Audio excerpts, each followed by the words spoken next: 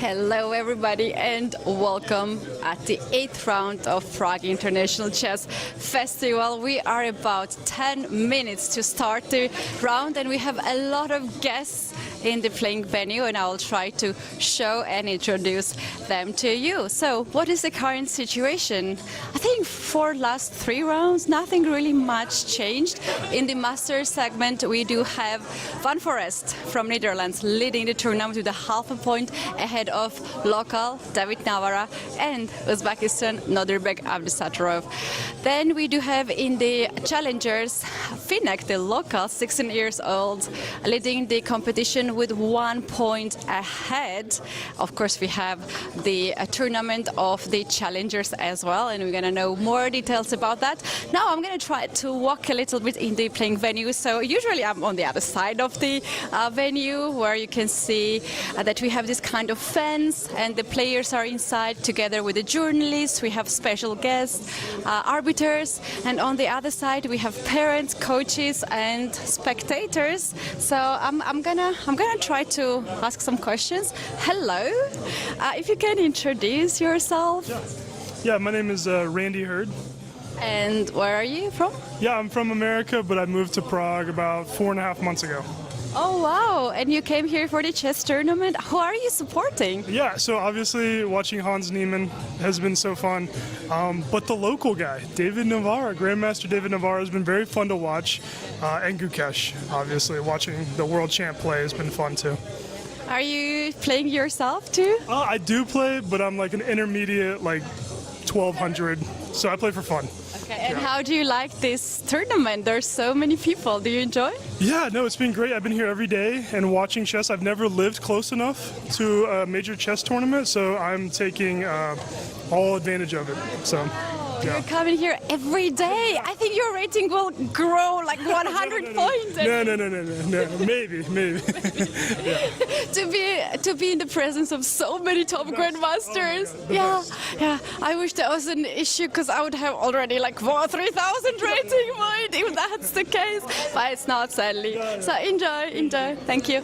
Let's go now to the other side of the venue and our videographer, camera guy Abel is doing a great job now to not hit anyone because he's walking backwards to make my walk more easier. You can see here a lot of people joining us and I'm gonna just maybe introduce them one by one. We also have here today some of the officials. I see that Ambassador of Croatia in Prague is here with us. I see also Milan Hovorka, former Czech ambassador to India and Croatia, here talking with the Petr Boleslav, the organizer of the tournament. We can just go a little bit forward. We have here very special guests, a lot of very special guests. Hello, Alojzije, if you can tell us a little bit about our special guest today. Yeah, hello everyone. We have a distinguished guest today, Croatian ambassador to Czech Republic, also former ambassador of Czech Republic in Croatia and in India. So it's always nice to show them a little bit chess and they will be, I believe, also ambassadors of our game. Thank you very much. I guess you are the one who invited them here, so Alojzije will be going to the playing venue. Also a chance to say hello to you. Yes. Hello. Good to see you and great video you made to promote the capital of Czech Republic. Thank you so much, and really Anna, Croatian ambassador, and me myself, we are so happy to be present today. We are very happy to be here with you. We are very proud because one of the main men here at the tournament is our Croat. So, you know, if you have Croatia must be here, and that's why I am here with my colleague. So thank you very much for having us, and I wish all the best to all the people playing chess, because I am impressed. I'm not a chess player, unfortunately, but I think those who have a good mind and quick thinking are the Czech players. players. So all the best to all of them. Yeah, thank you so much. What an honor. What an honor to have such a guest here with us. That's really nice. But that's not all. We also have the President of European Union, Zurab Azbari-Parashvili, with us. Hello, hello. You just arrived today, right? Actually, I arrived yesterday, but visiting the room today because it was late yesterday. Yeah, okay. So what can you say about the event? Okay, what I can say, it's a beautiful, great. I mean, I see that special rule that the futures are coming in advance, 15 minutes before, and then of course all people arrive, and this atmosphere, it's a really beautiful and great atmosphere. That's why Prague International Chess Festival is always on the top. Yes, thank you so much. We're going to have some time to catch up with you. We can go forward. Let me check what is the time. 4 minutes before it starts. And we have more special guests in the venue. We're going to have a person who will make the first ceremonial move, as I learned on the board of Vincent Keymer and Gukesh. And if I may introduce you, Matej Kanin. Hello. Is that? Yes. Kanik. Oh, Kanik. That's my name. Which, as I remember, it means king In German, yes, it means king in German, yes. That's very chessy last name. That is true. As I know, you are a sport influencer. If you can tell us a little bit more about yourself. I do a lot of sports, a lot of kind of sports. I ran a marathon last year, for example. I did a half Ironman. I used to play tennis my whole life. I love skiing. I love all kind of sports, and I'm trying to make content about sports. So yes. Oh, amazing. And have you ever done content of chess? Not yet. This is the first time, but very special and very beautiful tournament. So I'm really excited that I can be here, and yeah, I'm really looking forward. Well, if it's your first content Yes. that you're making, you chose the best one because you chose to make the move on the Gukesh board with what? That's true, and I'm really curious how it's gonna look like. But yeah, as I said, I'm really excited and happy to be here. Yeah, amazing. Thank you so much. It's quite crowded here. I see some of the players have already arrived. Shall we go a little bit on the other side so we're going to have a little bit of more space?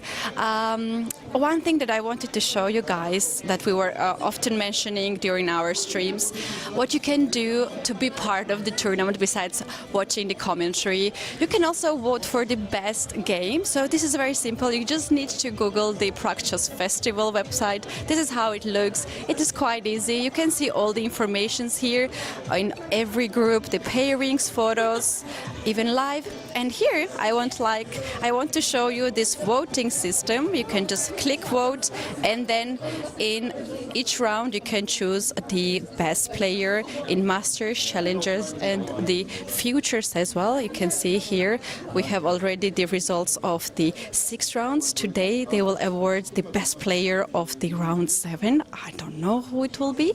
I have some guess that might be someone who won yesterday and we had only one decisive result. I don't know, that's my guess. We will see. We're 2 minutes away from the start, and I think we can just stay with the camera in the playing venue because it's really crowded, and myself together with Alojzije will join you from the studio commentary.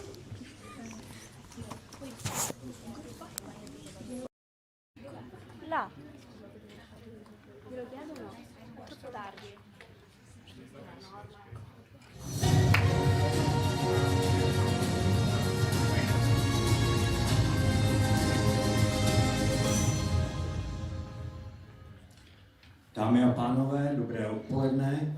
Vítám vás zde všechny na startu 8., tedy předposledního kola. Good afternoon, ladies and gentlemen. Welcome to the 8th round. Je mi opět milou povinností udělit cenu za nejlepší partii 7. kola, o kterou jste hlasovali právě vy. A zároveň přivítám našeho milého hosta Matěje Keniga, který je nejlepším českým sportovním influencerem, a ten dnes předá cenu a provede úvodní tah. A cena za nejlepší partii 7. kola jde Vincentu Keymerovi. Welcome to the best Czech sport influencer on the venue. We will hand over the prize of the best game of the 7th round to Vincent Keymer.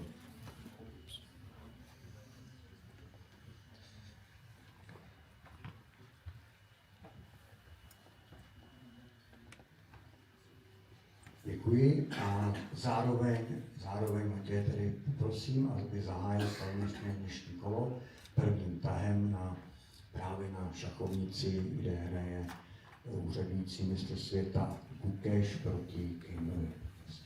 And Matej will also make the ceremonial first move at the board of world champion Gukesh tomorrow.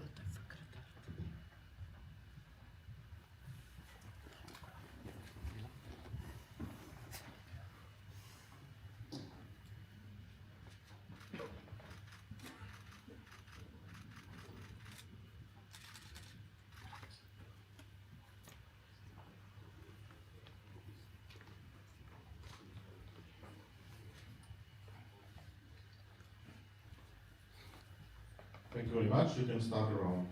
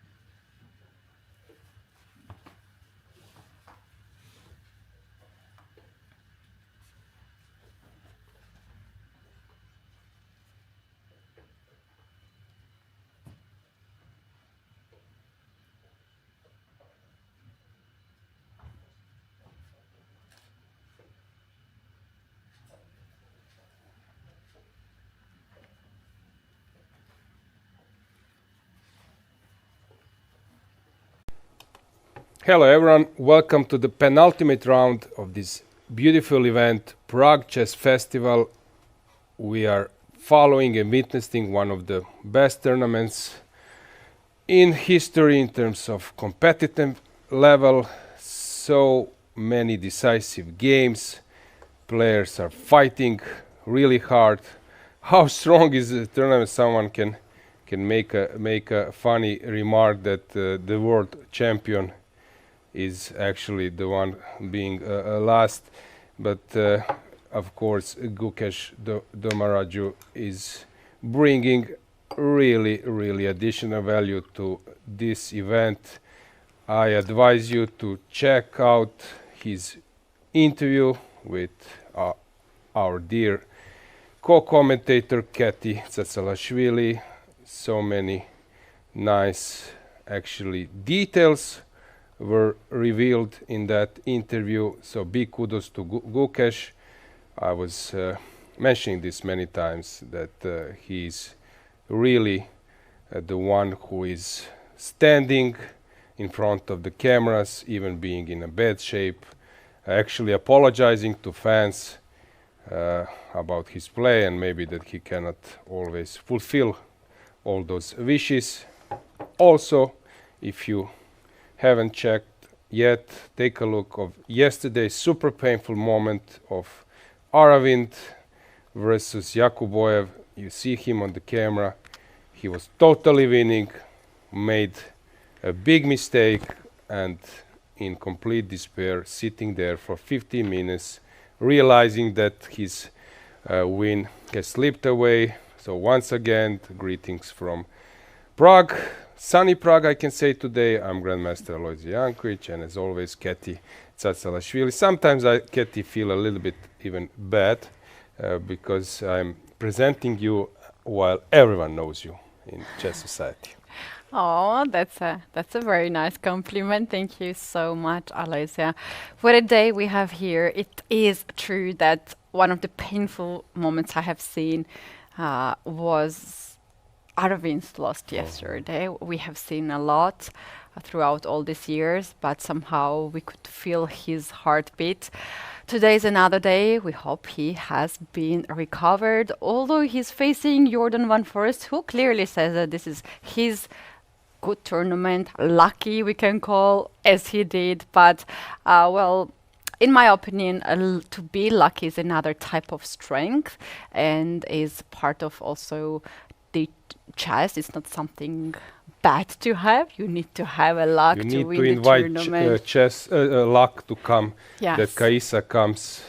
When to now you. I was little, someone would say, "Oh, you're so lucky," meant that, "Oh, you won a tournament, but you are lucky, not strong enough." But these days, I realize that if someone tells me you are so lucky, I would say thank you, because it is such a precious thing to be lucky in chess. Yeah, Keti, sometimes I'm teaching my students, I'm saying them, if you play 5 precise moves, if you provoke some weaknesses, some pressure, put some pressure on your opponent, you might and probably will get rewarded with a mistake of opponent, and you will get a comment, how lucky is he. Usually this comes as I said, reward of your brave play and precise play. Endless try, and yeah, that's actually true. So this game is very interesting for us, as, of course, as Jordan Van Forest is having really good tournament. He's very close to get top 10, Alojzije, and this will be the first time that he might get to this standing. I just see right now he is winning in this tournament plus 15.8 rating points. At the moment, he's at 12th position. And, you know, 2 more rounds to go. Yeah, I suggest that we check today's pairings and standings prior to this round, because we are actually coming to this zone of making some calculations. Who needs what to win the tournament. Jordan Van Forest enjoying slight advantage towards his opponents and players who are dreaming of conquering this throne. 5 points out of 7 games. That's a huge thing on this level, because average rating of this tournament is 2700.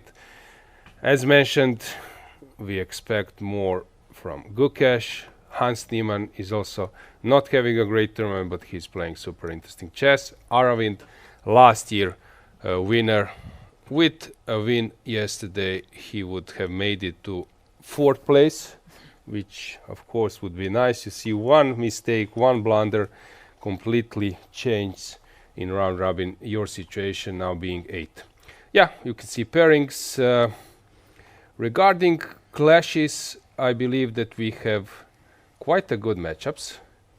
And what to say, Gukesh, Keymer would be expected as a first place.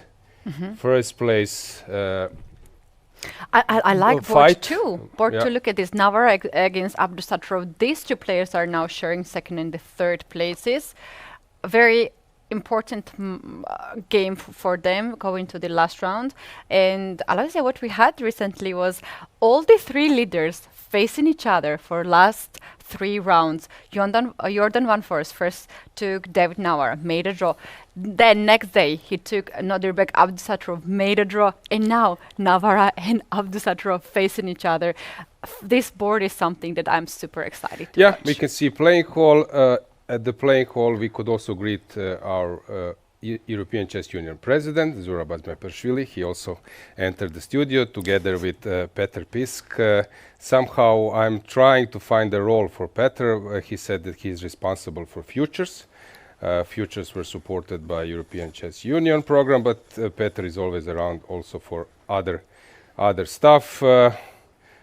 Playing hall looks already crowded, and I believe that tomorrow we might expect even more media, because it's the last round.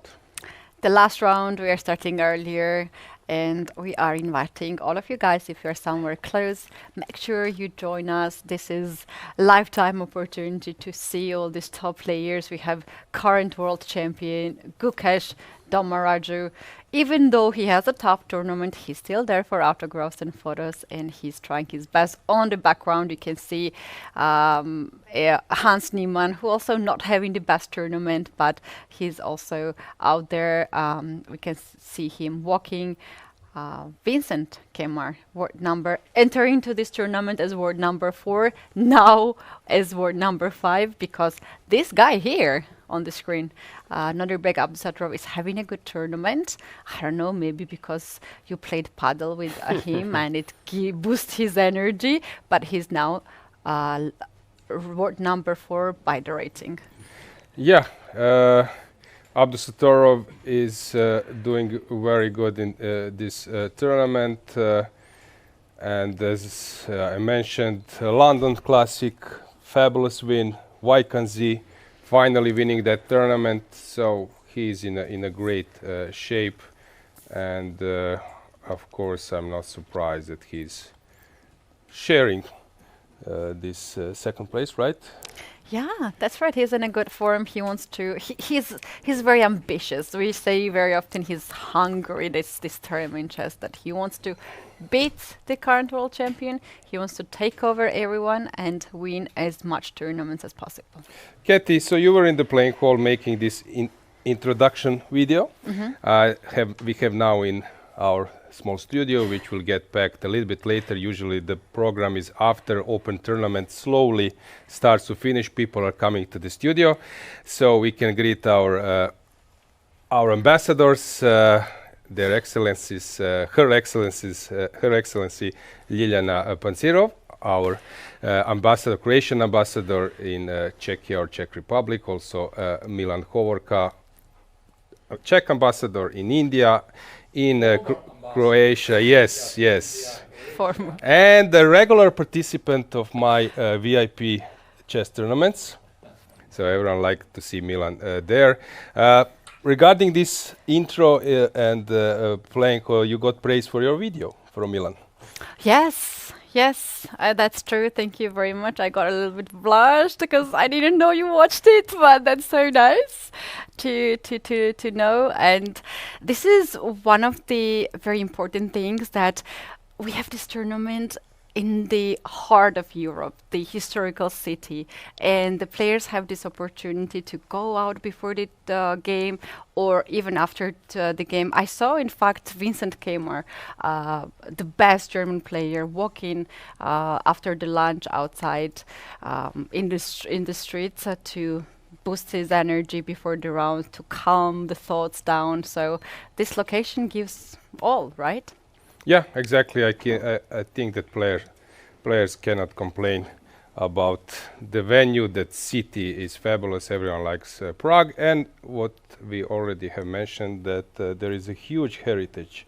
Here you took this chance at the tour to check the venue of Chess Olympiad 31, if I'm not mistaken. 1931, yes. Yeah, exactly.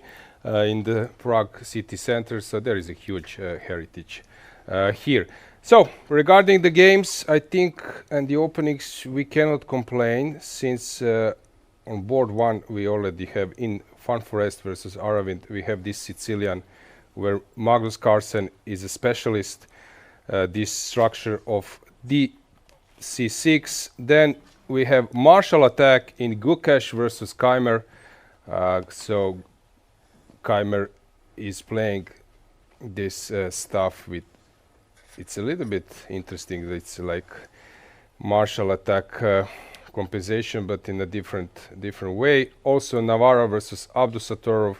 This is known line. This A3 was played many times in recent games. And Yakuboyev versus Maxodlu. Okay, typical structure and Italian gioco piano game. Let's move to challengers.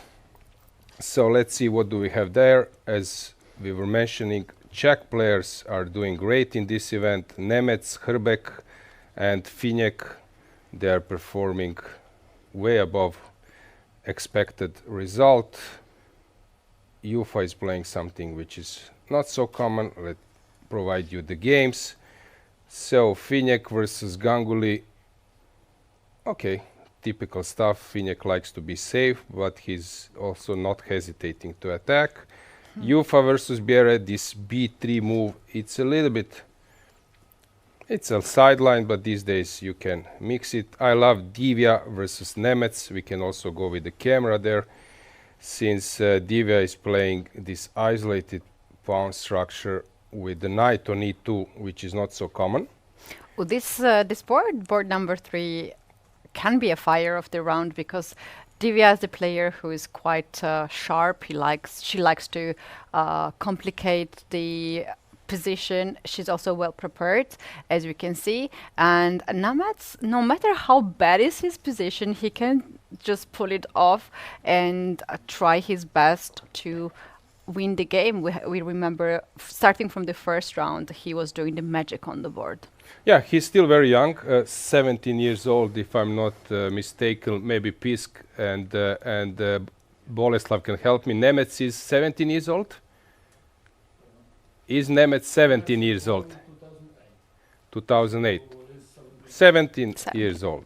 So, young enough to make huge steps in his improvement.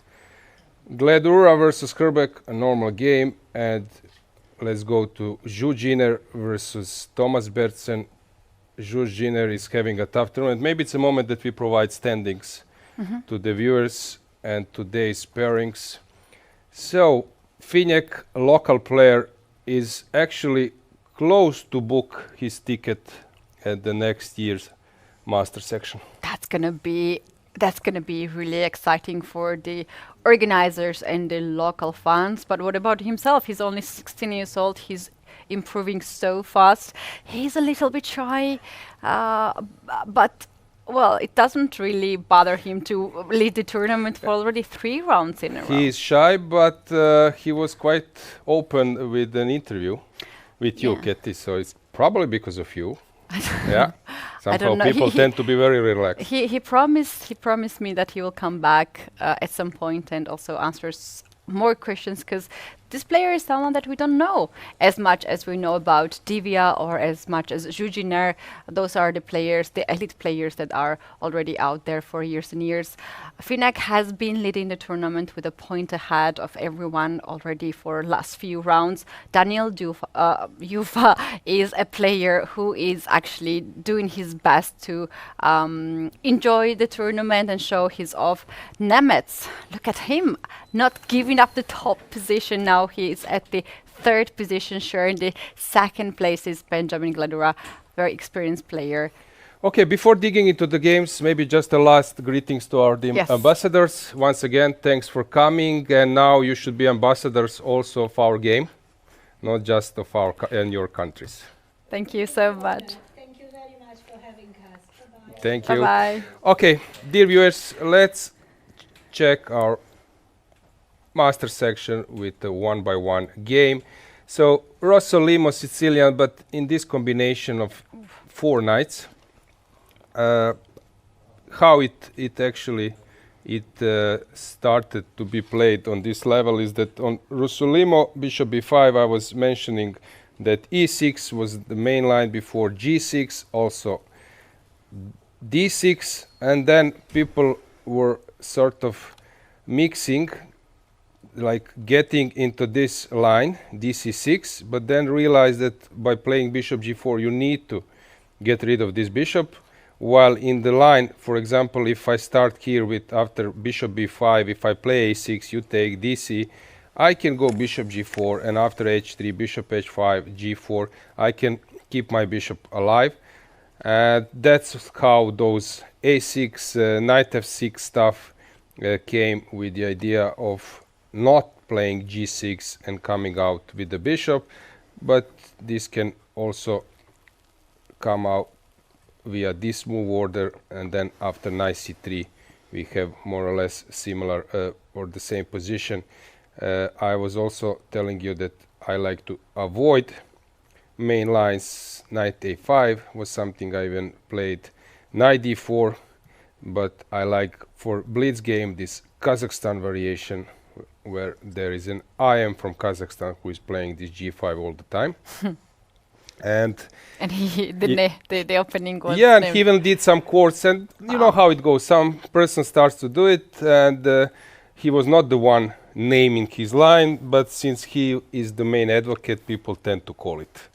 No, that's a good strategy, guys. If you want to have your own course and the opening, just pick one good one, some sideline maybe, preferably, and then play a lot of good games, and that's it. So bishop b5, queen c7. Now someone would expect that after bishop c6, queen c6 would be played, but the problem is, since after d4, cd4, sometimes, of course, e4 was hanging, but let's say that we have this structure. Then after black develops at some point, there are some bishop g5 and then knight d5 stuff, and it can be very unpleasant. So that's why dc6 was played here, and as I said, this allows bishop g4 to be played. Magnus Carlsen is he's the main, I would say, expert here, playing this setup either from Sicilian, where you have c6, c7, or from this Berlin exchange Spanish, where the pawns are c6 and c7, but more or less the structure is same. So here d4 was played, which is counterintuitive, since when you have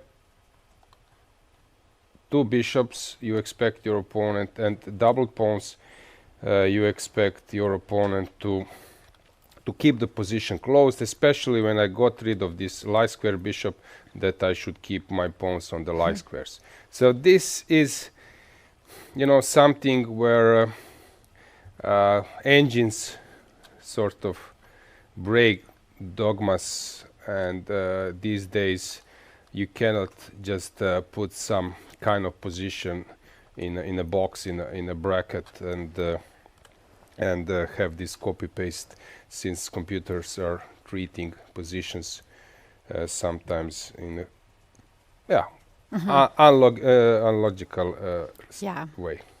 Yeah, well, it is such a great thing to have an engine, even at any level, to help to us, but always good to know how to use it properly, not to overuse it, and not to have too much of the influence of the computer.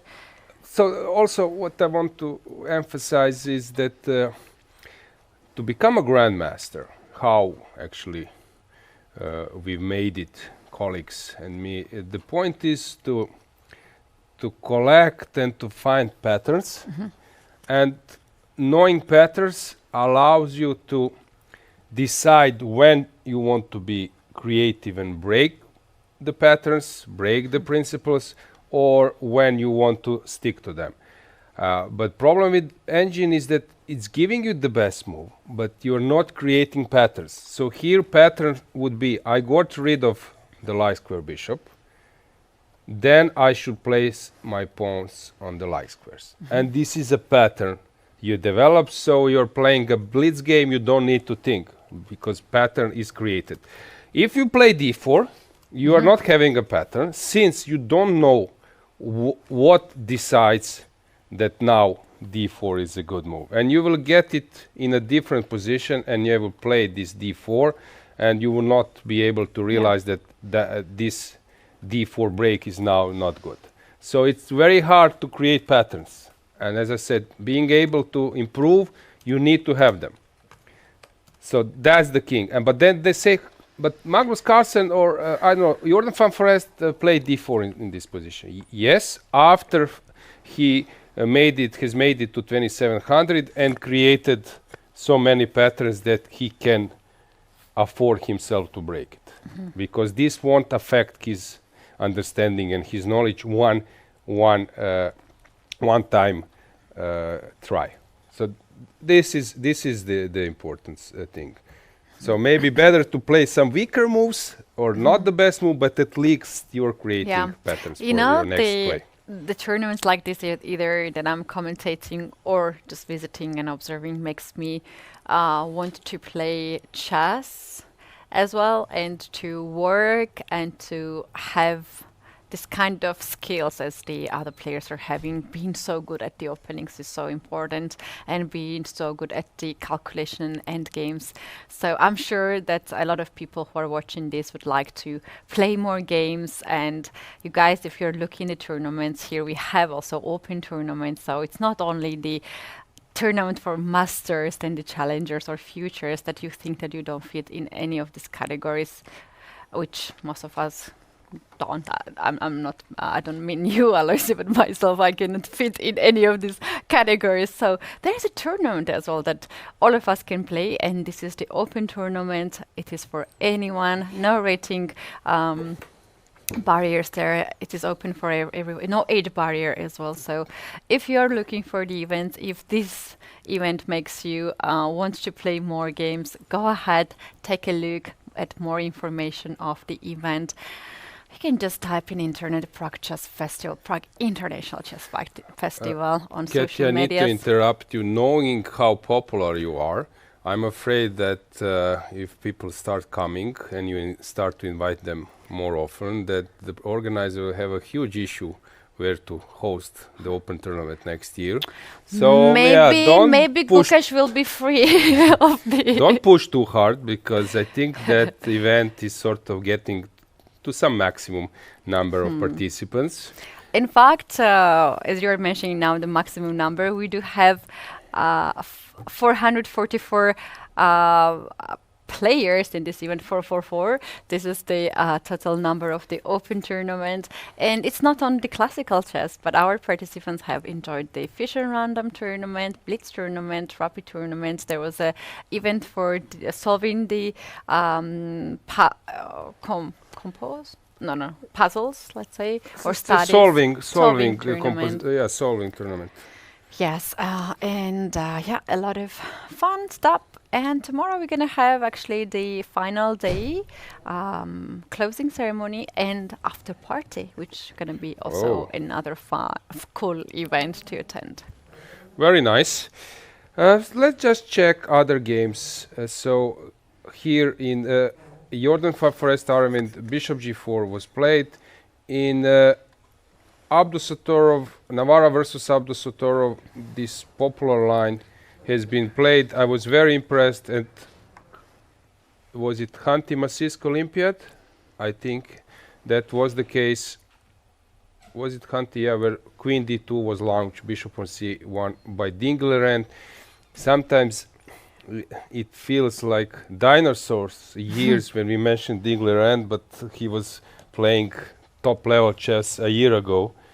So unfortunately he's not around anymore. Not anymore as an active player, but he's a coach, and this is such a big thing that it is hard to give up your professional career, especially when you're a world champion, and to be a coach, because then you have to be behind the scenes. But I'm happy that he found his passion, and he probably enjoys that.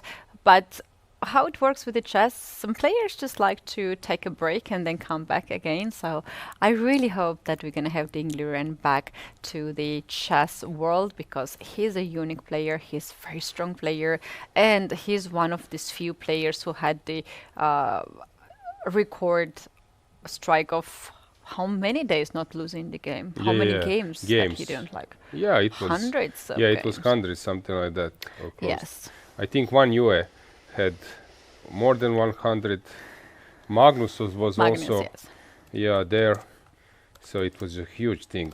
Okay, then people start to compare, for example, Misha Stahl, non-losing streak, which kind of opponents, how strong were the opponents. It's always tricky with records, since sometimes when you're playing on top level, even 10 games without losing, it's a huge thing. So Dingler's record is 100 consecutive unbeaten games in a classical chess. Then you have also Wang Yue, I think, something very huge.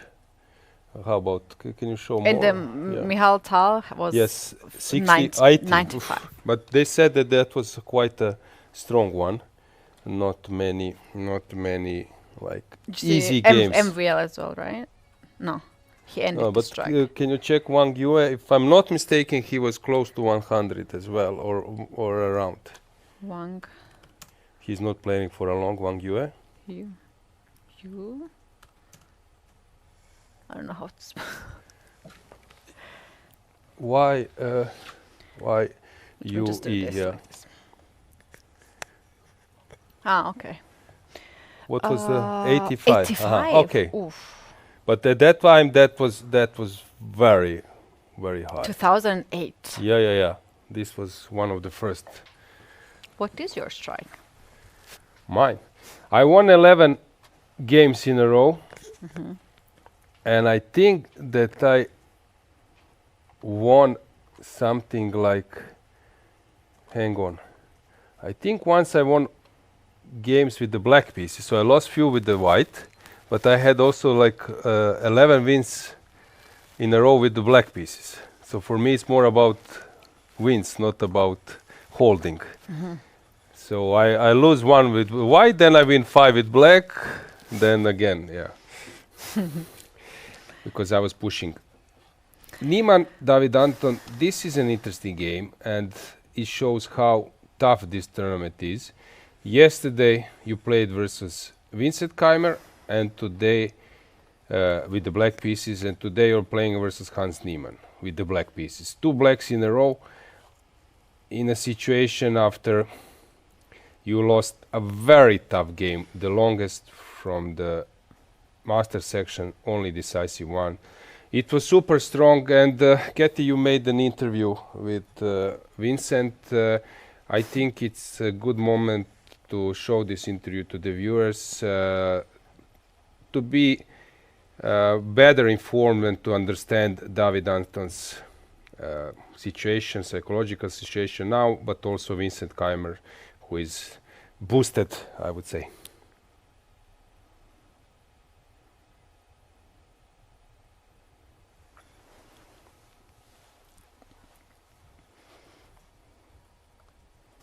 Yeah, so Vincent Keymer's interview.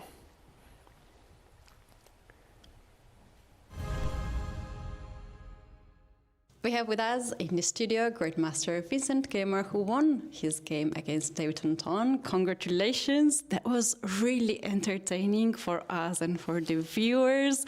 But for you, how was the game? Yeah, I felt it was a quite good game, and then in the end I made it far too exciting, so I would have loved it to be a bit more calmer, because I felt like my position should be clearly winning. I had more time, and then I gave him a few chances. Maybe it was lost all along, but still, far too close. And yeah, I mean, this opening we played, it's usually this line that neither side really wants to play, because from black side it's very, dangerous, and for white as well.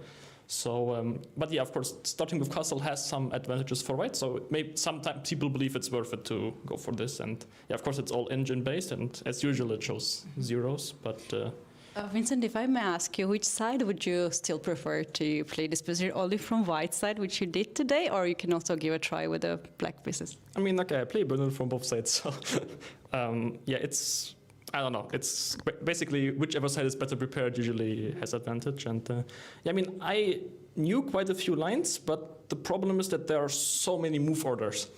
Like in some move order, usually queen d6, queen e6, g5, h5, g4 happens. But like you can start queen d7, h5, you can go g5, bishop f6, g5, bishop d6. And even though I knew like the main position, I spent a lot of time trying to figure out the best way to get there, and also like which moves might be wrong. For example, here, like should I go 92 and allow this or not? That's a question for me. So I decided to not allow it. And interesting thing is that he actually said he had prepared king f7. I only knew long castle, which I guess is the main move.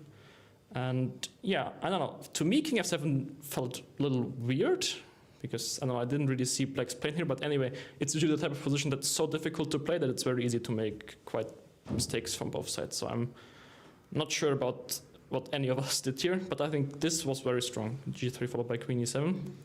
I mean, basically what you can say is if I would get to play king f1, rook h3, queen moves, and king g2, I will have a fantastic position, because then I will only have to use the rook to block. Yeah. But in the game, he forced me to block with the queen, which is not so bad, because the queen has some active play, but still, yeah, now it got kind of difficult to break through. Like we have this position, And yeah, I don't know, it's difficult to do something. And the idea I wanted to get is to get my knight to d2, play b3, move the bishop, and get my knight to b1, c3, and that to put some pressure that way. So that was the idea which I was trying to get, but it's not so easy because whenever I'm getting close here, I'm running into b4.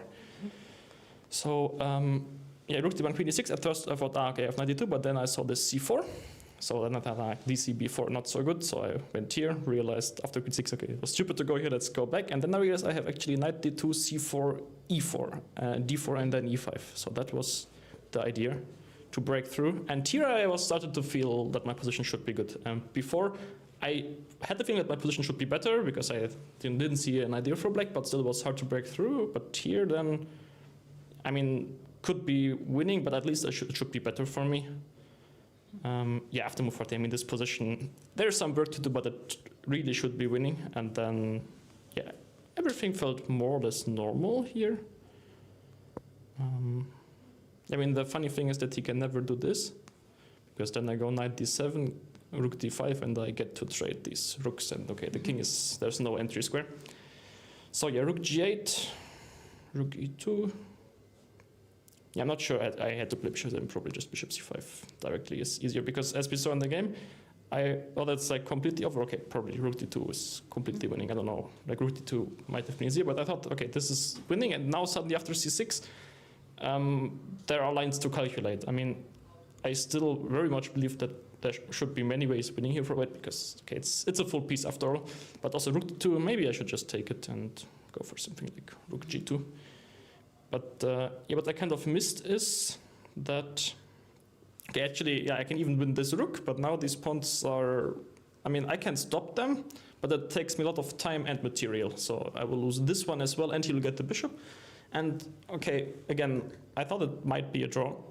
And yeah, bishop d6 he can even take, and I don't know, it's getting difficult for me to stop those. So I saw that h3 and c5 was possible, but yeah, now, you know, also my time got very low, so I had to find some way. I might set it for rook h2, I'm not sure about that. And yeah, this is very critical position, bishop d8.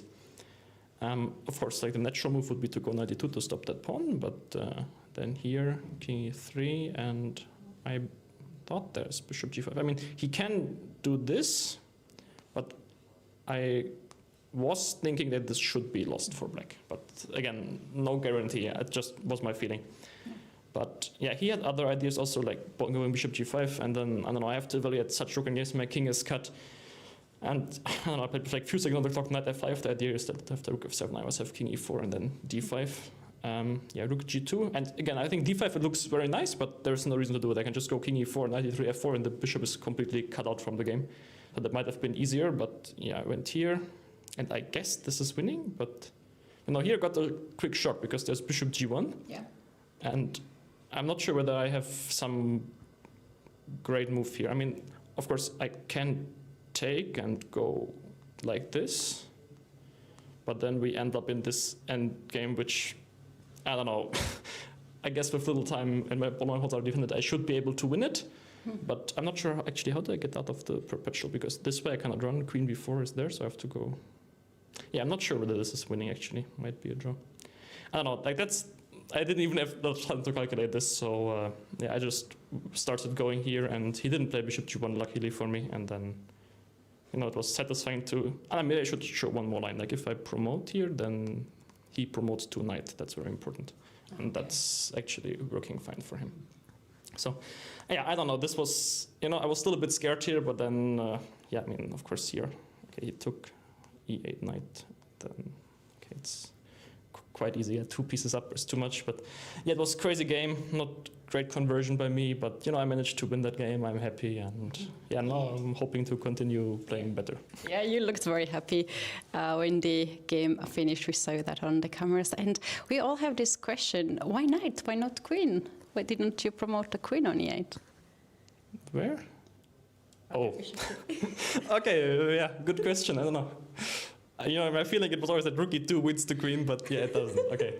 Yeah, I mean, okay, I'm gonna go make some puzzle rush maybe, yeah. What can I say? Blunders happen, I was so happy, you know, to win the game with e8 knight, which, I mean, it does win the game, so it's more funny, but yeah, it's ridiculous. Probably the tribute you have to pay if you play so many long games. Yeah, that was for content, right? For the fans. I just didn't see E8 Queen. Otherwise I would have played E8 Queen. No, I mean it's a free queen. You can do it, but yeah, I don't know. Somehow in all lines it was never a queen, and now suddenly it is because the bishop is not on the diagonal, which is very easy. But yeah, sometimes you have these blind spots. Yeah. Well, thank you so much to find this moment and come to our studio to share your thoughts. You played really long game, so I will let you go and rest and prepare for your next game. Such a great joy to watch this game. So thank you very much and best of the luck for the remaining games. Thank you. And we are back, and Keti, it's so funny. When you said there was a discussion, why didn't you take the queen? And he said, well, then check the tablet and realizes it was the wrong position. In that position, Yeah. black took on d6. That's why knight e3 is just covering this the pin, and actually this losing queen on e8 won't happen because of knight e3. And he got red or surprised, right? Yes, I was thinking how to break this bad news to him because he was so chatty, he was so energetic, so happy that he played such a great game. And then he said there was a skewer. Oh, but it's not losing a queen. Yeah. We are so lucky that we have this player so honest to us. Let me just show you once again that position. I think we can bring the analysis just briefly.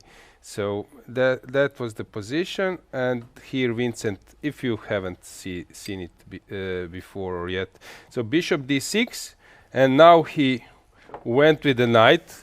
So I thought that he's having some fun, as you said, as for the content, but it's really crazy because here just covers with the knight, and that goes over, and then he said, "Oops," and he got completely shocked, huh? Yes. So it was so funny. I'm so happy that he did not really poker face us there and said I calculated it was winning and it's check and it's faster, but he was very honest in the interview, and that was usually priceless you for have us.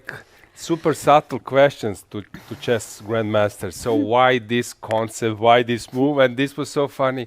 One small question: why didn't you take out the queen? So you don't expect that this kind of thing can happen in an interview. So we had a lot of love there. Yeah. Once again, your interview versus Gukesh is really rocking. People are liking it a lot, Keti. So, and also we can admire his readiness to be so open. I was surprised that he agreed for this interview, and once again we have to shout out whole team that we have behind the scenes. This system that we have is working like a clock, and we got Gukesh for the interview. Usually this is not happening, especially when a player has a bad tournament. We understand that the person don't want to talk, but there was the we can blame that in a positive way. Of course, the one of the key people behind the tournament, Petr Boleslav. Yeah, he was actually the one who got us Gukesh for the interview. And Alojzije, when I got this tag, so I couldn't believe, and I started to run from the first floor to the third floor, and I was just running. I don't wanted to just miss this opportunity. And when I sat down at the table, then I needed some time to catch my breath, because it was quite exciting. Yeah, moment. but I just want to also point out that Keti, that players know you. With many of them, you have a really great relation. Also hanging on besides chess tournaments, right? And during chess tournaments in this off-game phase, so it's not surprising that they are also very open to you. Probably they wouldn't be to someone else, but yeah. Well, with Gukesh, I don't know how if you know, guys, but we had this scary moment together. He was enjoying, I was not really enjoying, but we had a helicopter ride in Poland.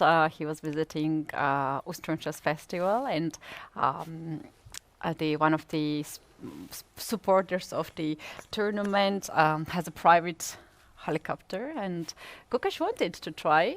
So we had about 40 minutes of ride around the city. We saw it from the top, and we went to the mountains, and it landed in the backyard of the hotel, where hundreds of kids and the people were waiting for Gukesh. And well, I have seen in many occasions, I have never seen him smiling so much for that. So that's the moment we shared together, and I really appreciate. I think that was one of the best moments of my life as a chess person. Also in the interview, he revealed the situation with the glasses. Yeah. That he's not feeling so comfortable yet. I agree. For example, I'm wearing them only at the football stadium, or when I'm driving. I find it a little bit uncomfortable while playing chess. So it takes some time to get used to it. Jordan van Forest only wear them for 2 rounds, 2 or 3 maybe. rounds. Yes, Okay, let's bring the board. Let's check. What do we have? So e4 was the ceremonial move, which was taken back but came again to the board. And here, so we have martial attack, a memorable game, Kramnik versus Petr Leko. I was telling this story, so I will repeat it once again. So there was a World Championship match in Bonn, and Petr Leko was leading that match. How he came to that victory? It was a martial attack. At that time you had Svidler, Barev, who else was working for Kramnik? Maybe Fressinet. He was second at some point. And they were analyzing martial attack, since Kramnik also started to play e4, like Levon Aronian. These days he's playing more e4 than d4.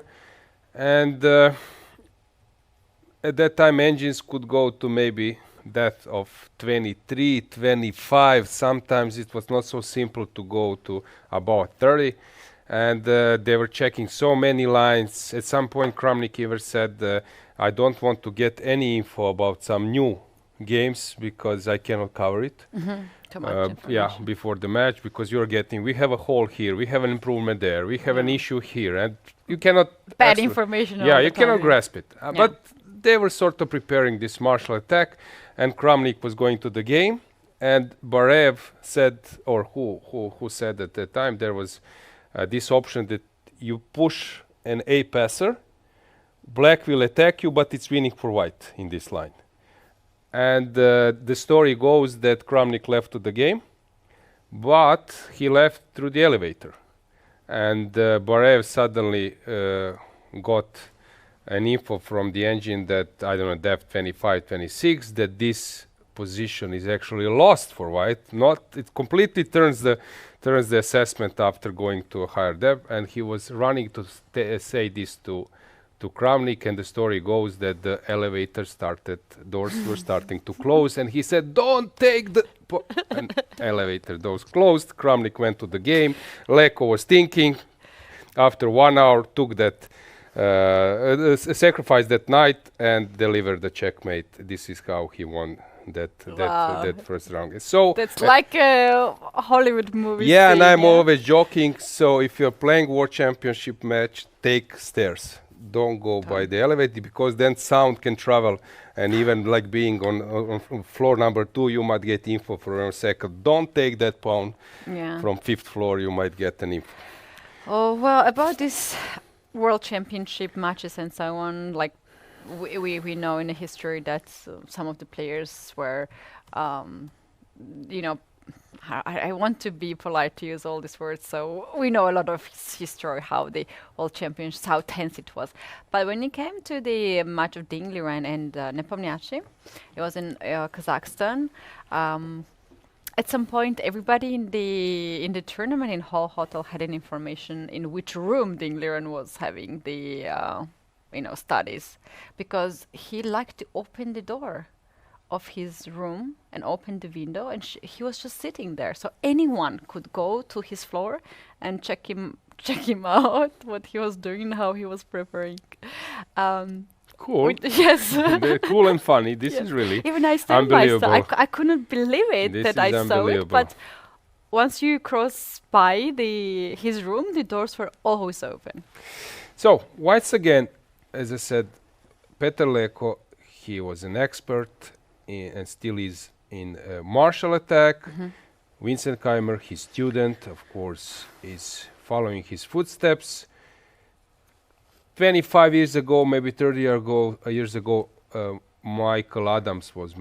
Mickey was maybe the main advocate and the best player together with Levon Aronyan.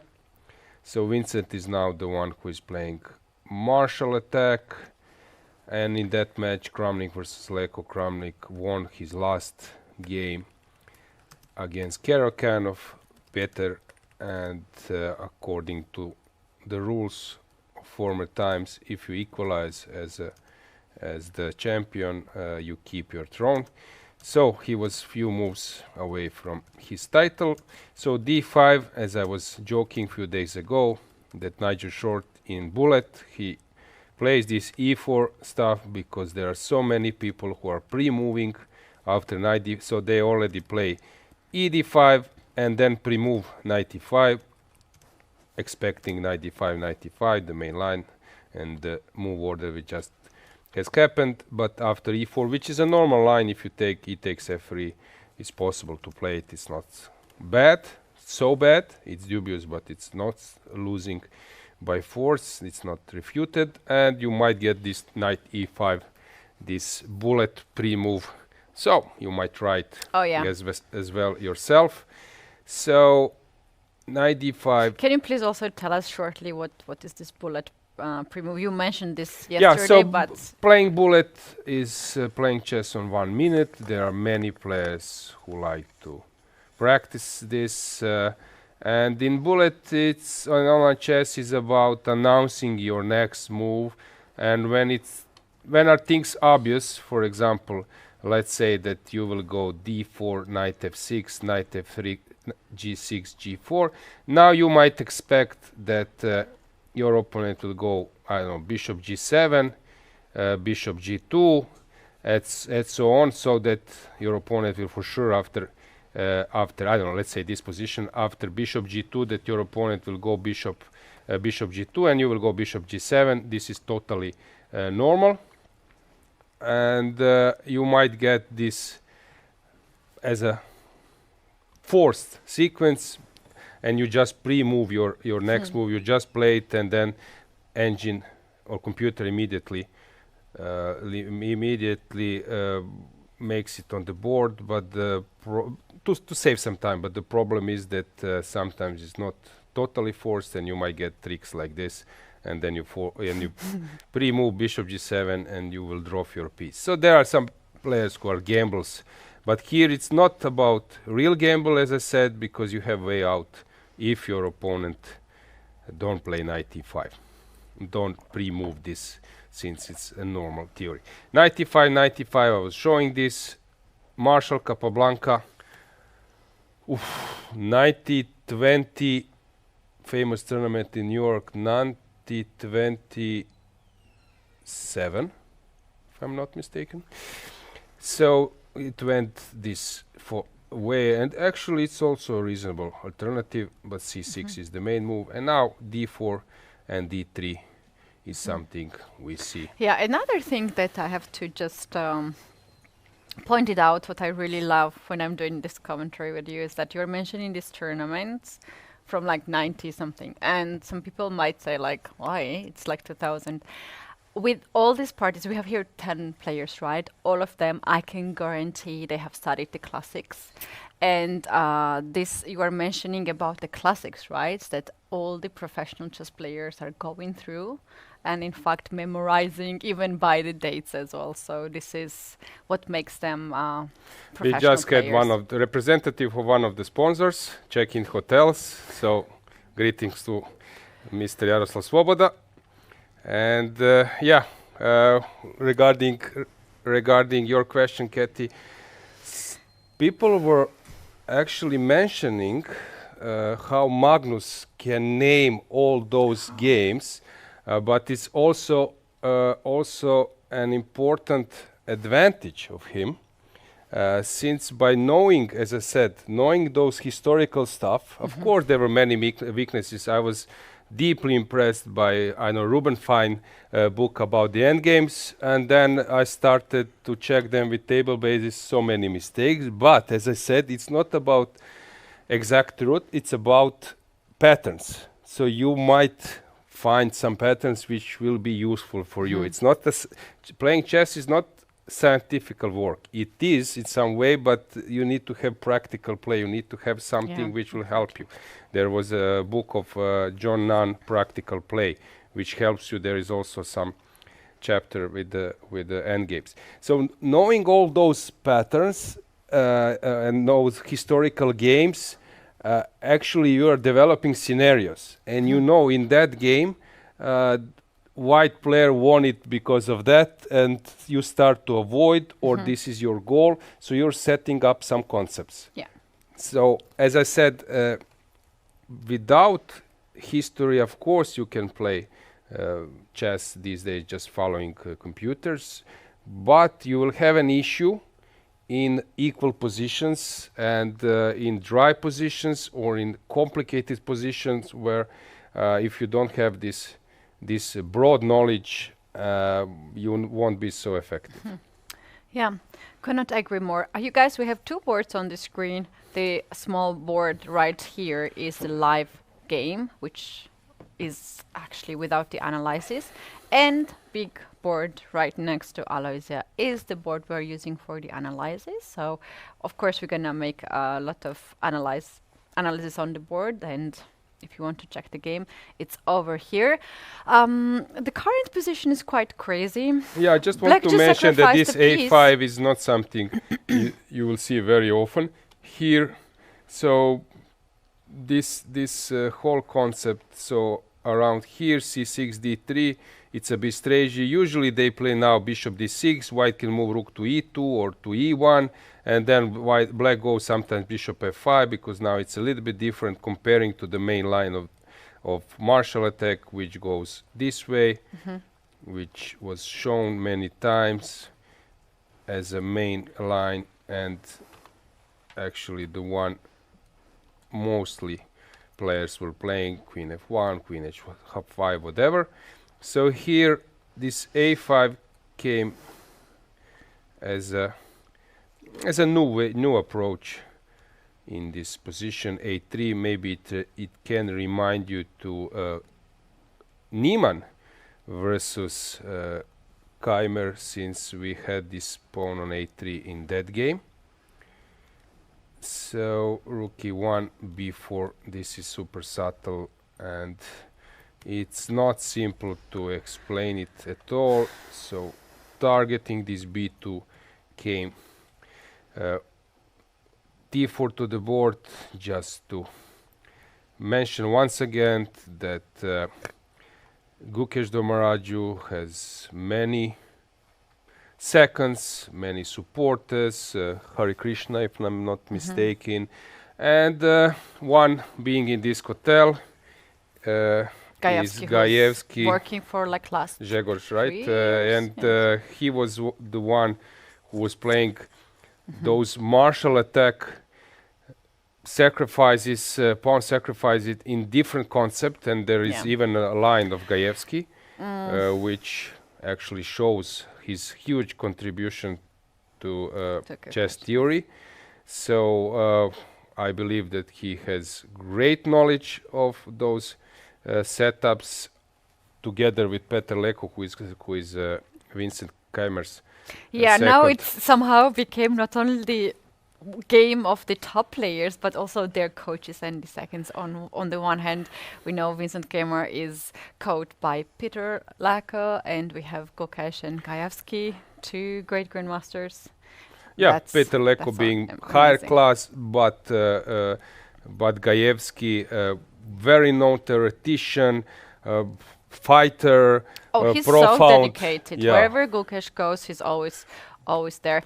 You know what? I was looking at this line while you were telling us all this other variation, and I found the difference between d4 and other move, and suddenly I had this happiness in my brain that I want to share. So Gukesh played d4, which is nice move, but then the first move that I had in my mind, what happens if I take this knight? So after taking here, black takes a takes b2, bishop takes b2, bishop takes b2, and we have rook to b1, bishop goes back, and so on and so on. This is a position which is, I think, complicated. Black has pair of bishop advantage and has very active pieces. But what Gukesh did, he gave up the pawn. And if we come back here, after bishop accepts the challenge, now you takes on b2, bishop takes, and here this is a brilliant move, bishop h7, and you play d4 to open up your light square bishop. King takes and queen to c2, you are getting the dark square bishop. There's no advantage of the pair of bishop. You got the h7 pawn as well on the way, and here white feels much happier in this position rather than to compare. So nice touch. So let's see, will this happen? So this can be, as I said, superb preparation of Gajewski, and I'm very curious to see who will be the one who will blink first. Jordan Van Forest, in the meantime, is heading towards the end game versus Aravind, but black is offering the queen exchange in better conditions after queen takes d6. Interesting concept.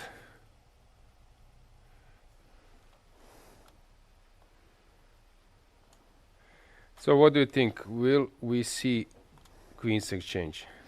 Well, you know, if you don't take this queen, bishop takes the knight is the next move, and you're kind of forced to take the queen anyway. So we can analyze first move, queen takes queen, pawn takes queen, and now to play something like either castle, or I also like move like bishop to e3, because you can always attack the pawn on a7, and you want to castle on the long side. So that's the position after bishop e3. That's the position when players have to decide if there's anything here for any of the side. I think it's quite normal position for both sides. I think it's equal. So what's the alternative? What is the alternative here? Yeah, he can go maybe bishop f4, moving the queen.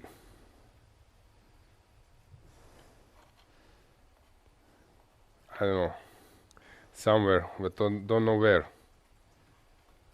Wherever I go, maybe it's not so good. Well, if you move the queen, you also have this e5 threat, so maybe it's not so bad to move the queen. Somewhere. Okay. But here, after bishop g4, queen e5 had the idea of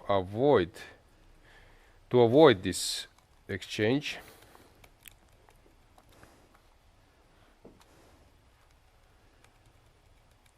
Since after knight e5, black cannot ruin the structure. So I don't see a move actually, except taking on d6, which avoids bishop f3 ruining the structure. I also like queen a5 move. But let's go to Navarra versus Abdusatorov, since David seems to be launching the attack, or at least preparing to launch it. Crucial game for him. Probably the last one with the white pieces.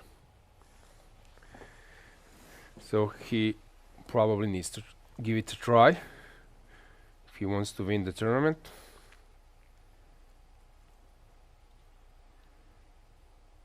Yep.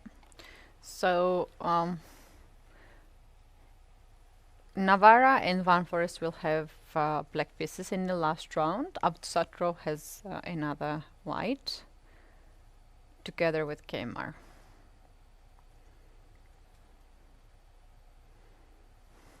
Is there any practical way here to launch the attack on the king side? Can we see move Knight like knight to h7? h7? Yeah. Yes. Yeah, let's take a So knight h7, king takes h7, h5, but probably king, hang on. King King g8 and then f5. Is this a move? No. You can play rook h8 maybe. Oh, that's a tough move. And king g7. And a good one. This is the point.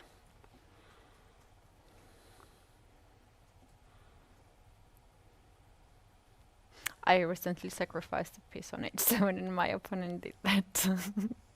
And you don't have much, you have to just accept 2 pawns for a piece. So this is probably premature.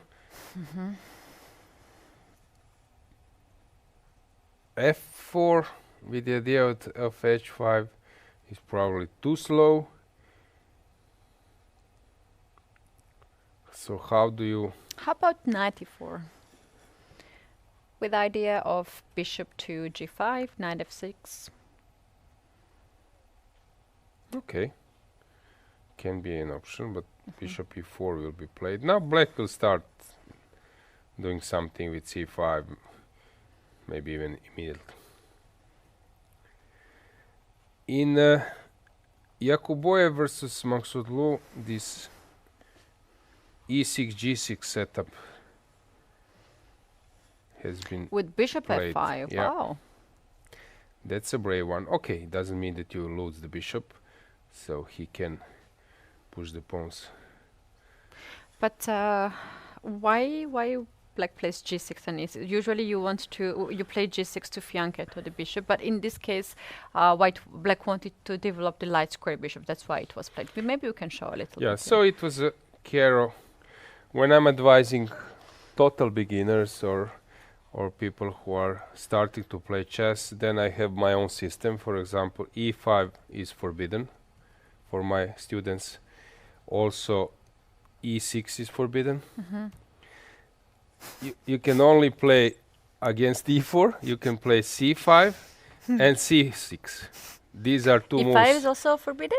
Which one? e5. E5 is totally forbidden. No. If you play e5, we are done. Oh no! We are done. Oh Good no! luck. Good luck with. When I started to play, I was playing e4, e5. Same here. And I think this is the toughest because white is always the one. So you go e5, knight f3, you need to defend. You go knight c6, he goes bishop b5, you need to defend. Or he goes d4, you are the one. Then after bishop c4, you want to develop. Always something is coming. And I think on a lower level, it's so tough to play this symmetrical stuff when your opponent has an extra tempo. So strongly forbidden. Also some openings. So usually c5 is allowed. c6 is the best for a newcomer in chess. Why? Because Really?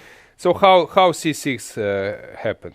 So you play d5 or d5. So this is the box for which you are fighting. If you go d5, you learn that after queen d5, No. you need to come out with the queen. That's So a big no-no for me. yeah, I so don't sometimes like e5. someone smart came up with e6, then after ed you're actually fighting for the box, but you don't need to take with the queen and your bishop is coming out. But the problem is here e5, and then for an amateur it's very hard to play with this piece and special advantage. So someone smart came with c6. And then after d4, d5, and why am I saying this? Because you will get in 95% e5. On a lower level, for sure, e takes d5. Why? Because when beginners see a chance to exchange, to take something, they take it. So you will see this for sure. Ed, cd. And what happens, naturally, you come out with your knight. With your knight, you come out with the bishop to open this bishop. And it goes by the flow so smoothly. Everything goes easy. And you have 10 games in a normal position. By the way, for simuls, people ask me, okay, I'm playing against Garry Kasparov in a simul, or Magnus and others during Grand Chess Tour. What do I do? They're complete like beginners. And then I have a system. I said, you need to have safe king, because they want to make it to 15th or 20th move, which sometimes is not an easy task. If you go e5, you will get crashed. So my advice for simul, you need to have a fianchetto. Yeah. And they don't know the notation, so I need to make a video for them. So I'm making a video, then I'm looking at it, then I take. So you need to have a fianchetto so that your king is safe. Then you have a chance.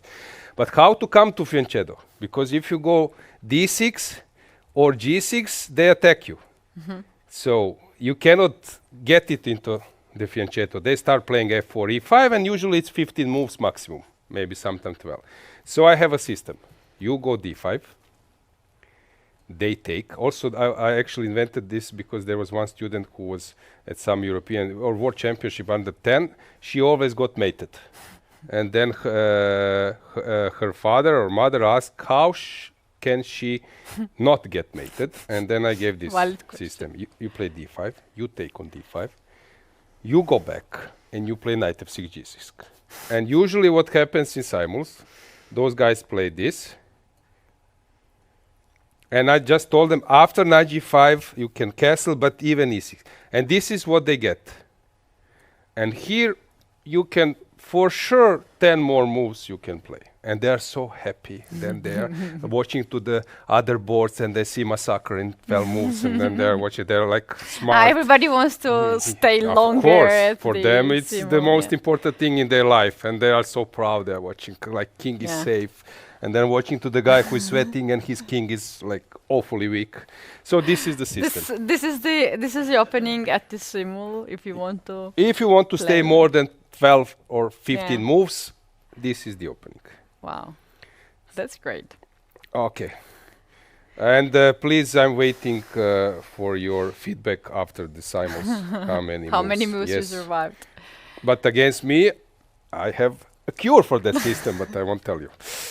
As a true coach. Yes, because I don't want to work half an hour more if I'm playing some simul, and then people from this broadcast come up with that. Nice. So, queen g3, bishop f3. Now, so he didn't take on g3. He played queen to Yeah, g3. because if you take, now this structure, I always love this structure. It's good, yeah. Yeah, because it's non-standard. Nice and you have semi-open H file as well. Usually, theory says, if you take towards the center instead of the side, it's not bad. So, whenever you're doubling your pawns, but you're taking the direction toward the central lines, it's always reasonable. So that's why, and what I'm doing here, I'm doing this twice. That's why this structure is very good. And so Parham, I was trying to explain this. So ed5 is something you will get on this lower level. And usually knight f6 goes with let's say bishop f5, I don't know, bishop g4, let's say. It goes with bishop e7. Why? Because when your opponent conquers this e5 square, then at least you can take it with a knight.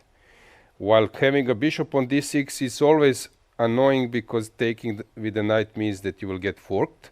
So knight f6 goes with bishop e7, but I'm suggesting always another concept, that you go with for example, I don't know, let's say some move, that you combine it with bishop d6, knight e7.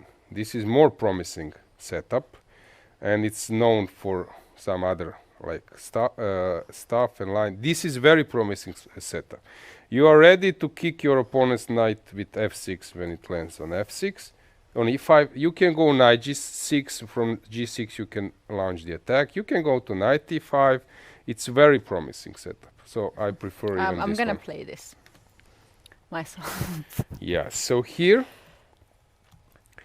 okay, this is super subtle, and this is completely improvisation at its best.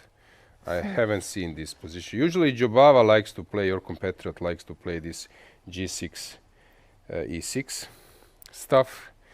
There is a line of Jobava line, which is +1 for white, but he's playing so happy, like no one has told him that this is +1 for white. Maybe he doesn't know, because Badur has his own way of building house. So knight f3, dc4, a4, bishop f5, e3, e6, bishop c4. I think, hang on, when knight h4, no, it's in e3 line. So here, knight f3, knight f6, e3, bishop f5, knight c3, e6, and now Jobava, after knight h4, play g6, and you would have expected, okay, this is one game wonder. And then you check his database, and you see that he has played 20 times this line, and his opponents, they know that this will be played, and still they're having +1. I don't know, after h3, I think he goes h5. They still all know the pawns on the light squares, yeah? And he plays this position and win. There was a fantastic game at the European Individual in Romania where he won with the black pieces, but I'm trying to guess his opponent. His opponent was a Grandmaster, and he plays this line. So this is a really one more opening of Badur Jobava. So greetings to him. He always greets me on Croatian. Brate, kako si? So this is typical. He's a very nice guy. He's a very nice My guy actually, indeed. my generation, 83. One more player who was 2700 plus, born in 83. Yeah, we're really missing Jobava and his creativity at a very high level. He but won he's still against playing. Magnus Carlsen, famous Nimzo-Indian with f4 at the Khanty-Mansiysk Olympiad. Let's take an overall look to all the 5 games before we take a break and check it out how the games are progressing. Maybe we can predict the outcome of the day. My favorite thing. Your favorite thing. So we were looking at Van Forest against Aravin. Looks that they have to still hit up the position. Gukesh and Keymer, we have already fun here in this position. Very complicated. Navara is trying to figure it out how to tack to up to Saturov on the king side. Then Yakubov and Maxotlu also needs a little bit heat up in this position, but I like to see this c4 instead of c3, so we might have some fireworks there too. And the final one, Newman against Dertonton. This looks like a freestyle chess at this moment, but very complicated position, and for sure we're gonna have a lot of fireworks there too. I like this round. I don't see any boring game yet. I see a lot of fun ahead of us. What do you think? Yeah, I'm actually just checking this Gukesh versus Keymer. We have this bishop h7 stuff, the things you've mentioned. It's so cool. Although I'm afraid that that line might steer to a draw or only slight plus, that it won't be a huge firework. Other games are totally unclear. There will be a lot of chances for both sides. By the way, it's funny how these days it's super common to call chess 960 freestyle. Everyone is saying freestyle, but you know I'm a big fan of Bobby Fischer. So from time to time I will name it as a Fischer chess. So Fischer random. yeah, Fischer random as well. The good thing is that no matter what you say, everyone understands what you're Yes. talking about. It is basically extraordinary chess, complicated chess with a lot of new ideas. That's true. So just to start off the round 8, you guys, we're going to have final 2 rounds in this tournament, and tomorrow already we will crown the new champion of Prague International Chess Festival. We're just starting today, and the game of Gukesh and Keymer goes all the way to the craziness, but we have already analyzed that one. It's not something that we need to stay here. So we're gonna take our first break.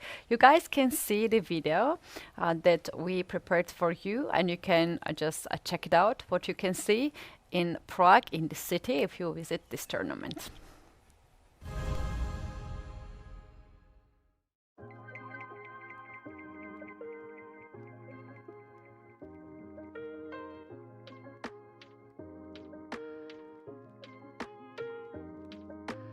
Here we are in the heart of Prague, Old Town, the place where you can visit while you're here for the Prague Chess Festival.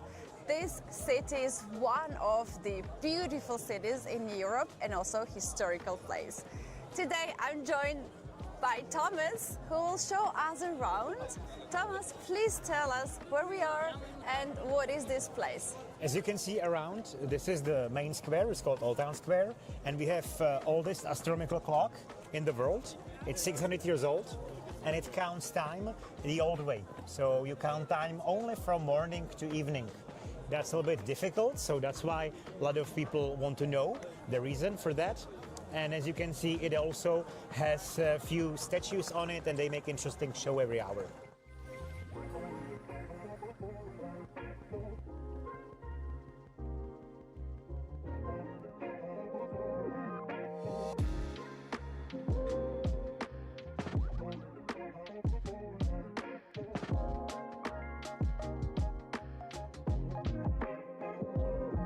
And here we are at the location where the first unofficial chess Olympiad happened in 1931.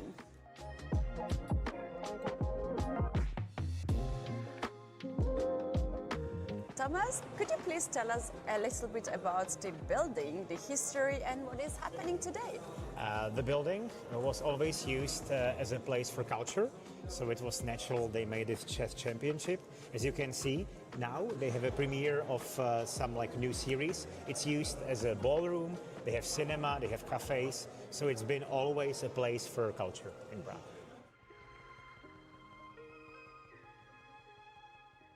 For the Prague Chess Festival, it is so important to have Gukesh as a current world champion coming at the tournament and playing it, because it has been 95 years when actually Prague has been visited by the current world champion, and that was Alehin at the time in 1931 during the first Olympiad. Yes. It's interesting to be in this place, to see it after 95 years. It's still the same, actually. So the tradition is still here. And the building looks the same.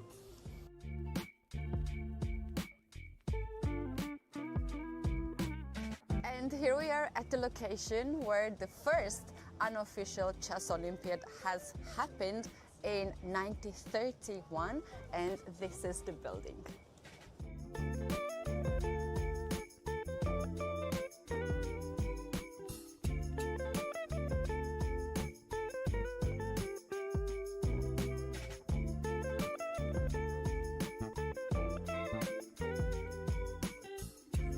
So here we are in the old town, and we have this market.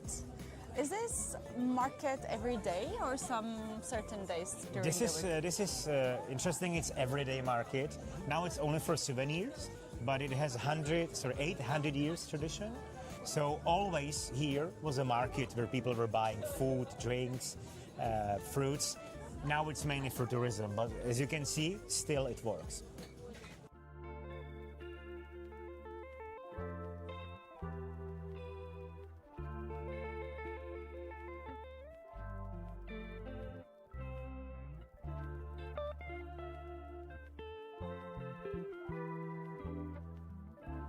During the chess tournaments, we usually don't have that much of time to see the sightseeing. We have like few hours, maybe one day when we have rest. How compact is the city? If they have only few hours, can they just move around? It's possible. It's possible. Mainly the old town. It's highly walkable. You can walk the whole old town within like 20 minutes. That's the highlight. And then we have all this bridge, Charles. So basically you cross it to the other side. There's Prague Castle. That's the biggest castle on the planet. And later on, you can go this way. That's Wenceslas Square, the biggest square. And the hotel, it's to the right. That's the area where, by the way, there are cemeteries. One of the people buried there is Franz Kafka.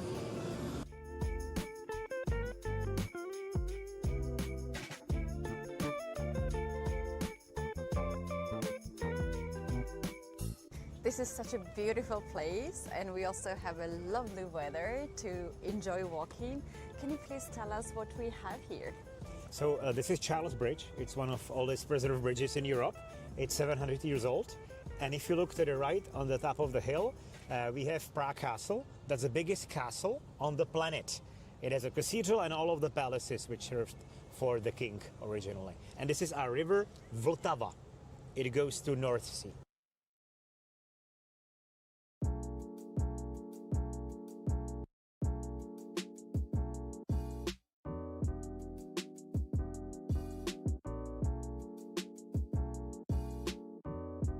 So here's Charles Bridge, or Carl's Bridge as locals would call, and this is quite unusual start of the bridge, right? We have this huge building. What is it? It's actually a gate to the city. The whole city where we are now had a wall and 15 gigantic gates like this one. Most of them were demolished, and one stayed here. It was used to declare things, you know, pay customs. So basically it was the entering gate to the city.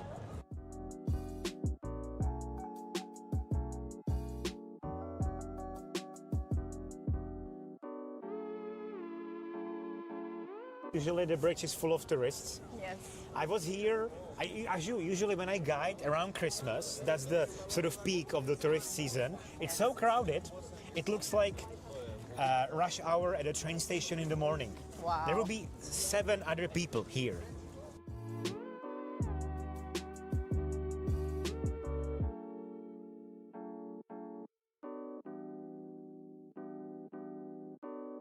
This is a location that I had no idea it was in Prague. I thought it was somewhere else, but thanks to you, we know now it is in Prague. And basically this is the shortest street, and to cross it you need to look at the traffic light and follow the green light, which I'm gonna do it.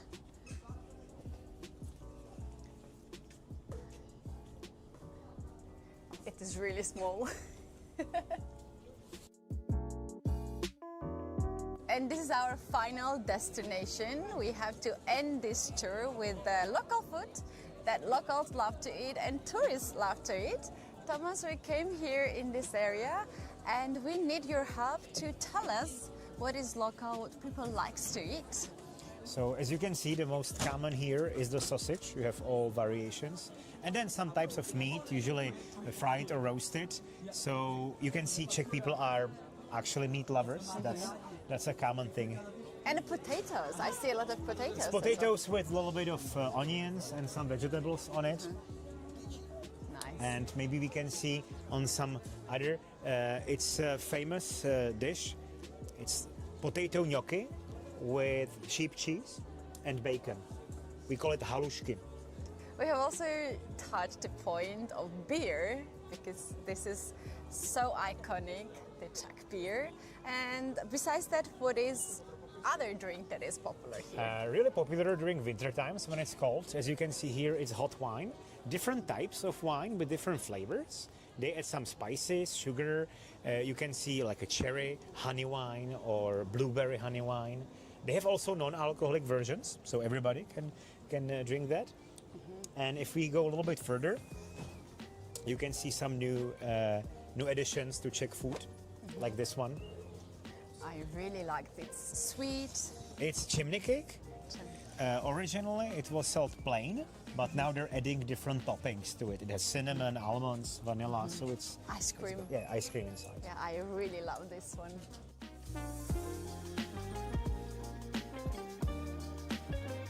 This is everything you can see while you're visiting Prague Chess Festival. Hopefully we're gonna see you here. And Thomas, could you please tell us some Czech words to finalize this video? So in Czech, I would say thank you for watching us, takže děkujeme, že jste se na vás dívali a doufáme, že se vám Praha bude líbit. So we hope that you would enjoy the city. Thank you.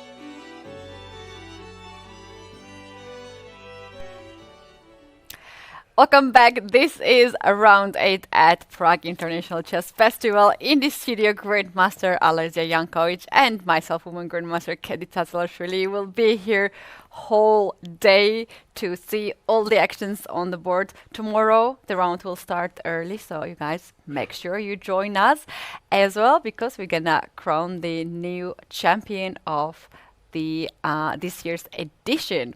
While we were on the break, we don't have much of the updates, right? This is a moment when players are taking some time. Which is the game you want to jump in? Yes and no, Keti. Since in game Gukesh versus Keymer, you mentioned this combination of d4 to once again to point out that it was important to open the bishop, and that was probably from Gajewski lab. So nice touch after bishop d4. Yesterday in your interview with Gukesh, he said, unfortunately this tournament nothing goes my way. But he needs those kind of games, that he's ahead on clock, that there is some opening prep, and that he can impose some pressure.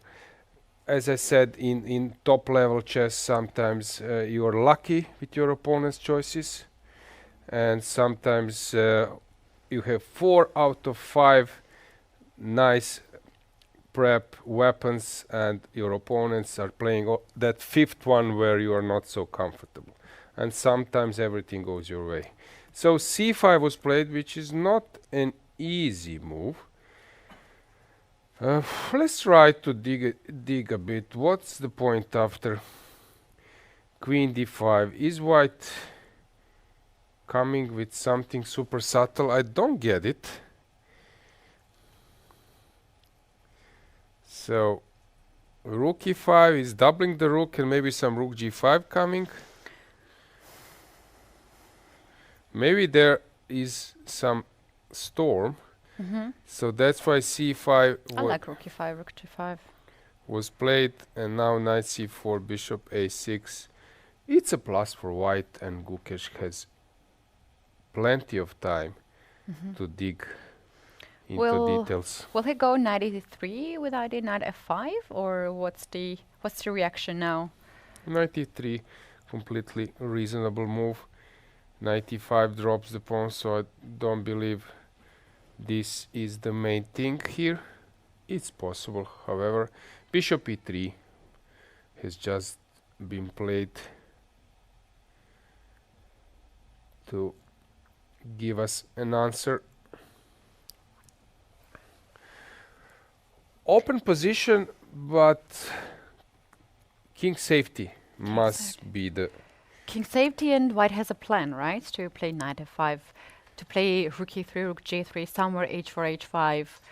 I love this queen to be on b2, pointing g7 weakness there. You can also just step on the side to aim on h7 as well. So this is quite nice position from black side. If black managed to start to roll the pawns on the queen side, something like c4, c3 right away, this can give really good hopes for black to win the game. But those pawns are stopped right now, right? If you push c4, you lose the pawn on b4. So it's going to take a lot of time from black to guard first the pawn, like let's say rook to b8. If you do something like that, and knight f5 comes, attacks on g7, you have to somehow react. There's knight e7 as well there.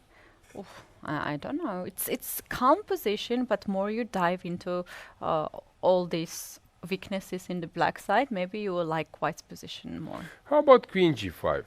What's wrong with that? I like this move to control f5 square. But maybe it's not about temporary activity of white.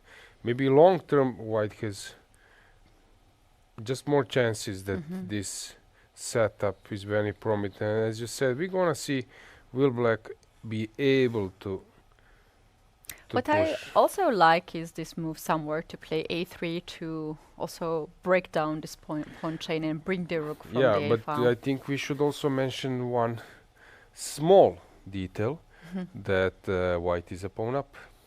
And very beautiful pawn. Yeah, so being a pawn up actually takes the ball into black's court, since black is the one who needs to prove his compensation.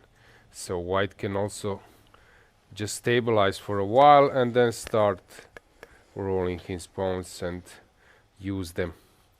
And Vincent goes for bishop to d3 Okay. with the same idea to avoid knight f5. I like this move because you kind of have a hole on the king side and now you are getting this bishop on the other side of the board. Correct. So is rook c1 now the move? Rook d1. Or you're not moving this rook, since knight is on e3, maybe you need to move this rook. So maybe something like that. Usually they say the stronger player is he's more skillful in placing his rooks, because for rooks you need to have this vision what will happen in distant future, and there are some players with natural talent for that. So we're gonna see now. I believe that Gukesh will take some time. He's not in a hurry. 16 moves towards the time control. Slight plus. Okay, close even to a pleasant one.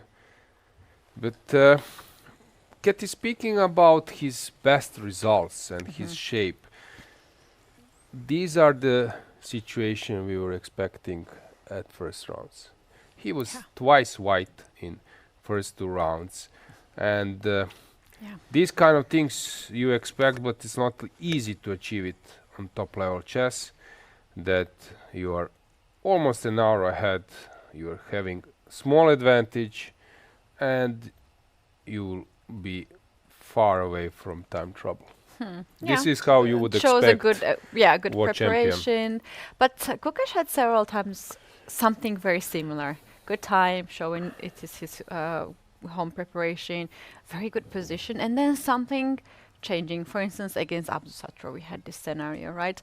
I wanted to just move around a little bit. How serious is this position for white? And I found a really nice idea with the help of the engine. Maybe we can show this. How we can engage all these pieces. So something like queen to d2 now to attack the bishop. Bishop goes on g6. c4 is not possible, so bishop goes to g6. And you push d6. Okay. Point being that you are freeing the square on d5 and then on e7 for the knight. Let's say queen goes on g5 to stop knight d5 happening. Now you have this funny move, h4. You're giving up the pawn, which is extra, but I love this move because of this idea. Knight 8 d5. Let's say rook to d8 to move this rook away. Yeah, that's exactly where we are going. After rook to d8, we play knight to e7 check, and after king to h8, h7, you have this beautiful move rook to e3 with idea to go rook h3, and yes, you gave up this pawn, but you also have the access now to the open file. Cool. I like it a lot. Actually, this concept with knight on e7 and king on h7 or h8, but on h7 they call this Anastasian mate, and it's a cool one. Okay, thanks for that, Keti. We will see, since now Gukesh will, as I said, take some time to grasp the logics and details. I believe that this position favors him. It's concrete, and he has this ability to calculate along lines. As you mentioned here, there are a lot of possibilities. This game is so funny because the queens are chasing each other, right? Yeah, exactly. So every moment here, we go back, there is a queen trade. So queen e5, I offer you queen g3, queen went to f3, let's exchange the queens somehow, and queen b3. But it's not so simple to play this way, so big kudos to both sides. It's a challenge. It's a challenge to understand the pawn structure here. And as I said, big kudos to both players. It looks dry, it looks symmetrical, it is, but it's also quite complicated. Navarra has played this knight e4. Your move, Keti, with the idea of playing something with knight f6. Just one question after bishop take f4. Is rook f4 a move? Maybe not. Bishop rook h4? Or? I was thinking, is that a move? Probably it's not good enough.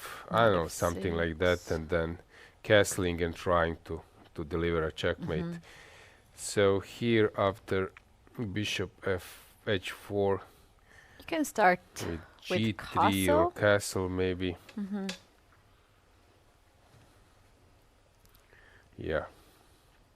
Maybe black can take. I was thinking about even g3. Well, it's so demanding to take this pawn on h4, right? Maybe there's nothing straight away, but for the long run, you just let this rook from h1 to get really busy in the game, right? And be open and to attack on h7. Let's check Yakuboev versus Parham. c5 has been played. Black is hoping to play e5, break at some point, but also g5, bishop g6 might happen. This is quite a complicated position, although someone would have expected that for those moves like bishop e2, bishop e3, rook e1, and maybe c5, that you won't spend almost an hour. We haven't touched Niemann versus David Anton. As we were saying this often, Hans Niemann has a huge crowd of supporters and fans, and today he is maneuvering, but black seems to be doing very well.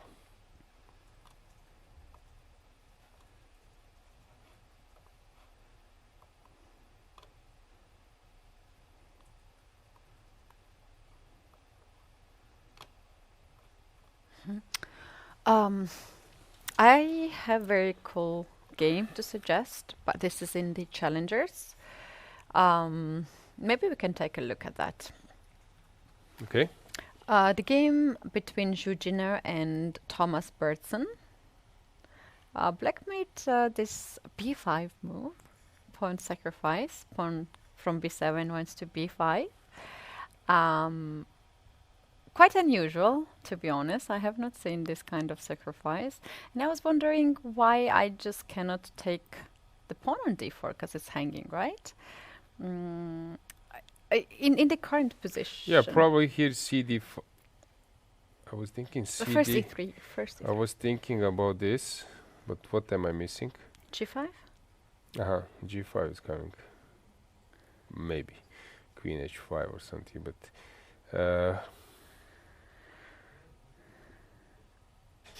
so what's the case here? So rook to c8 was played, right? Okay. And white played a3, waiting move. And I was like, why b5? Why black did not take on d4, right? So after that, white goes with e3. And when knight moves away, then you take the pawn on d5. And that's quite nice, pawn on d5, right? So black being so sneaky, first goes b5 there. And if you take that pawn on b5, then knight takes on d4. And now after e3, there is no pawn on d4 hanging. Pawn on b5 is hanging, and everything is hanging in this position. And I think rook c1 actually just wins the game on a spot because of knight e2 fork. And yeah, it seems like funny What idea. a move. Yeah, b5. I love b5. Very nice touch by Bertson. And now Zhujiner is thinking, but we don't have them at the board. Let's check other games. Benjamin Gledura has placed his rook on c4, which looks strange, but maybe it's fine enough. Nothing will be happening here. Divya is playing this isolated pawn versus Nemets, and it's not so clear, but what's more interesting to me is Finek versus Ganguly. Since Finek is leading, and is he ready to take on h6? We are ready. We are. We are ready. We are ready, that's true. That's true. Was that an idea? Well, there's this king g7 rook h8 idea again that might ruin the plan of white's sacrifice. So can I get an improved version? Something Probably. like queen. Hang on, this is the position. I can postpone it for a moment with some queen d3 or something. And after knight c4, Maybe now to take. now take. But knight b2 is maybe an issue. Maybe. Or knight e5 first. Yeah, that is fine. So I need to prolong it then again, which might be too much. Yeah, this knight on b3 is just misplaced, right? Better to be on e2, more flexible from that side, to go on the king side. True. Oh, talking about that, maybe we are... Also possible is Keti to go, for example, queen d3, you go knight c4, I go bishop c3. Knight g5 was also there. Oh. That's an interesting moment. Let's go full screen. Let's check, will Finek be able to sack in this position? Finek is very impressive, only 16 years old, showing his resistance in this tournament. We might see him going to the Masters next year, and that's gonna be extra treat for the local fans and the organizers to have another Czech person fighting for the best in the master segment. And you know what? He's so confident in himself, right? He's very confident for his age.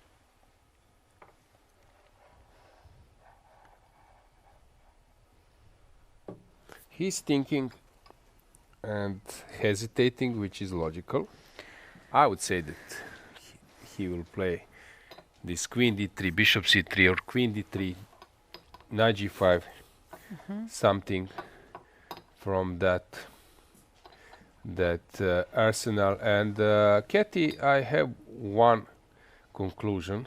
Yeah. That probably he won't sacrifice. You know why? Yeah. Why? Do you know? No. Parham is not there. So, Alert. Yeah. If Parham would be watching that game closely from the first row, then bishop h6 for sure. You know, would I have was happened. thinking what kind of music would fit that moment when Parham is getting on this board. You know this Pink Pantera? Pink? You don't know. No. That's the music I always put Really? when I see Parham. Yeah, that's actually iconic music when something shady, interesting is happening. I'd go with that. You guys let us know in the comment section which music would you choose, and if you think that Pink Panther music fits the moment. And if you don't know what we're talking about, then Parham Aksaroglu has been always at the games where something interesting is happening. He likes to appear at that board to take a look what is happening. Yeah. We will see what will happen. Bishop h6 is very tempting, but it seems that it's not working, and knight c4 is coming. So, as I said, queen on b3 is probably misplaced, and queen d3 has just been played. This is an understandable move for me. And after after knight c4, probably bishop c3, and then with the idea maybe to postpone this sacrifice on h6, playing some knight d2, knight e4 stuff. But I wouldn't be so worried with the black pieces, but there is a potential with the white pieces. Yeah. A lot of ideas. This game has potential to become very interesting. Do we have anything else, or should we go back to the Masters? Yeah, let's go back to Masters. Let's see our top games. So there we have. Yeah, the leader Van Forest facing Aravin. Finally, we can congratulate to ourselves. They have traded the queens. So now they will find out another idea in here. And in this game, Gukesh versus Keymer, there is this possibility of a queen sacrifice, and I really want to know what is your opinion. So this has happened, right? Rook to a3 to guard the rook. White can play rook to c1 to attack the pawn. Okay. Queen goes on d6. And now, is it enough to take this rook on a3 and then take the bishop on d3? From my experience, I would say no, that black cannot be worse here, but as I said, I'm always the one who is happy with the piece. I'm not the one who is rooting for pawns. You So know I think that queen is strong enough to hold this, but you know what is the main thing here in this position? Black might struggle to hold the pawn on a3. So if white gets two passed pawns on d file and a file, maybe that's something. we have in our studio, we have Sasikiran. What do you think? Is it enough for black to hold this? Well, still feels a little bit difficult, yeah. I mean, white has many ideas, and black needs some kind of urgent counterplay. I don't know, f5, something to play very quickly, yeah. Yeah. As I said, from my feeling, it should be enough, but execution and holding is another story. But yeah. Yeah, maybe. And it's not simple to go for it also with white, because you can also play a normal way in this position, where we are here.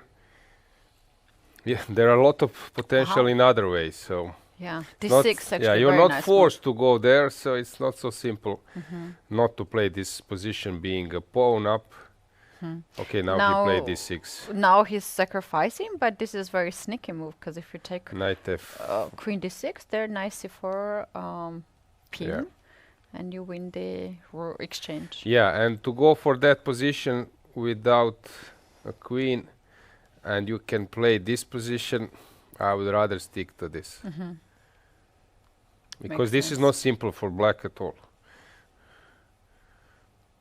I like d6. Yeah. Somehow this square d6 was for the queen to blockade the pawn and all the white's pieces. Let's I say like it. that position was some opening outcome, then it's fine maybe for white. But here I think this is very unpleasant for black, also being low on clock maybe. Yeah, this- not your first Yeah, choice, this is practically, this is not an easy position for black at all.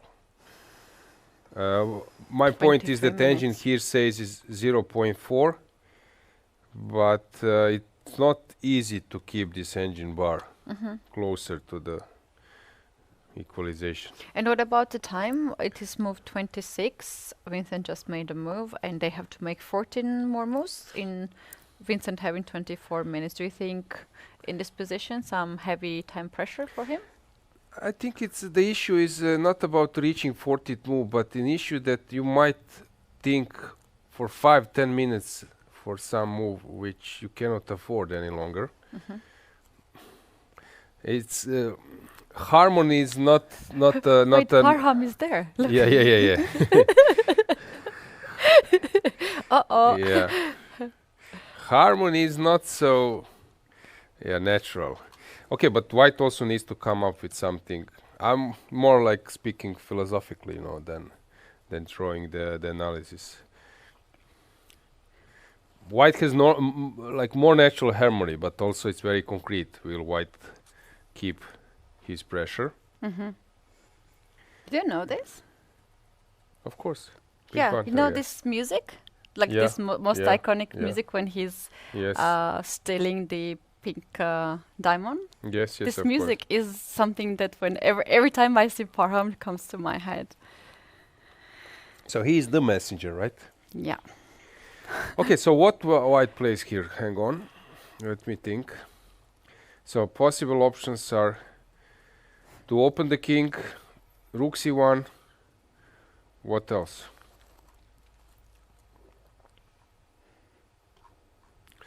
Always sacrificing the queen, but now it's maybe different. Take an e3 and queen. Yeah. Black will counter, do a counter sacrifice.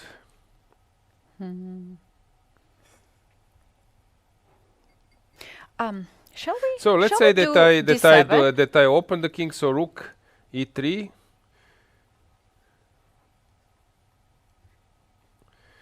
This is some kind of threat at the moment. So white needs to come up with something.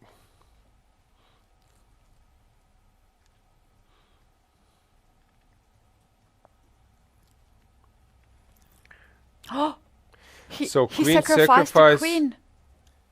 Okay, okay. Yeah, but now it's even more concrete because pawn is on d7 or d6.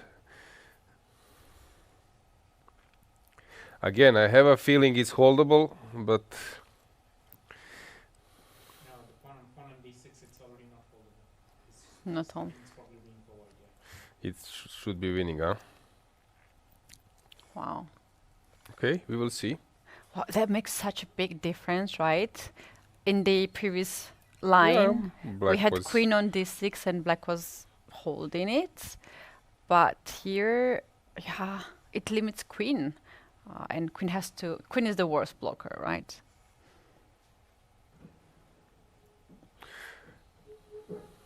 Okay, c pawn is some kind of asset, but how to make it work?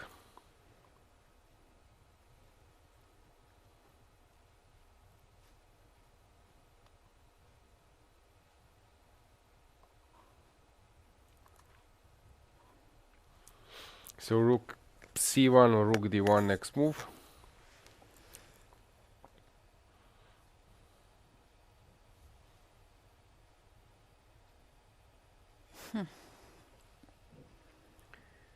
If I go rook e4, With ID rook d4 there, yeah, that's nice. at least something.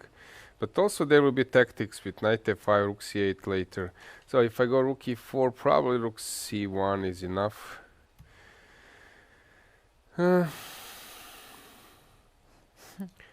Yeah, maybe drastic measure or something with f5.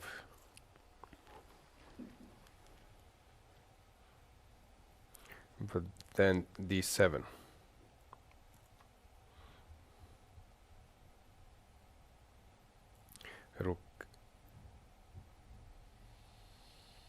Rook f8. No, f5 is probably just a bad move. I don't know how to play now. Is c4 necessary to get the rook? Yeah, but now the pawn goes to d7. Okay, so let's start with queen d7.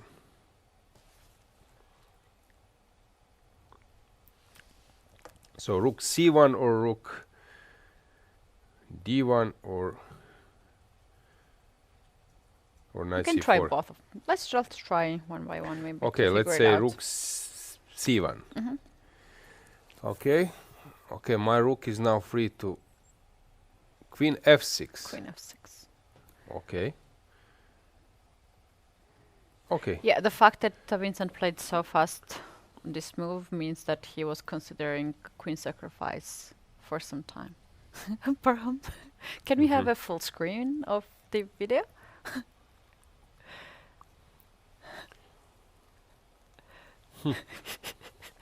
Parham is always there Look at when you. things are serious. Just checking he's checking the score sheets, yeah, to see how they got this position.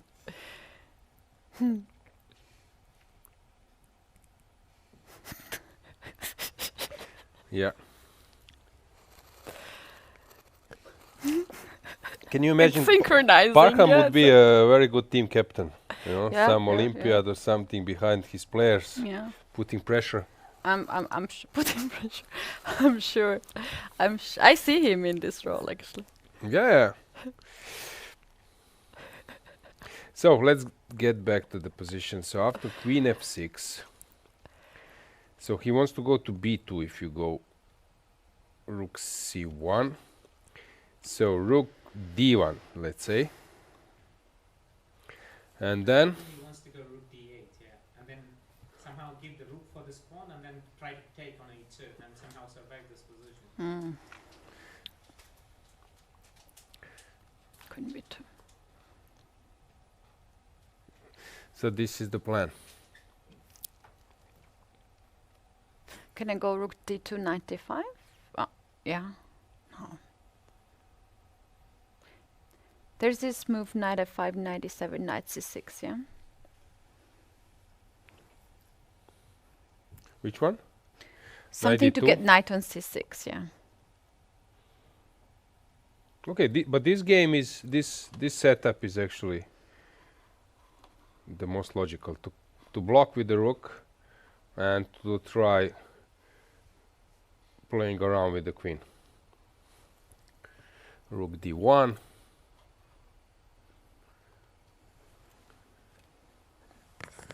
Rook d8, most likely.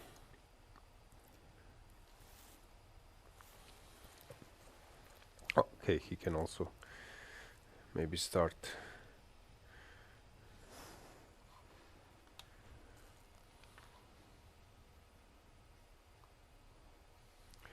Vincent is always having non-standard positions. Yeah, I agree. He's ready to accept the most principal position, even it's totally unclear. Actually, yesterday in his interview, which we could see today, he mentioned that his yesterday's opening choice is something what people don't prefer to play. Yeah, so what he mentioned is that this is the opening that no one wants to play, and which makes a lot of sense, right? It's quite an unstandard position. Someone sacrifices a piece, and you have this pawn chain and so on. And then I asked, after playing this already with white pieces, which side would you choose? Is it still pick the same white side, or you will choose now the other side? He mentioned that he plays this anyway with the black pieces, but not the... I would probably have not played it before.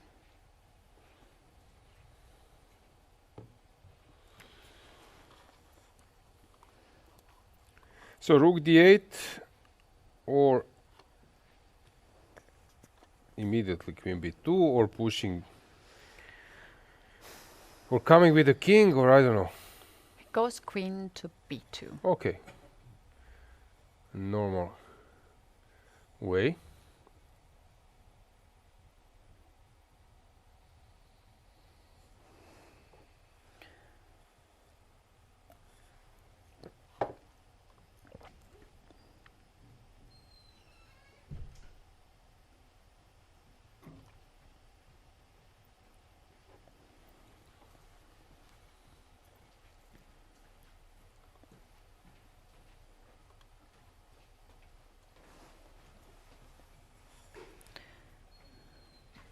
I like this moment of silence that we have. We're just waiting for an Yeah, action. it's so tense. Okay, rook d2 or d7.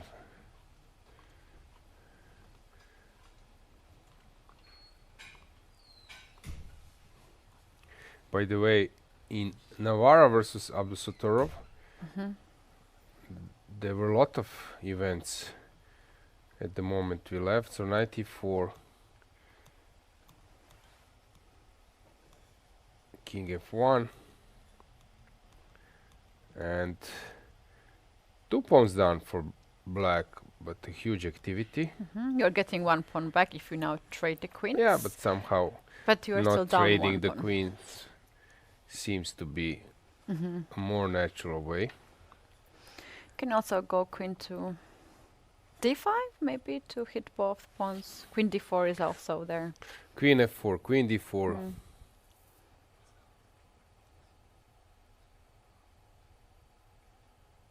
He's also checking if he exchanged the queens. But with rook d8 and rook on the second rank. Or rook b8 later with some a5. So probably he can even, and then bishop goes to d4. He can even play that. Probably this is a draw. And he's thinking either to go for it or not. And what he's got? Oh no, he's not playing.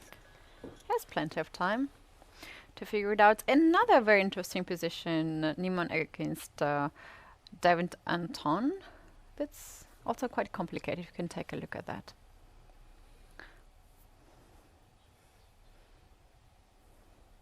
Typical position where it seems that black is fine, but also white is fine. And maybe white is a little bit more fine. But also it looks like black has arranged his pieces in a normal way. So why engine thinks that white is better here, there is some reason. King safety probably. King safety, some holes also on black side, like f5 hole, c5 hole. But as I said, it looks to me that black in some kind of King's Indian, Rui Lopez way, didn't do anything wrong. Shouldn't be bad. Hang on. Shouldn't be bad. But there is a reason why this is better for white, slightly better for white. As I said, I don't get it. He might plan to play knight e6, knight d4 to centralize the knight. In King's Indian you get even worse versions. Abdusatorov not interested in exchanging the queens, so queen d4 has been played, targeting both pawns. Now white needs to surrender one of those. In fact, if here white plays this move b4, which guards the weakness on c5, that's a blunder. Can we show this on the board? After b4, rook goes on d8, attacking the bishop, and if you move the bishop, then I have queen a1, check. So king e2, but this, or king e1, but this is not something you want to do.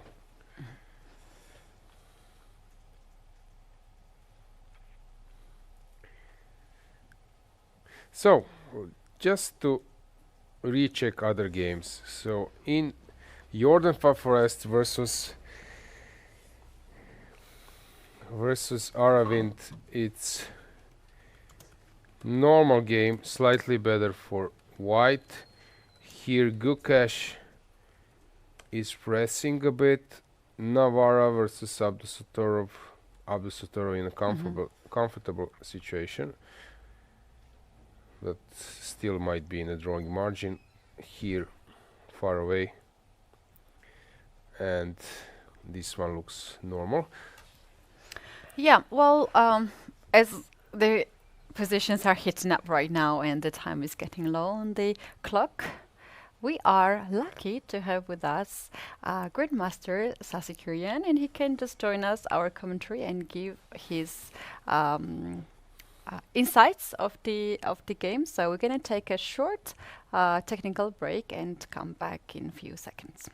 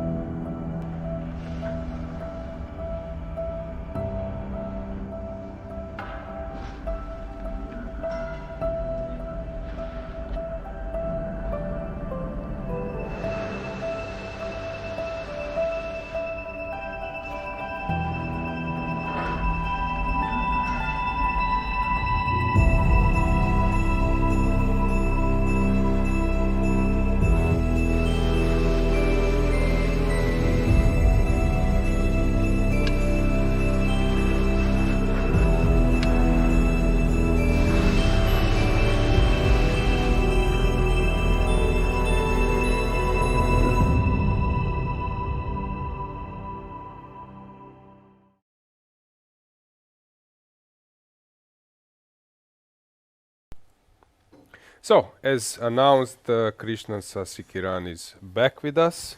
Nice By to be back. By Thank the you. way, how was your game today? I think my opponent blundered very quickly, and then he lost. I mean, like I think the game lasted probably 16 or 17 moves. Yeah. I saw it briefly. I was in the playing hall. Your queen was on g3. That was Sicilian. You were white. Yes. I think this was not supposed to be possible. I mean, he probably Let's missed his just queen g3. let's a quick just check, yeah? show it to the viewers so you can tell the moves. We can have a bigger board. Yeah. So e4 c5, knight f3 d6, d4 cd4, knight d4, knight f6, knight c3, a6, bishop g5. You were playing against I was playing against Richard Stalmach. Stalmach, who was leading some part of the tournament, right? Yeah. Okay. e6, f4, h6, bishop h4, queen b6, all standard theory. This is quite a topical line, right? Yeah, a3, and knight c6. Just to show to the viewer that knight a4. yes, this drops the queen. Dam and Fang, how they say in German. So after a3, knight c6. Yep. Bishop f2. Queen c7. Yeah, here I think most of the players prefer the maneuver with queen f3 and long castle. Yeah, and it's typical stuff here. And today I thought maybe I'll play a slow game, and then I want to play some kind of scavenging kind of structure. So I started bishop e2. Just a very normal move, let's say, just on bishop e7 and queen d3. The point of bishop e2 is at some point my queen will just run to g3, and then there is no knight h5. Yeah, it's just controlling knight h5 at some point. Yeah, so yeah, here I thought bishop d7 was probably the more natural move, and then I went a few moves along, and then it was just a game. I mean, not any special advantage for white, but it's a very long game to play on and so on. But here my opponent took on d4, which actually surprised me, because after bishop takes d4, I thought it was slightly getting worse, because now my queen is coming to g3, and maybe I can even go long castle, and then there is threats of e5. And here he played e5 himself, and after f e5, d5, queen g3. I don't know what he missed here. I mean, just standard stuff. Yeah, I mean, also it was very strange that he played this with almost 5 minutes extra on his clock, 1.35. Oh. I mean, I could not understand, because you know, you feel that okay, maybe the guy has prepared something, but then after like 15 minutes of thinking, I could not find what was supposed to be. After queen g3, I felt it's completely gone. Yeah, I mean, g7 is hanging, e5 is hanging, and then and here my opponent thought for an hour, but I think probably there is already no salvation. And here he played queen d8, and bishop takes e5. And now knight takes e4 is another blunder probably, but So I don't know. castled, Castle knight d5, yeah, simply just everything is collapsing, simply. So And no, I think it's just simply gone. Yeah, I mean, I have short castle, and probably my rook is coming to d1 just to pawn up, and also g7 is hanging. I think this is just probably lost. But okay, knight e4, bishop h4. Knight d6 check, he resigned. The point is quite simple here. Just after king f8, white just goes short castle. Oh. And then after bishop g3, rook takes f7, just wins on the spot. Yeah, rook g7, and then king f8, rook f1 check, which just wins. Yeah. That was nice, and just to show, after king e7, bishop is hanging, so he must go to. He must go to d7, and yes, if not, so no, yeah, probably, yeah. And if he goes to d7, I can simply play long castle now. And then bishop g3, knight takes b7. Or maybe b7, yeah. Yeah, just wins a piece, I believe. Yeah. Yeah. Yeah, it's just okay. Yeah, just lucky, yeah. Okay, it's not only a luck. Sometimes, as I said, you're choosing moves which actually doesn't suit your opponent, and yeah. Yeah. So okay, so that's why you are in a good mood now to calculate a bit. Yeah. Okay, Yeah. so let's do it together. Let's discuss the games we have regarding Gukesh versus Keymer. I was not sure that I would want to play the pawn on h3. I would prefer a move like g3, in fact, because it feels more natural. I don't know. It's somehow to avoid this idea later on with f5. But okay, h3. It's hard to say. Yeah, maybe he felt that this light squares, maybe the queen will drop on f3 at some point. Yeah. So here. So what's so if we push d7, c4 is coming, right? Yeah, probably. No, d7 I really don't know. I mean, I would prefer something like To so place the let's knight on say c4, some rook c something, rook c1, knight c4. So now, yeah, no, probably now if I start with the rook d5, can you go queen b2? You can. And how about the rook c4? So this is what I was saying, and then placing the knight here. And this rook c1 maybe. I don't know which rook. Let's say rook c1. So how is black reacting when knight goes to c4 and covers everything? So yeah, once you put the knight on c4, I probably play something like queen to b4, protecting everything. Yeah. And then try. I'm not sure I want to bring my king, but maybe if somehow just try f6 and king f7 slowly to. I mean, when the knight is on c4, I need to play queen to b4, yeah, and try to disrupt the coordination somehow. Yeah, because it's not about placing your pieces only in right squares. You need to prepare something for future. Of course, after knight c4, black maybe has a deal setup, but that's a statical one. You need also some way to make a breakthrough. It will be very interesting now. What? No, it's clear that Vincent is under a lot of pressure because for Gukesh it's almost practically risk-free, and Vincent needs to find the right setup with less time on the clock. Yeah, and it's not fully obvious. It's not one-way street in defending. So yeah. Sometimes you need to push f5. Sometimes you need to activate your rook. Sometimes king.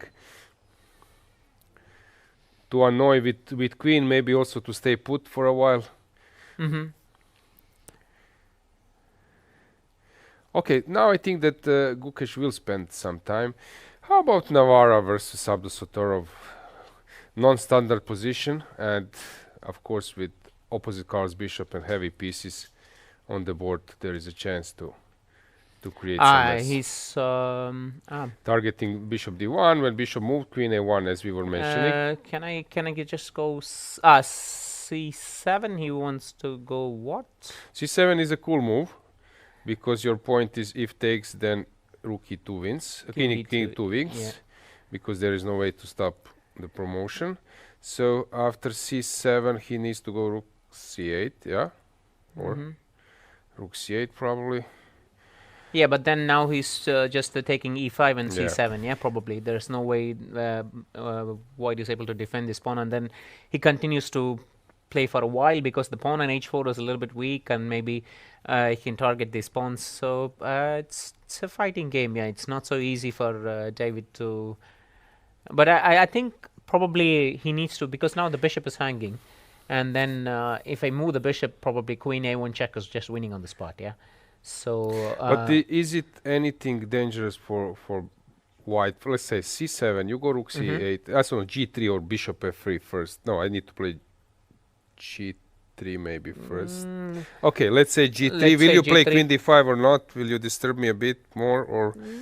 Okay, probably, yeah. But I think maybe just. Let's say that you take, I don't know, some bishop f3 or king g2. I don't know what's the more. Yeah, probably. Let's start with king. Bishop f3 looks like a normal move. Okay, rook c7. Is it anything special here? Okay, it's also it's a very similar position, but I mean, white needs to find a little bit of accurate moves to make a draw probably, and whereas black is continue to press, maybe a little bit somehow try to put the bishop on d4 and then target f2. It's probably the only weakness in the position.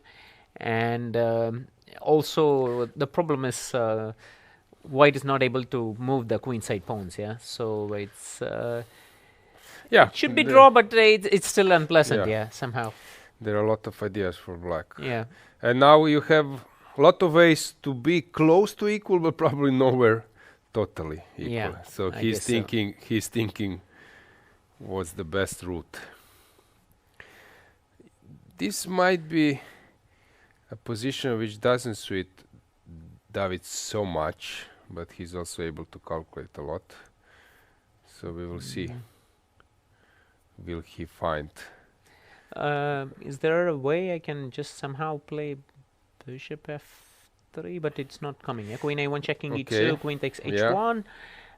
Just it's probably just winning, yeah. Queen e d5 check as well. Yeah, no, this no, is just collapse, yeah, simply. So I can go. So basically, I'm forced to play c7, yeah. Yeah. Is there any other move? Yeah, I don't see it.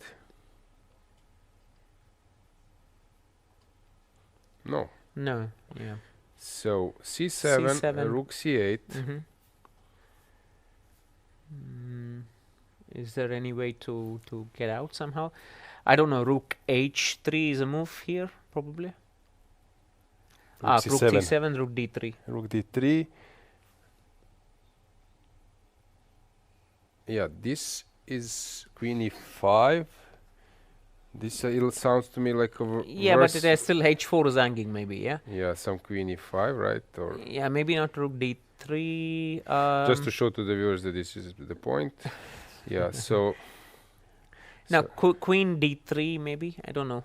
It's very hard to defend this kind of position. It's quite tough. Queen e5, I believe. I don't know. It looks to me that this g3. Yeah, it's probably a little bit more easier. It's very unpleasant, yeah. Yeah. So I would expect that this g3 happens. Is there any other way to regroup? No, I don't think so. Probably, probably it's not, necessary, yeah. Yeah. Maybe even, I don't know, after g3, queen e5, can I go something like queen e2, somehow try to change queens? But maybe not, yeah. Probably I also go queen c3. It's quite unpleasant, yeah. Just try queen to take f3. this. Queen f3, yeah, and maybe it's okay. Yeah, probably. Rook c7? Yeah, King g2, yeah? Yeah. Still. Yeah, bishop bishop f6, yeah. Bishop f6 and bishop d4 maybe, yeah. Some little bit of unpleasant still. Yeah. Okay, by the way, Gukesh has played rook c1, so he's heading towards this knight c4. Yep. Okay, how about f6, yeah, probably. I like a little bit f6. Queen. Okay, hang on. This is the position, queen c6. I went for queen c6 already, yeah. And if knight c4?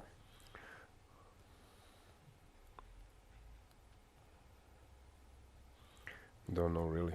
f6 maybe. Then?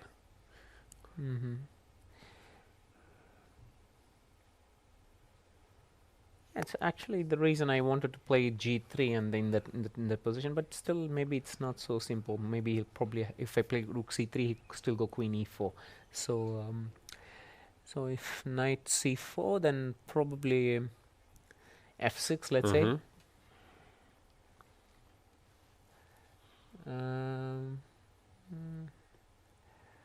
I don't know. Here, any ideas? No, maybe now I go rook d3 and take rook c3 or rook d3. Rook d3, yeah, rook d3 and take the pawn on a3. So this is probably not right. F6 is not right, yeah. So probably I need some trick to move the rook. Queen e4, I believe, yeah. Is it okay to go queen e4? Because I was thinking if I go take on a3, queen f4. Knight c4 back. Rook takes d6. That's a nice one. G3, you take on, no, you take on D2. This is a draw. What? You take queen D2, right? No, I can just go back queen Yeah. h6, yeah, also. Yeah, queen A6 also good enough. Yeah, yeah. So, no, not sure. Yeah, but just to it's, show, so how yeah. it went. You played here knight Knight e3, x8, queen queen f4, knight c4, rook d6 was a nice touch, and this one is hanging. And this Yeah, after this- g3, queen d2 probably is enough for a draw, but also queen s6, as you mentioned, even better move. So queens, so rook d3. No, he's still So after taking- queen e4, he probably needs another move, yeah? I'm not sure. Maybe can I go? Yeah, well, yeah. At this point, I kind of realized maybe g3 was a better option, stopping all this queen f4 ideas. Yeah, somehow yeah, because I feel here that after rook c1 there is rook d6, rook c3 there is rook d6 as well, right? yeah. So everything now Oh, works. now it's just yeah. So yeah, but queen e4 was probably required. Yeah, there is no other way because I can't allow rook c3 and yeah, and take on a3 somehow. Yeah, maybe. but okay, but what's the threat if I go g3 now? Not Probably, much has happened. Yeah, let's say Probably G. f5. Yeah, now I'm ready for f4 and counterplay. Yeah, I think here already the king is too open. Yeah, somehow just yeah, he needs this queen e4 probably. So after queen c6, this queen e4 is coming. But what to do? Knight c4 is the only logical way. Yeah, yeah, probably he can hold this position. Yeah, after queen e4.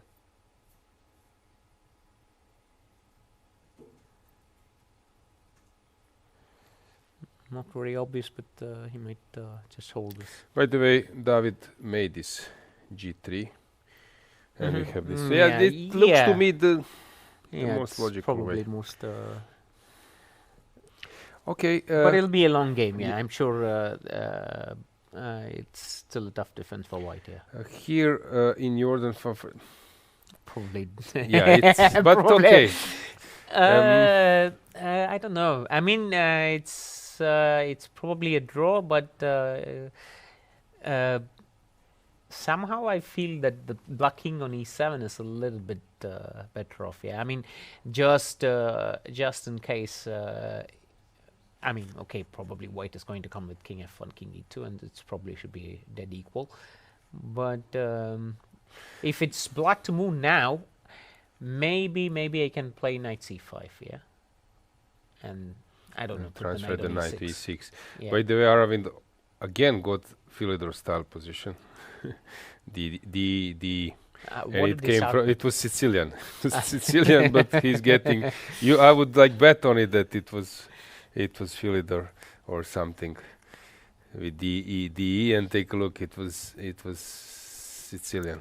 Of course, this line, yeah, probably. Yeah. And then he got this. It can be also Greenfeld, anti-Greenfeld, and other stuff. Yeah. Regarding this game, Hans Niemann versus David Anton, I can imagine you playing with the black pieces this position, right? Not really. I mean, it's very difficult for me to somehow. I mean, unless I know for sure that this can be held. Yeah. I mean, this the weakness in the pawn structures is something I prefer to avoid. Yeah. I mean, especially the square on f5. Somehow it feels very uncomfortable. I mean, just and I need to have a concrete plan. For instance, now black is somehow staying in this position, but I would prefer to change the rook on d6. It's a very pesky piece. Yeah, we're gonna see what will happen here, but as I said, black had some trumps, but king safety. So you think he can probably go rook black to move, is it? White to move. White to move. Yeah, okay. Yeah. If black to move, probably he has. He probably has rook b1. Yeah. And then And undermining then- this one. Yeah, I guess so. Yeah.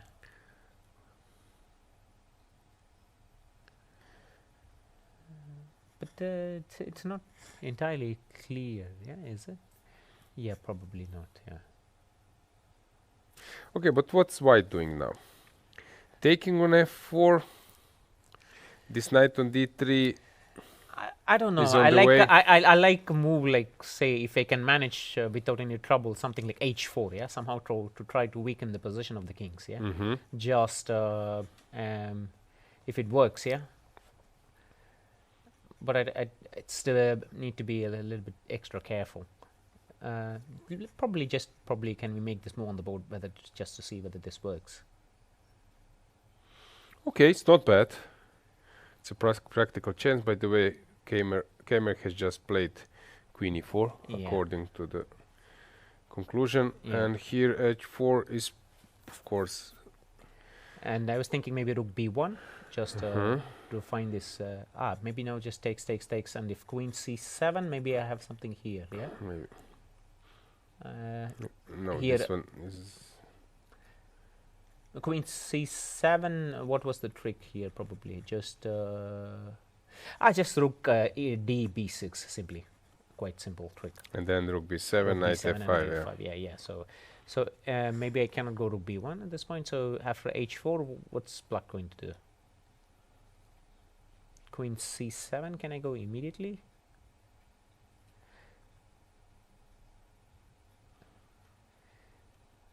Yeah. But I probably still quite okay. Let's say I take on f4. You probably take with gf4, yeah. Because I feel after ef4, knight f5 is probably good for white. I believe maybe just take gf4. Some e5 or something. Yeah, no, this looks bad. Yeah, this is terrible. Of course. Just. Yeah, gf4, and here I was thinking, yeah, probably somehow this is okay. And looks scary that white king should be safer with, I don't know, knight f5 stuff, but always this. Okay, so what's going on after knight f5? After rook d7, you move the king, or? So what's the takes, and rook b queen c8. I was thinking, is rook b1? No. Is it rook b1? Just rook d7 checkpoints. Move the king. Sorry. Yeah. I cannot take it. Yeah. Sorry. Yeah. So queen c8, I believe. Yeah. Queen c8, and now rook f6. Tough. Nothing. Probably not. Yeah. Takes probably, or yeah, just takes, and rook king goes back. Yeah. And not enough. Yeah. Looks a bit scary, but it's probably just nothing. Okay. Yeah, but it's. I mean, to find, of course, I don't queen d3. The Hans is having more time. Yes, it's some small. This looks unpleasant. Very, very tough position, of course, but maybe he can hold this somehow. Yeah, now it's queen. This looks queen to me. Yes, white has many practical chances here. Probably. Yeah. This really looks unpleasant. King h2 when happens, and this. But also, you could also.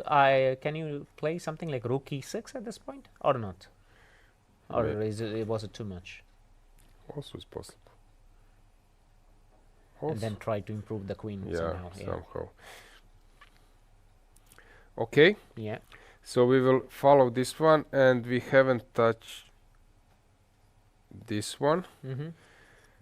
Okay, this is a classical. Of course, when you have a Parham, you can always expect a fighting struggle. Yeah.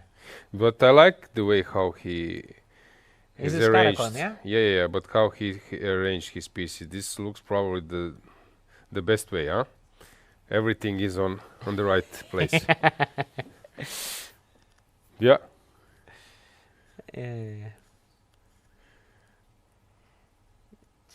Just starting to wonder. So he wants to push something.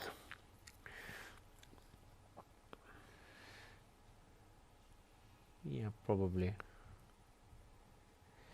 Or to move the king first. Yeah, but the knight on a4, for some reasons, I don't like the knight on a4. Just it needs to come back quickly, maybe, but... to d3 or where? Probably if I can bring it to d3, it would be nice. Just... but I think after knight b2, he probably goes e5, yeah? I mean, just creating maximum play somehow.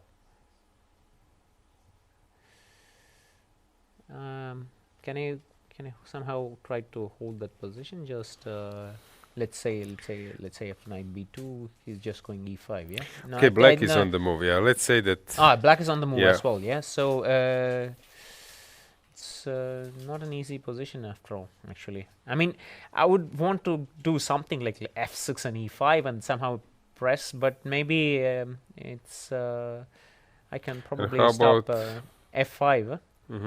F5 also f5. F5 I don't like for some reason. Maybe just something like knight e5. Yeah, a little bit. Maybe just give this knight e5. Do you have something here? Probably knight takes e5. Yeah, or then maybe f4 even just, probably.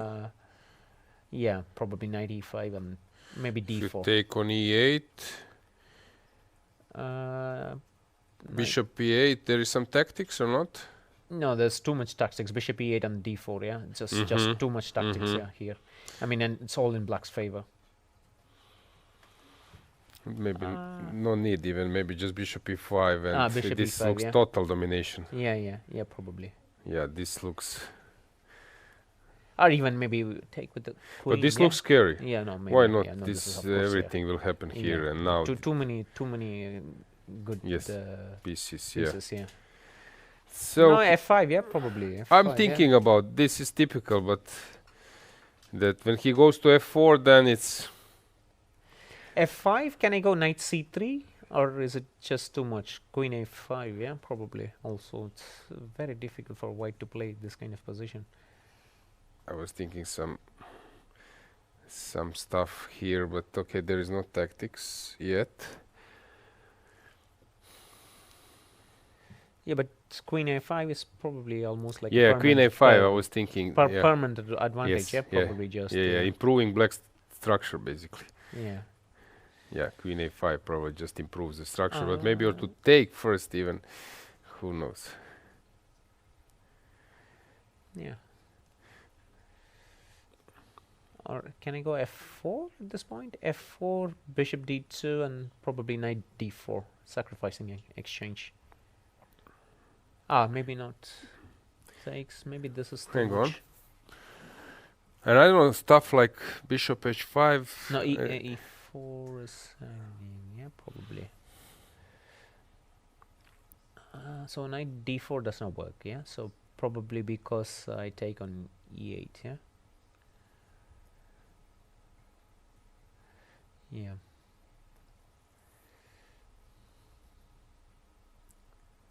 Okay, so what's the move here? Probably. So maybe just a bit. Maybe I can wait with f4. Yeah. Probably I don't need to do it immediately. But here there is a move. So let's find it. Okay. So. Worst case, you can just play rook f8. Yeah, maybe move the rook. Yeah, this is what just extremely pleasant for black. Yeah, I mean just play rook f8 and it's completely normal position. It's minus serious minus 1.6 for black. Okay, so it's. I mean, I'm saying it's in the worst case. I mean, if none of the exchange sacrifices work. No, I think this improves a little bit because without f5, of course, it's a bit. Yeah. Okay, he went for bishop h5. Also nice move, yeah. I mean, he wants to put pressure on this pawn on d4, and he hopes that white will expand at some point with g4 and probably weaken the king some more. I mean, I just don't like this knight on a4. You feel that this one piece stands bad, the whole game is really bad. Yeah. Let's learn something, Sasi. Let's tell to the viewers a little bit. So what do you think where he went wrong? So let's try to find a moment. Okay, sort of normal. Maybe already this is an improved because bishop should be already, here, right? No, I like the bishop on g7 unless you can manage white managed to put the bishop on f4 and this diagonal h2 f4 diagonal. Basically, black is having all the comfortable play. You have knight e4 and somehow just a very easy play, yeah. And here already some problems started to appear, yeah. I mean, you need to I see that he wants to create some play, but maybe here rook c1 probably just some knight c3 and e5 already, yeah, some huge problems. Yeah, maybe maybe c5 is already not the best. Yeah, hang on. Maybe he must play some isolated stuff or to wait a maybe bit. just knight c3, start with knight c3. So maybe c5 doesn't fit into this position. Yeah, maybe start with knight c3 here, yeah. Yeah. Yeah, He castles. No, castle, maybe I can always take on d5 and say that, okay, maybe there's nothing in the position, and then, okay, probably just... slightly worse or equal, yeah, okay. Yeah, slightly worse. I mean, so dc4? c4, knight c3, dc4, I actually, dc4, maybe I'm quite okay. Maybe now I have some tricks, yeah, d5 and so on, yeah. Knight b4. Knight b4, probably. But maybe I have queen a4 check, is it? Yeah, this is bad. Knight b4 is bad. So I know that engine will take on d5 for sure. Yeah, and move the king or something like that. I don't know. No, unfortunately no, here not. no. So which is the move? Long castle. Yeah. Simple move. Yeah, long castle. Yeah, we want to play against isolated pawn, but he has something else in mind. Yeah. Okay. But actually, it's a good move, probably, and for human, I mean, it's not only for engine. Yeah. So probably this c5 was. Yeah, c5 was too much, I think. Yeah, and then okay, so he need to take on c4, and we are into this position, which should be holdable. Yeah, I think it should be fine. I think it's not so. Okay, I mean, let's say I put some pieces, let's say just bishop to e3, rook to c1, and somehow it should be fine, I believe, at some point, yeah. I mean, I still like black's position a little bit. I mean, if I cannot get some g4, maybe I'm not winning a piece. Maybe after castles, can I go g4 winning a piece, or it's just too much? Okay, take with the knight. Yeah, it starts to a bit messy. Then probably takes and just bishop e2. Yeah, and then some either rook d8 or take on. Here I kind of starting to like white a bit maybe already because I have this d5 and slowly I try to untangle this extra piece. Rook d8. d5, yeah. Or maybe not. Bishop takes c3 and rook d5. Oh. So bishop e3. Yeah, probably. e5 or not. No, e5 no.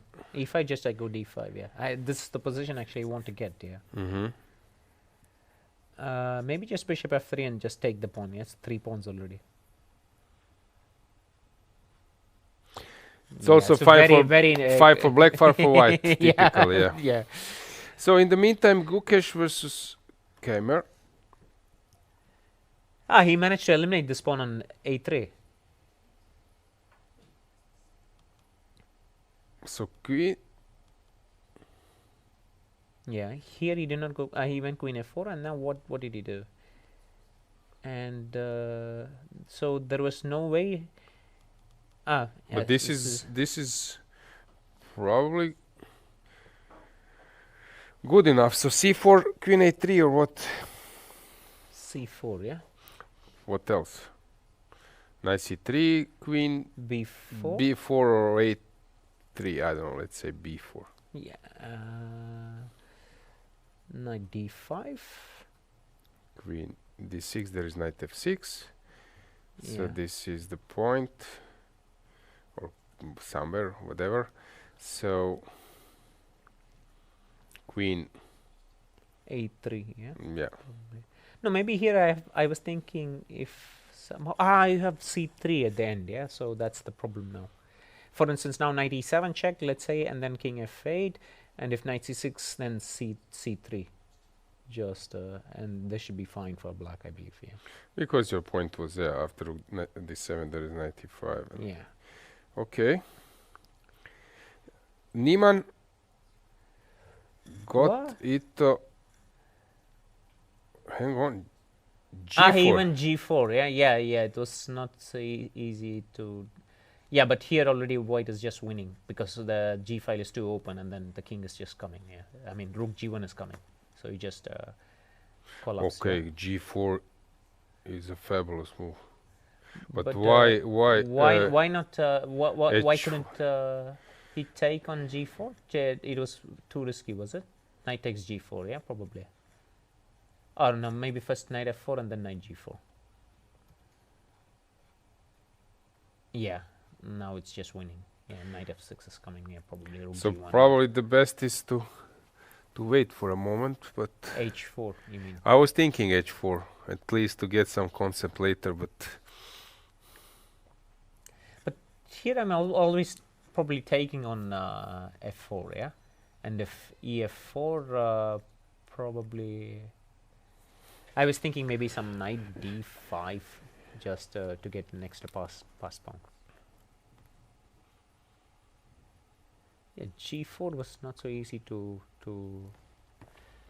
Can I go rook b1 now, yeah? Or is it too much? I was thinking that this might be a concept. Takes, and still...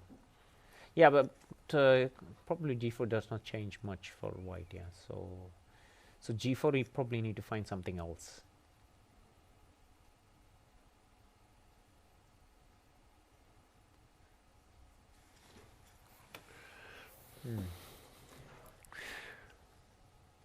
So was it possible to go just queen c7 at that point? And just keeping everything in the position? After g4? This is what he did, yeah? Probably he took on f4 and then knight f5, yeah? Yeah, okay, let's now... Yeah, now it's kind of tough, yeah. We have here d7. Let's make some short break. Sure. Yeah, thanks for joining, and then we will come with Keti, because I believe that now games will start to develop even more. So, short break. Yeah.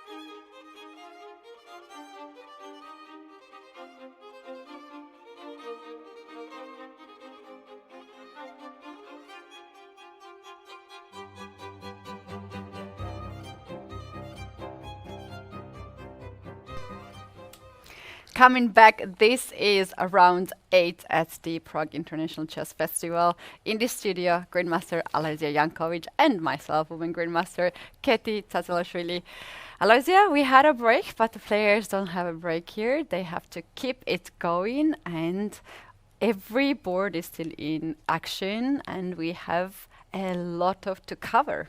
Yeah, I had a visit from my friend from Croatia, Jeko, and we went to the playing hall to grasp a little bit the atmosphere, and I was there, and as always, and I'm saying that it's different when you're following it online, but when you go to the playing hall, you feel how high is the tension there, and players are really trying their best.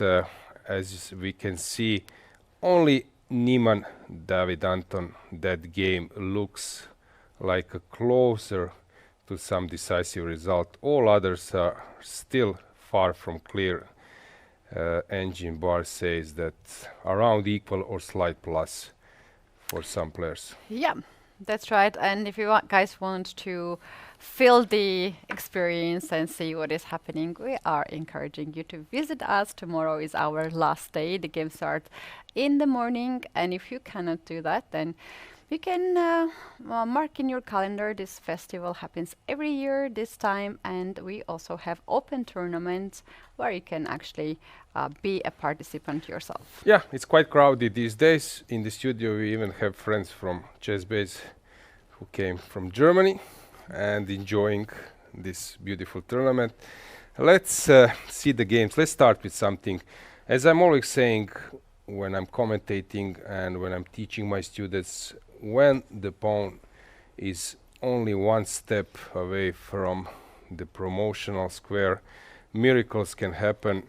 It's like in a sense of possible tactical shots, and Gukesh is well known for his calculation abilities. So now with this pawn on d7, it's actually, actually it's forcing black to stay with his pieces around it. But it's quite a remarkable position.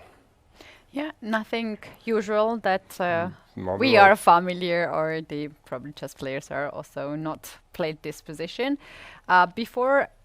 Well, Vincent has less than 5 minutes on the clock. He has to play still 3 more moves.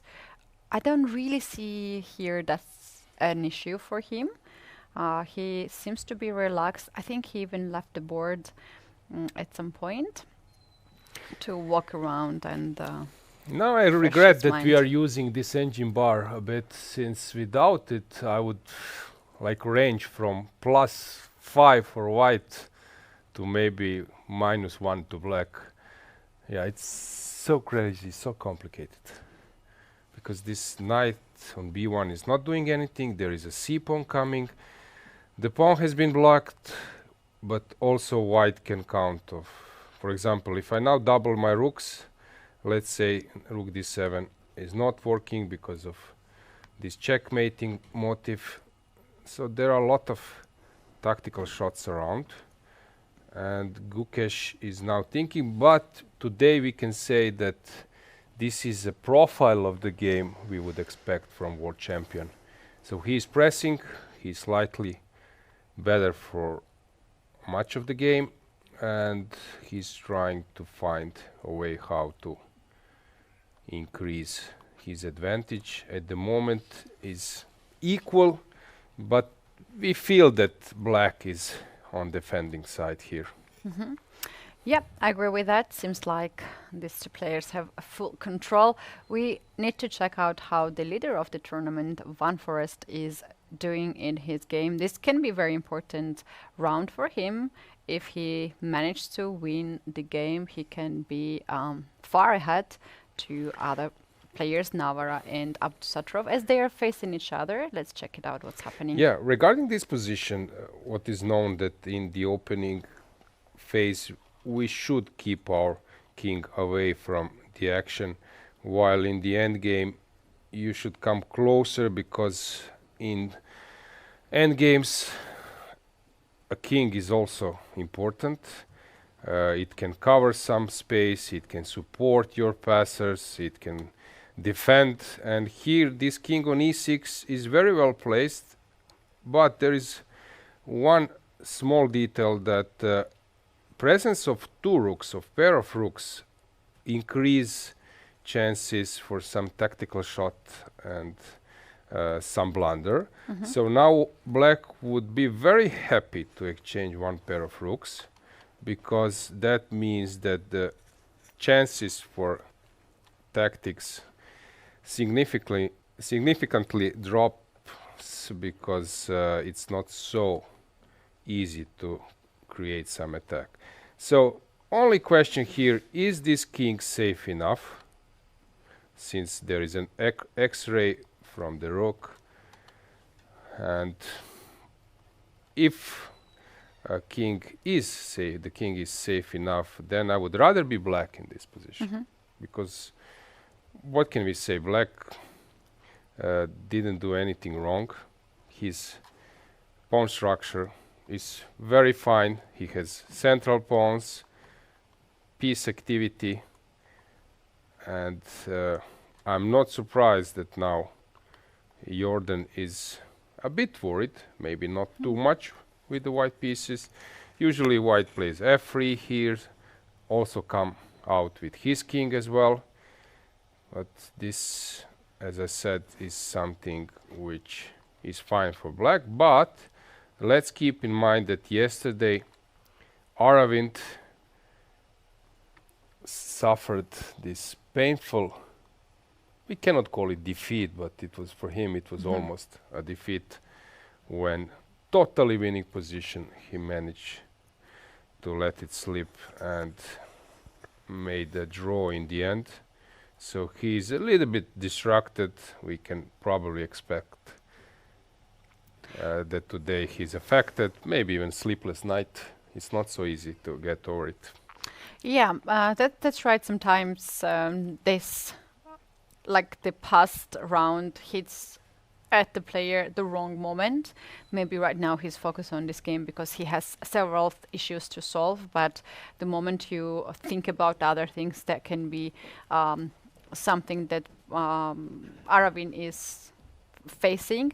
I was just thinking what black should play here, how black should react, because the pawn on a7 is hanging, and if black pushes pawn b6 to block the diagonal, this pawn is actually a blunder. You can just take it, and it's not gonna work. So it has a lot of tactical motives as well, because a6 usually you want to play because you have the dark square bishop, but then this call might be of importance. Also sometimes knight a5 puts a pressure on those two pawns, so either something on b6 or something on a5. As I said, if we would get into slow phase and calm part of the game without particular issues for black, long-term black has more promising position due to his central activity. Another move that I was looking at is e4. This is a little bit more sneaky move. You're giving up the pawn on a7, and let's say rook takes, bishop takes. This actually gives black a slight advantage, because after all this capture, black has b5 move, and when knight moves away, then bishop goes, and white has to be precise where the knight actually goes. Then black has this bishop to e5 move to attack on bishop on a7, and also the pawn on b2. On top of that, f4 is another threat. And I believe that, Keti, you were totally right now. I see it. e4 has been played, and now Jordan will spend some time. It's not a simple decision.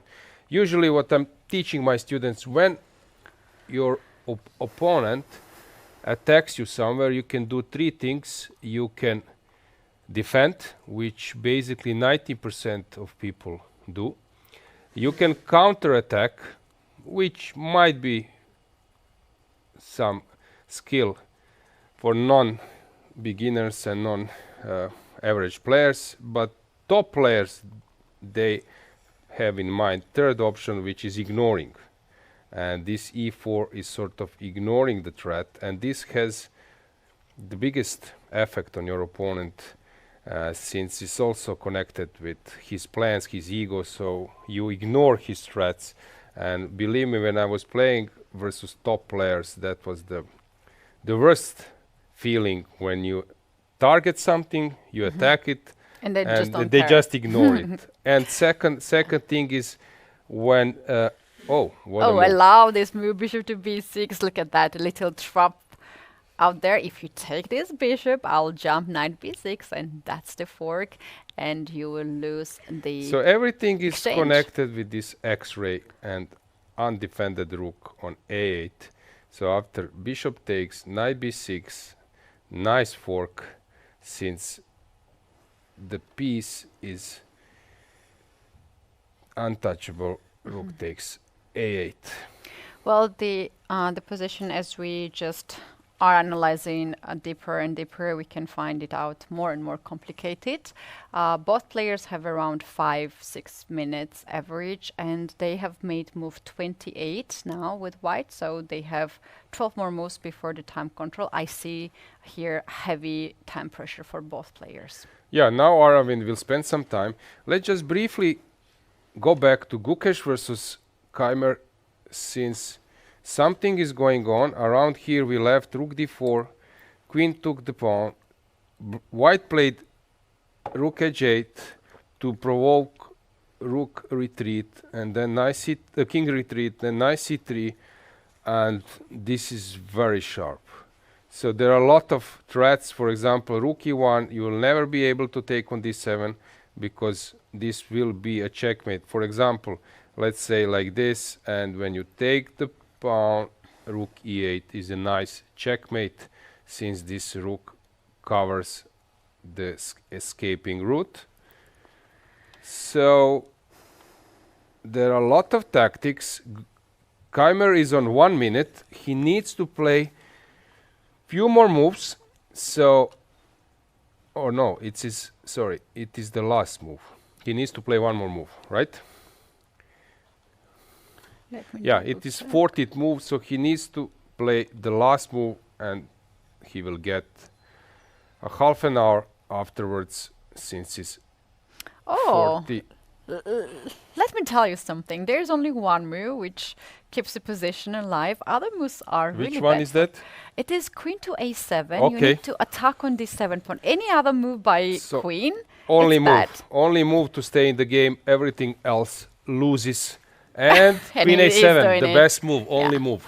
On them. Big kudos to Jordan, to Vincent, because this is the way how to hold. He checked on the screens. Is he in 41st move? Gukesh just stood up. Let's go back to other games. So where to go? Take a look of this game. This is totally crazy, since all the pawns are coming, and we will have a heavy time trouble here. Niemann seems to be winning versus David Anton. It's not so simple, because the king is weak, but maybe king can hide. After this check, king can hide somewhere, and Jordan van Forest is still far from clear. Navarra is suffering, but maybe not too much. So where to go? Which game to follow? Let's stay here with Jakub Boye versus Maksudlu. Oh my goodness. 6 minutes versus 5. We will be in a blitz mode, and as I said, they're getting this 30 seconds increment, but it's not like blitz, since in blitz you are more relaxed. Even if you lose, it doesn't hurt so much, while playing classical and then losing in a blitz mode, it's not something you would love to happen. So they are more serious than in blitz, and that's why it's not the same. thing. Yeah, it is not the same. Also, they get 30 seconds increment, unlike the Blitz when you only have 2 seconds increment and anything can happen. Just to point out how difficult this can be on the time for players, they have to make 14 more moves before they get the increment, and you know, very often in these cases the game ends before 40 they reach 40 moves. Do you calculate? I'm doing this all the time. So if I'm on move 26, so I calculate I need to play 14 more moves, and then I divide it with 30 seconds. I will get 7 minutes. I will get with half. I will get 7 minutes. That means that I have instead of 5 minutes, I have 12 minutes for 14. Well, I see how many minutes moves I need, but I don't do that time management. I just panic. I'm panicking all the time. It makes me calmer because I count how many minutes I will get due to the increment, and then I said, okay, it's not a big deal to make like 12 or 14 moves for 10 minutes. No. We have a result here. This is our challenger section where Juziner against Thomas Bertsen ended up in a draw. Here Jufa is outplaying Bjerre. Finek is suffering versus Ganguly.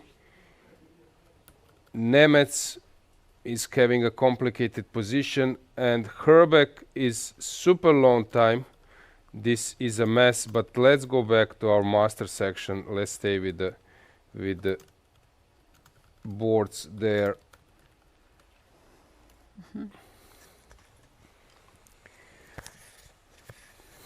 Yakubov down to 3 minutes. Yakubov, yeah, coming down to 3 minutes.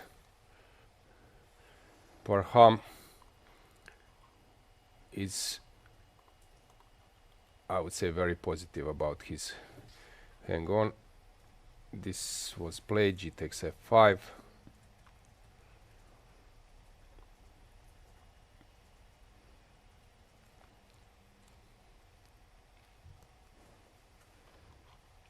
I think Parham can safely take the pawn on F5. That's the pin. But after F3, actually Black can play Queen to H3. H3. Yeah. And here, at least he has perpetual, but D takes E4 is also coming. X-raying the queen. So this works very well for Black. He will take with the queen. And is there any other move? Yeah, he takes.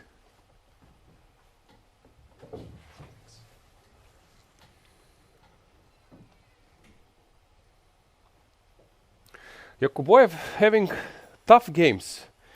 Yesterday Aravind, very emotional game, very energy consuming game. Game versus Jordan van Forest, crazy game. Hang on. Against Niemann, very complicated game. And there were some more. Yeah, that's actually true. So and he has won 1 game in the first round against David Anton.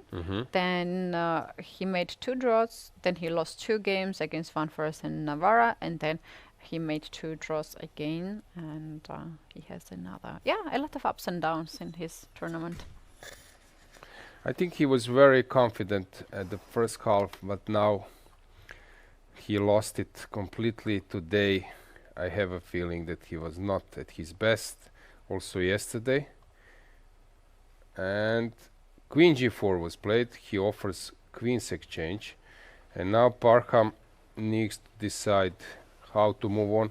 By the way, I think that around here, maybe that Parham had bigger advantage, but he provoked this G4, this pawn push in front of the king, hoping that this will become a weakness, but I think F5 was more to the point as we proposed, Sasikiran and me. So here, the way how things have developed, I think that the worst for white is over.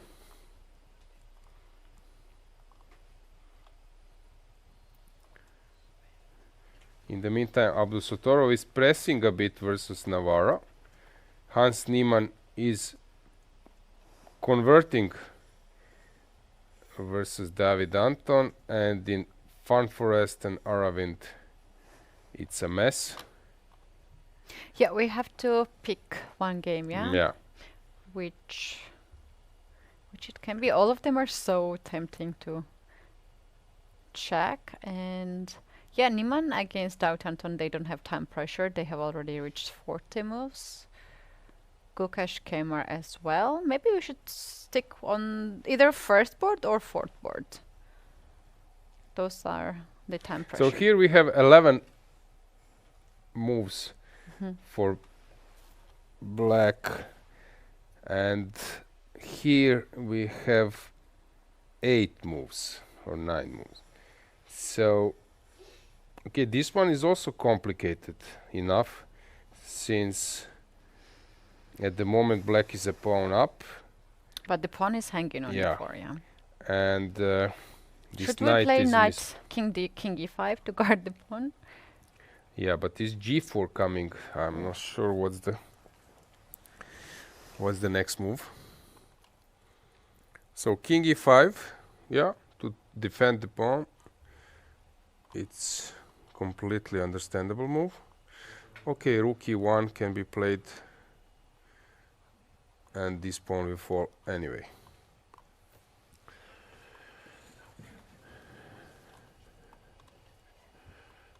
Aravind is getting low on time. In the meantime, Maksudlu took on g4, so they have exchanged the queens.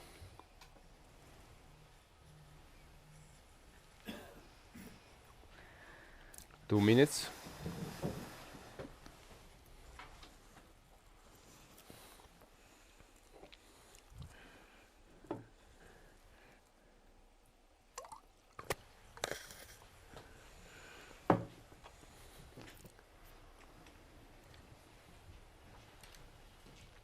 Yep, time is ticking for Aravind. Down to 1 minute 40 seconds.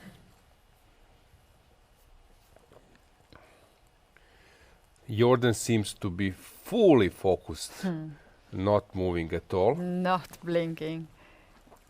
So Aravind getting long time, he will be under 2 minutes. He played c5. c5. Okay. He wants to get rid of this pressure on c6. So knight was targeting that pawn. So c5. He will then go knight e5 or something.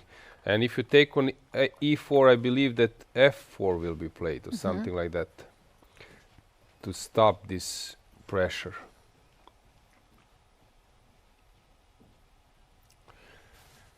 And what about g4? Yeah, I was thinking g4, but then black moves the king maybe to f6. So this is an option, and then king f6.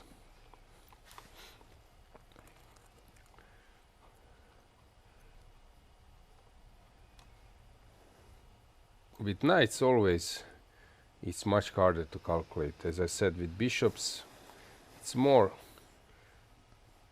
clear what will happen, while with knights it's so hard to keep the control.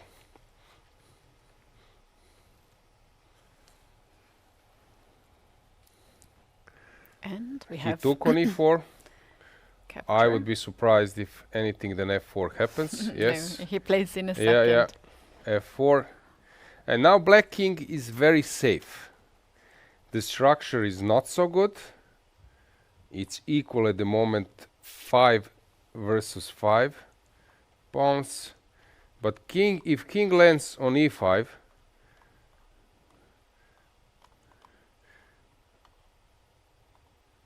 and I have a feeling that black is more active. Engines are saying that this position is totally equal, but I don't know. I would still rather be black, although Jordan is very good in calculation. He can calculate a lot.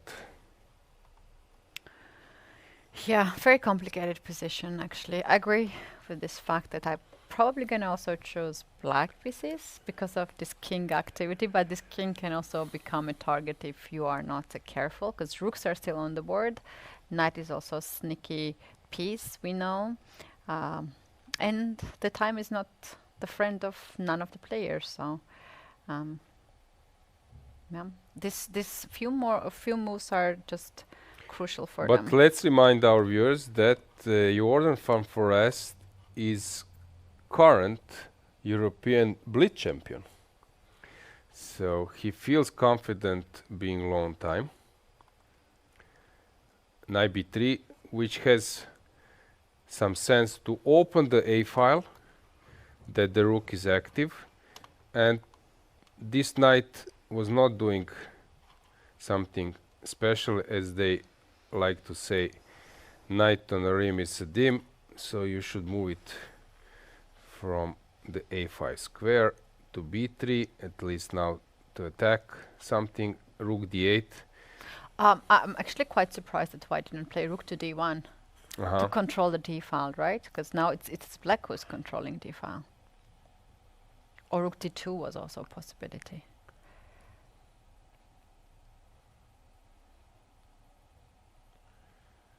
Not a simple position at all. We call this queenless middle games. It's not simple, not at all. I would think about activating my king, but if I go king f2 and then later to f3, maybe some knight c6, knight e5 will happen, but I would think about this to activate my king. You don't want to, you would love to play rook d2, but then after exchange this c2 pawn is dropping. If you push c3, then you're allowing knight d3, but precisely that has happened. Rook a6 check. So he kicked this knight from b4, allowing himself to enter, to penetrate this a6 square. Yeah, now check is on the board. Yeah, and if you go up, now some mating net stuff. So you would rather go somewhere down, and if you go rook d6, which looks like a viable option, I can take rook d2, c4, knight c1, and I'm getting a pawn because the king is pinned. So this d3 pawn, this 3 knight will drop. I don't know, king e5, knight d3, cd, rook d, king e4, and this position will end up in a draw. Not much material left. Oh, I see David now. Has he finished or? King f7. Okay, he wants to play for a win, or I don't know, or he's avoiding some stuff.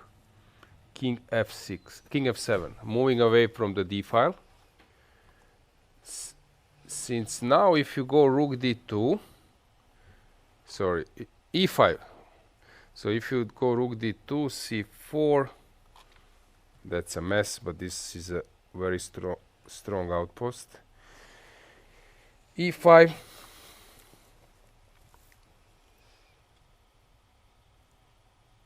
rook e7, okay, attacking that pawn twice.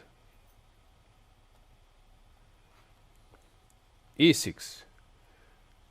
It's so instructive how those top players, they activate some resources which looks completely unusable.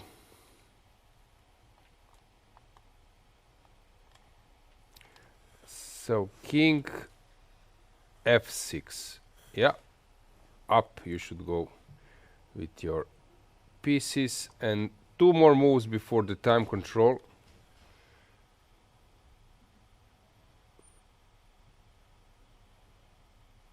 Everything is defended for black, so a7 pawn is protected. Van Forest wants to bring the knight in the game, maybe knight to 2, and knight here to 4. we have a draw, I believe, in Yakuboev versus Parham. Yeah. So he was better, but this queen exchange after queen g4, the worst was over for Uzbekistan player. They exchanged a lot, and here the draw was agreed, because probably, I don't know, should I take this one? This will end up in a draw in many ways, I believe. Let's say that I go here, you take, maybe I can take on, I'm not sure about this, probably, and it's enough for those top players. Let's go back to Jordan van Forest versus Aravind Chittambaram.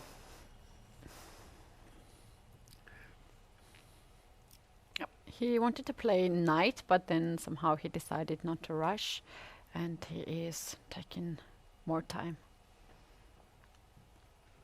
Okay, two more moves, 2 minutes on the clock. It's enough to find a right way how to move on.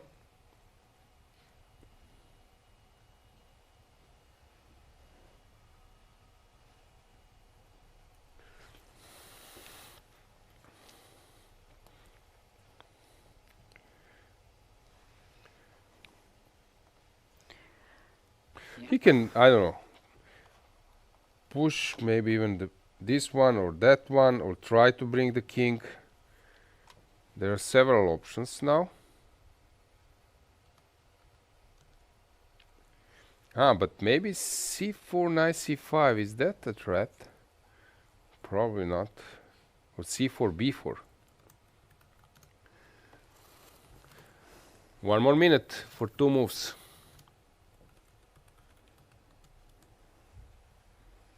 Jordan just played knight d2, which is still good according to the engine.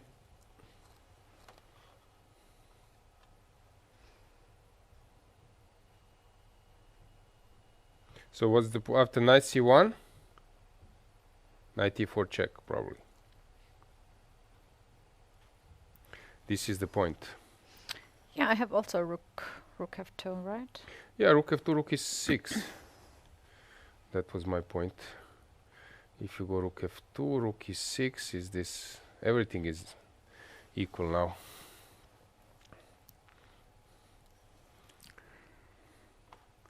This is 39th move, so they need still to make one more move, or 2 moves for black. For black, yeah.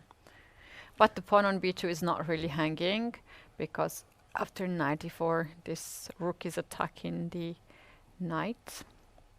Yeah, after knight b2, there is knight e4 check. King goes to f5, there is probably knight d6, and then taking this knight with the rook.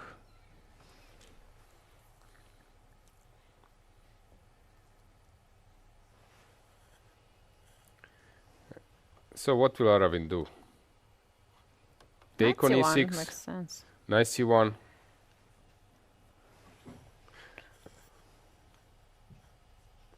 One minute. Abdusattorov checking the game. And Serbian arbiter Nadezhda Stojanovic is there. And he goes King f5. Oh, okay. That's a good move to avoid knight e4. Played on last 10 seconds. He got an increment. Knight f3 has been played. Jordan stood up, if I'm not mistaken. Yeah. He's going to the restroom. 40th move has been played, so he will get additional half an hour for the rest of the game. And Aravind needs to make a last move, 20 seconds. Of course, he will make it. He will play it in 10 seconds. And he makes a move, 9 seconds. Rook to d5. Rook d5. Now when clocks go to the last seconds, 0, they will get this 30 minutes. So let's check what do we have. But one thing is that I think today Aravind has to just move a little bit, because yesterday the blunder happened on move 42. He had increment, but I had a feeling that he did not really rest after these tense moments, and that's why the blunder happened. So I would expect him to. Yeah, give himself let's a give time. you the broad view of the camera so that you grasp the feeling how is the current situation. Then we will go one by one. So the playing hall, you can see players are still thinking. After 40th move, you get this additional 30 minutes, so you can go to the restroom, you can refresh with some coffee, water. Open tournament, so playing hall packed with players. Yeah, after 40th move, somehow different dynamics happen in the Yeah. playing hall. Exactly. What I really like is that everyone is so deep in their own games. Yeah, there is a lot of people. How many boards we have? 40 of the open tournament plus plus 15 at the main stage, so 55 boards, 110 players playing, plus spectators, plus arbiters, plus organizational team. It's some decent number. Okay, let's check one by one. So let's see how Niemann versus David Anton, how they are doing. David Anton not so happy with the current position, which is obvious. This queen is dominating and white is preparing to promote his passer, and black's queen won't be so good. Look at this, what he wants to do. David Anton. He king can. Yeah. stalemate. Yeah. So stalemate. King on h3, h4, and then be ready to. Yeah, for example, let's say that I give check, Yeah. and after king e5, I want to be smart, and then I come out with my king, and then there is this beautiful queen sacrifice. I give you queen for free. When after queen takes, there is a stalemate, and this king, there is no square for the king, and the game will end up in a draw. So this is this nasty defense made up by David Anton, but of course on this level top players. Okay, we have a draw in Gukesh versus Keymer. So that was the final position. Big kudos for Vincent defending that tough position. It's not simple at all. Some small talk. Everyone happy. Gukesh maybe not so much. He was pressing for most of the game.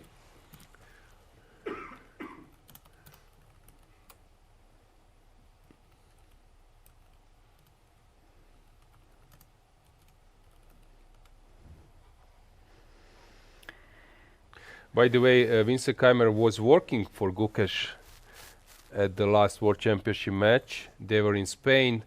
Him, Duda, and I think Hari Krishna. So that was his team working from distance at his World Championship match in Singapore versus Dingley Ran. So they know each other very well. Score sheet have been taken.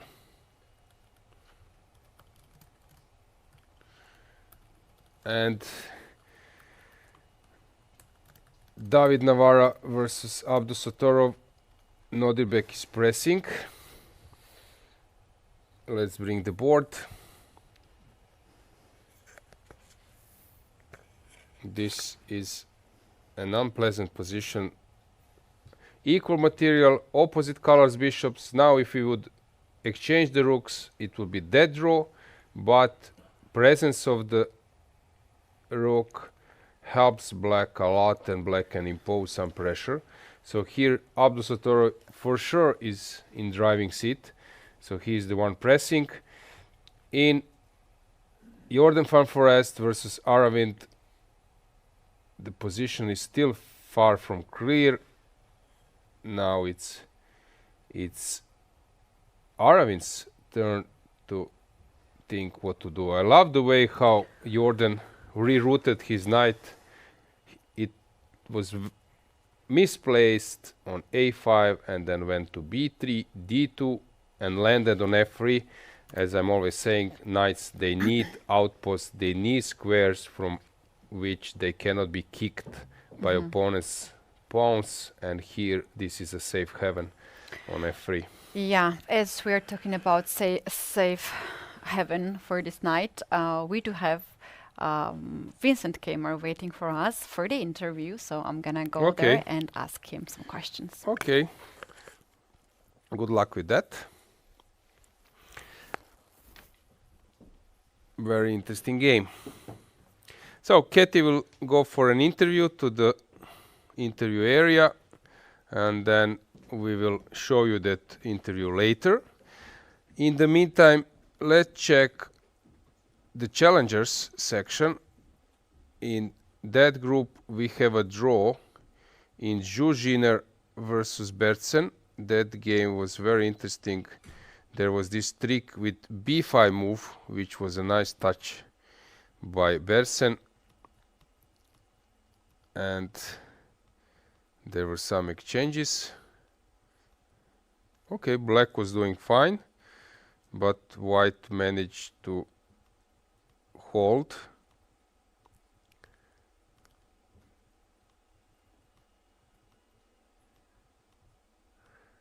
Massive liquidations, and in the end a draw.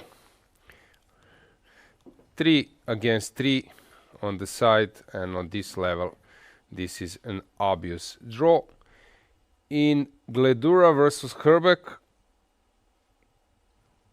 white is better because there are some weaknesses, and this structure is better when you have one island instead of two of your opponents. Yeah, slightly better for white, but super complicated.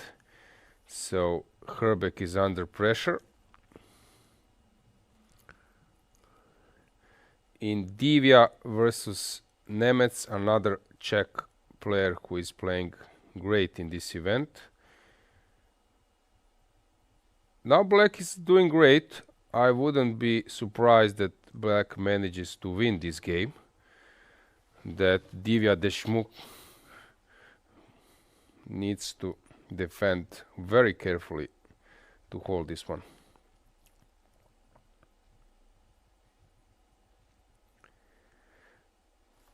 Safe structure, king, close, active queen. White is the one who needs to defend. Engines say that it's equal, but presence of knights, I think, complicate matters, and I would always be happy with the black. And I think that if we would ask now players what do they think about the position, that you will get an answer of minus 0.7 for black, while engine says it's equal, it's zeros. Yufa was totally winning, and he still is versus Bierre.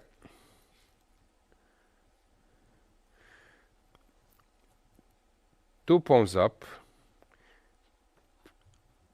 so he can start rolling his pawns. Of course, he wants to be careful, but it seems that Yufa is just winning versus Jonas Bierre. And Finek versus Ganguly. Finek, the tournament leader, he's playing a fabulous chess. We were commentating the game around here. Queen d3, the best move. This was a mess. Some sharp tactical shots. X-raying the king. Allowing this discovered check. This is not something we can see so often. Knight c1, whoa. Every move is a crazy move. Knight d3. Hang on, really? This looks totally crazy. Rook e2. How did white lose his queen? Knight. What was the concept? Yeah, knight e3. Because if you take with the queen, queen takes queen, and rook cannot take because king is pinned. So that's how black wins the material. This looks totally lost, but here Jufa has won his game. Resignation from Danish player. Jufa is always very humble when finishing his game.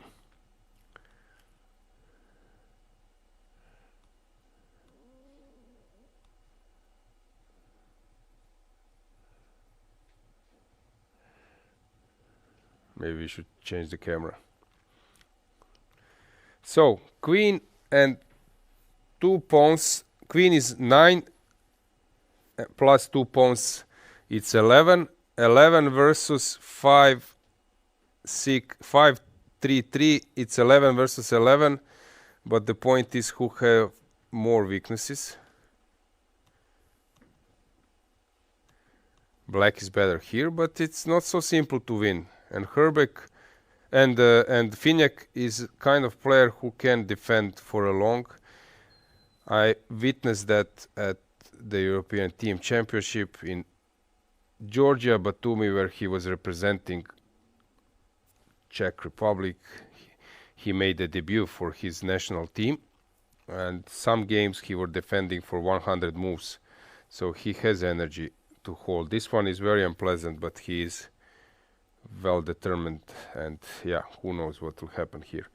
Okay, so let's make a break, and we will get some additional moments in the games, since players will take some time now after this 40th, 41st, 42nd move. So coming back soon.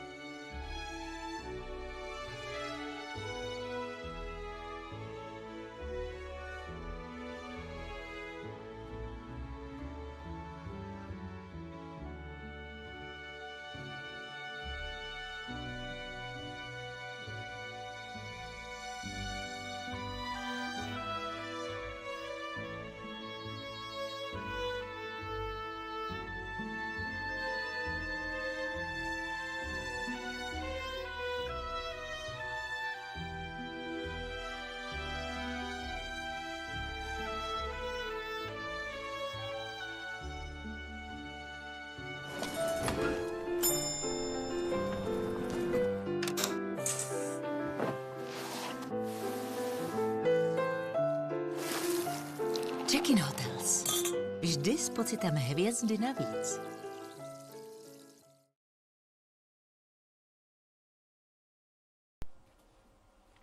Yeah, we are back, and not much has changed except that Hans Niemann won his game versus David Anton. A very interesting one. And in other two games, Jordan van Forest, this game is super complicated, versus Aravin Chitambara, and in Navara versus Abdusatorov, Navara is slightly worse. This is not so pleasant, since this bishop is stopping opponent's passers, an extra pawn, while here those two pawns are some targets for black, but being slightly worse and winning it, it's a huge margin. So I don't know, it won't be so simple. When we go to challengers, Finek is putting a tough resistance, but this game become the wildest one. And regarding Divya versus Nemets, as I said, I believe this is not zeros, as it was stated by Engine with 3700 play. That's the case, but on 2550 or 2500 it's far away, so I would give at least 0.70 for black. But now we already went to -2, which means that that was unpleasant from the beginning. So it's not that something deadly was a blunder. No, the case was that from the beginning for human 2500, this is super unpleasant position. This one, I think, yeah, this one. Engine says 0, so 0 minus 0.20, but from my point of view it's close to 1, since white needs to be super careful.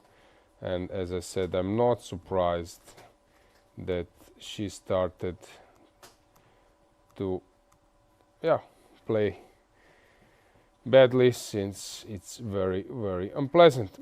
Finek versus Ganguly, let's check this game. This is a fabulous game. We can also go full screen, because here it's so hard to give you some analysis. But Finek is super long time, only 2 minutes. I'm not sure that it's possible to hold this position being so low on time.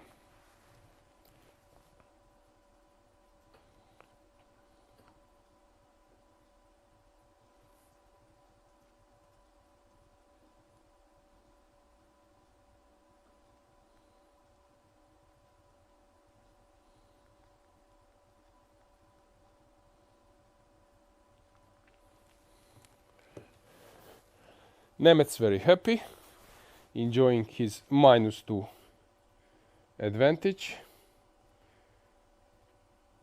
while Ganguly is trying to navigate. The point here is to bring his king,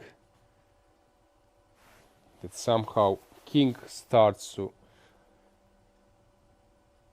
navigate between the bishop and the knight and the rook, but it's 11 units, queen and something, so it's not so simple to run through.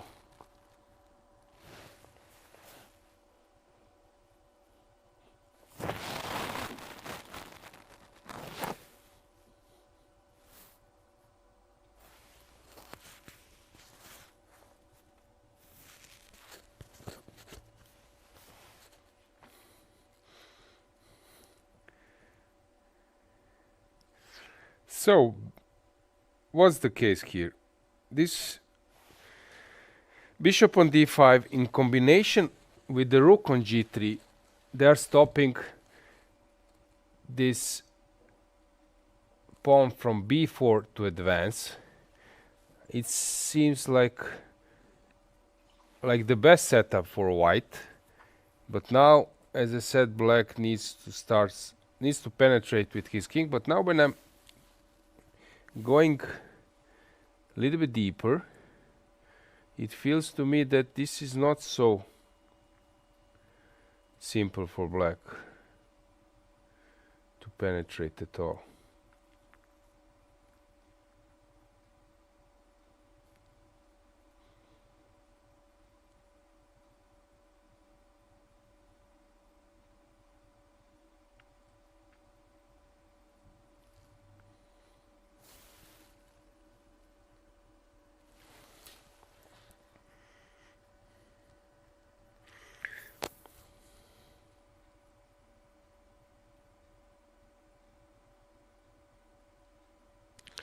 In the meantime, Abdusattorov has pushed his e-pawn. He wants to exchange one pair of pawns, but here we have a move.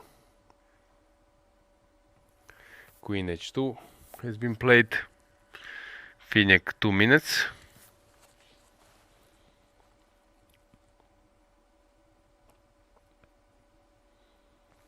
So, to protect with some rook h3 is possible, of course, but then making his rook very passive. Also rook g2 defense, because if you stay with the rook on the g file, then knight jump to f3 or something.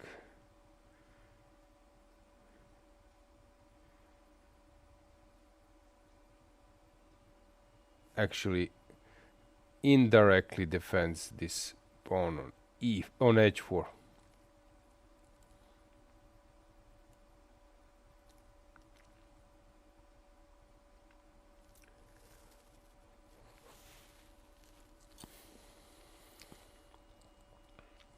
Finek rook h3 in the end. Rook g2 was another option. So rook h3, quite a reasonable approach, and it's funny, if now white places his bishop on b3, all his pieces are protected. Passive but protected.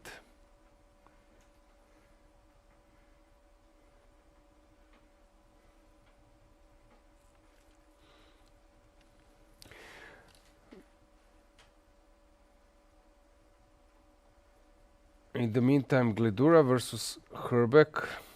White is better, but it's far from clear. Divya versus Nemets. Divya is, as I said, in a tough situation. And in my Masters, this e5 has happened.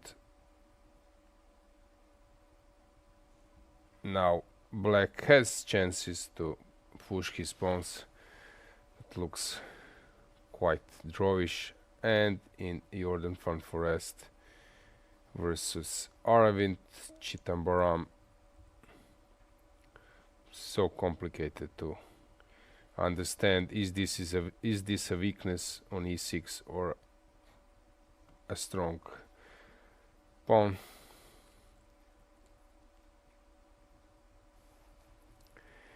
Jordan taking a glance at the screen.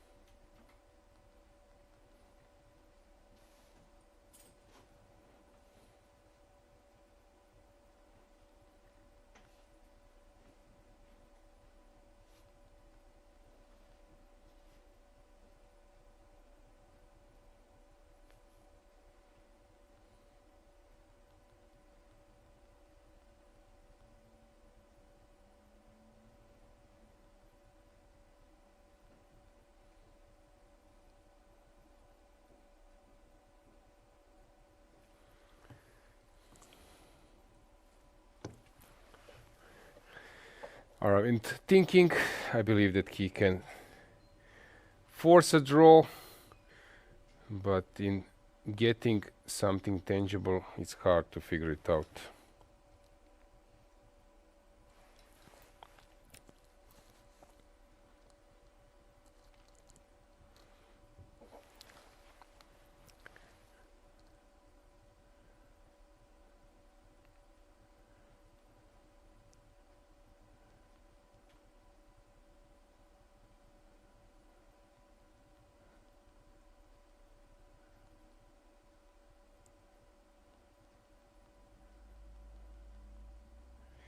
Aravind thinking, and as I said, not so simple.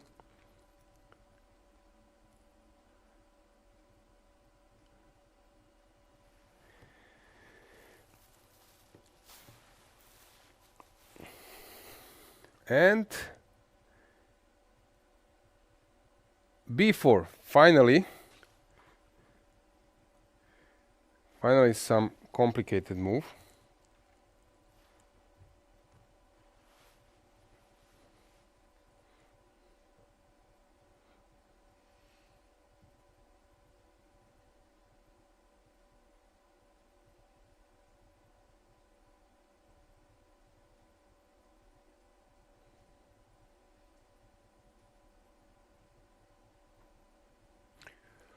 So if you take the pawn, then e6 is falling.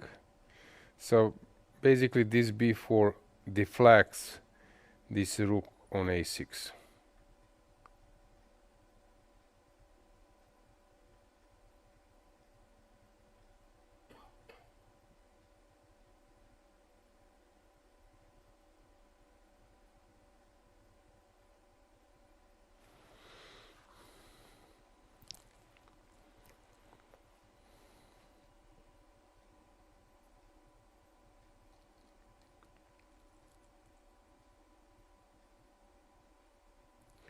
In the meantime, it seems that Nemec has misplayed it a bit, that Divya is back to the game.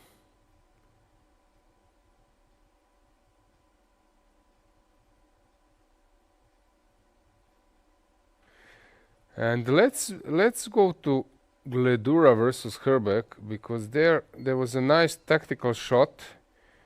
So after rook g5, rook h6 was played. This is a nice touch. If you take with the king, knight f7, and winning that pawn, is it enough? Probably not. I believe that this should end up in a draw, but with bishops it will be super simply. With knights it's not so. Divya versus Nemec is still better for black, but at least Divya can hope for something.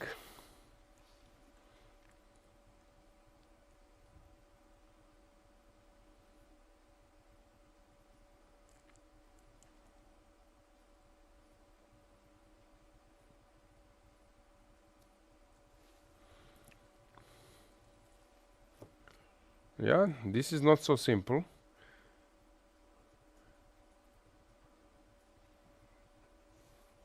Yeah, this will take some time and other games as well. So let's show you the interview. What does Vincent Keymer say?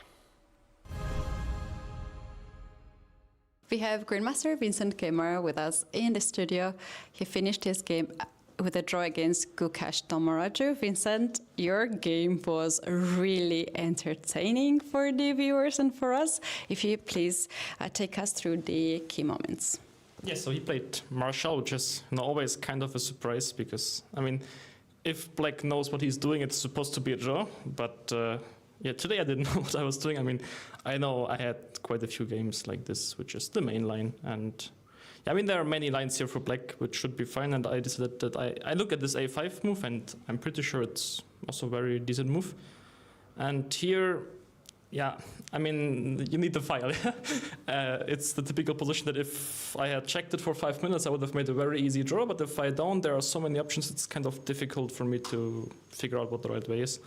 Obviously I didn't find the right way, but yeah, here, I mean, it doesn't feel like a3 can be so bad, but here, I mean, what I got in the game didn't feel good.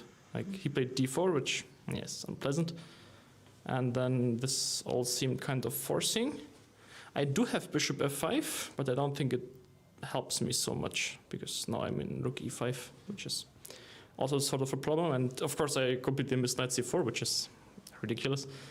I mean, I felt that after every other move I'm fine, but after knight c4, I mean, I'm clearly much worse. And also I had less time. I mean, of course, what he did was very ambitious. I'm not sure, maybe he could just go a3 and, keep the advantage, but, he was trying to kill.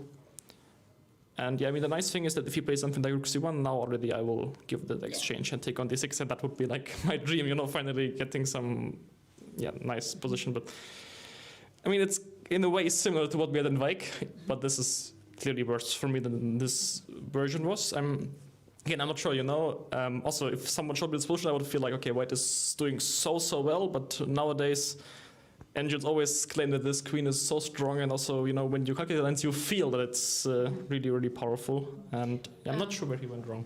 Were you more relieved when you saw this queen sacrificed, rather to see other option where he could keep the pieces on? I don't know, other options I will suffer. Here, I can also just get killed, so it's... Yeah, I mean, it has some advantages and some downsides. I wasn't sure. I mean, it's a very human reaction to give that queen. Let's say, even if Engine said it was a mistake, I don't think you can really blame him for that. It looks so nice, and you feel like you have such great chances. And, if Engine said it was +3, I would also agree, because it's very difficult in the sense that I have 0 plans, and I will just have to kind of hope that he has no way of improving his position. So, I was kind of happy when I got my queen here, some activity. And, now at least there's some disbalance in white's position. And then here before move 40, it got kind of crazy. There are some very beautiful lines. Like, if I go king g8, as I did, and I'm going for something like this, he will go rook e1, threatening rook e8, and I don't think I can actually defend it because king f8 doesn't work. But, g5... I think he will just go here, and then there's always rook g8 in the end. So queen a7 is an ugly move, but I think this is the only move actually. The other moves are so bad. Yeah. Actually, why is queen a6 so bad? Because that's what I was wondering. Like rook e4 and queen c6. Oh, not d6. Queen c6. That was the only other option I saw. But probably some knight d5. I mean, that's always a question, but I suppose it should be lost because once he will get to double the rooks, he will get that pawn, and I'm pretty sure that 3 against 2 on one side has to be lost. So queen a7, ugly move, but I guess it saves the game. Of course, I kind of expected him to play this position, like just in some version we went like this to play something like rook c1 and this. I agree it's a draw, but still he's the one who can play. But he can put the rook on f4, provoke f6, then try to go back, try to provoke f5, because once he gets to provoke f5, he has this idea of bringing the knight to f4, rook to e6, and it's not very pleasant. So I was still a little worried that I might have to play this, even though I already felt much better than before. But okay, I was happy that he agreed for the draw. So we have an early game tomorrow, so there's a little more time now. That's right.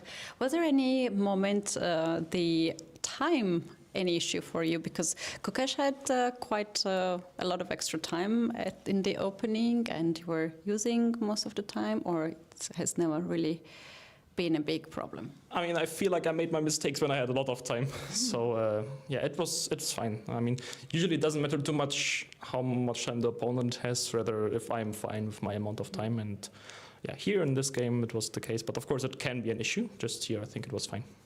Well, thank you so much, and good luck tomorrow in the early round. Thank you. And we are back. I would say quite an useful advice for young players, not to think about too much about opponent's time. So you could hear, I don't mind my opponent being ahead on clock if I don't profile of the position and if I'm comfortable with my situation. So don't copy, don't chase the pace. Think about your own time management.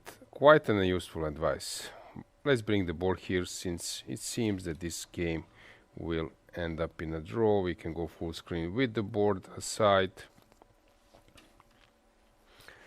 Yeah, good game, a good game.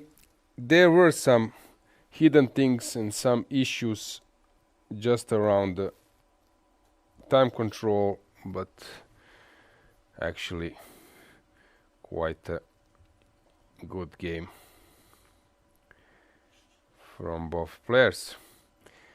After this one will finish probably in a draw.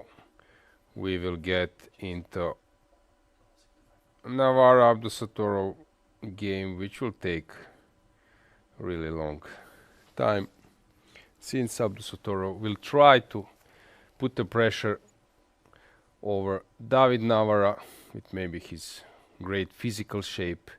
You could also check Keti's interview yesterday with Nodirbek Abdusattorov, where they touched this physical stamina of Nodirbek Abdusattorov. In the meantime, in challengers, Ganguly is trying his best, Finyak is a long time, so let's go to challengers, since now the main focus, the main things will happen there. So Finyak is defending versus Ganguly, and Divya seems to be doing well versus Nemec. Gledura will squeeze for a long, but is far away from anything tangible.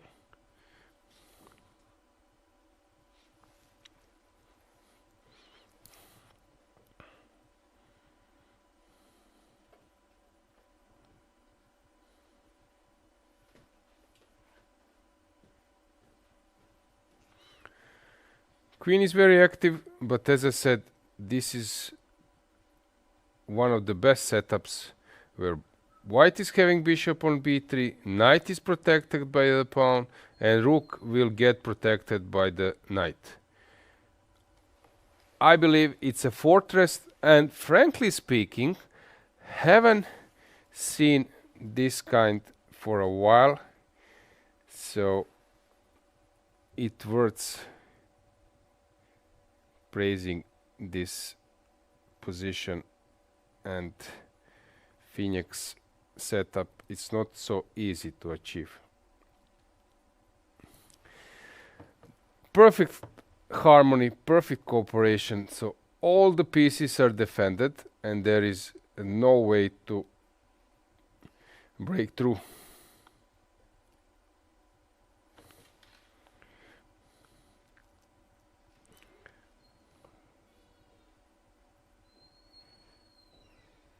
Of course, Ganguly will try, but I believe that, as I said, Václav has found the perfect setup.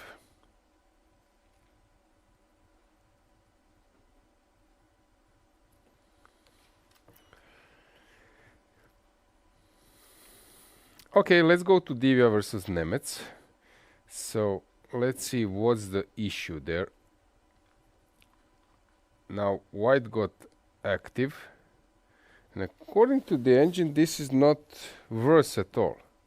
So, or at least I'm shocked that this is a dead draw. It's not so simple to figure it out.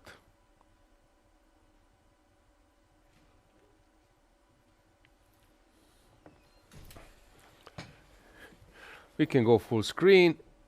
Knight d6. Hang on.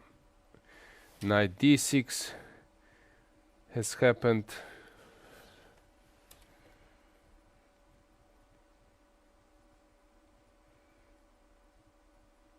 Nemec will probably go to g6, but then maybe just king g4 just draws.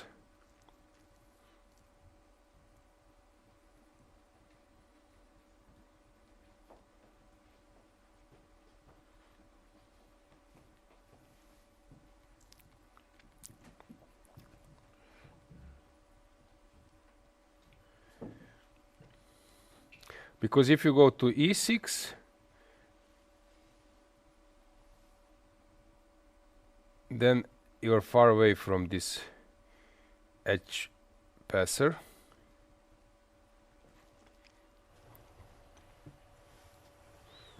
So tough moment.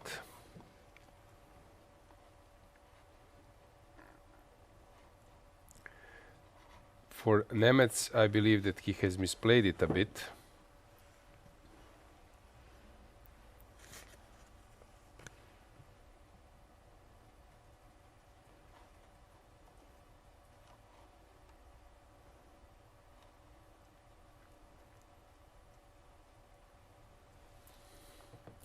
Keti, what do you think? Is there any chance for white just to keep it easy and steer it to a draw? It looks to me very complicated, but engine is saying that this is drawish position. This is a bit strange, since white has a pawn, is a pawn down, two connected central passers, knight is centralized, but this edge pawn seems to be a huge asset. I would, like first sign, I would think that black is in good chance to win this game. But yeah, I see also the engine. There can be some kind of hidden idea that white is holding on. Yeah, but this edge pawn probably. We are all scared that those pawns start to roll, but maybe this is just an illusion. Well, the thing is that what players like to do here, who has extra material, is to burn the time of the opponent and then try to outplay with a low time. I need to interrupt you. Since we need to go to Navarra versus Abdusattorov, it seems that David has misplayed it and now he's dead lost. Hang on. Ooh. What's the issue here?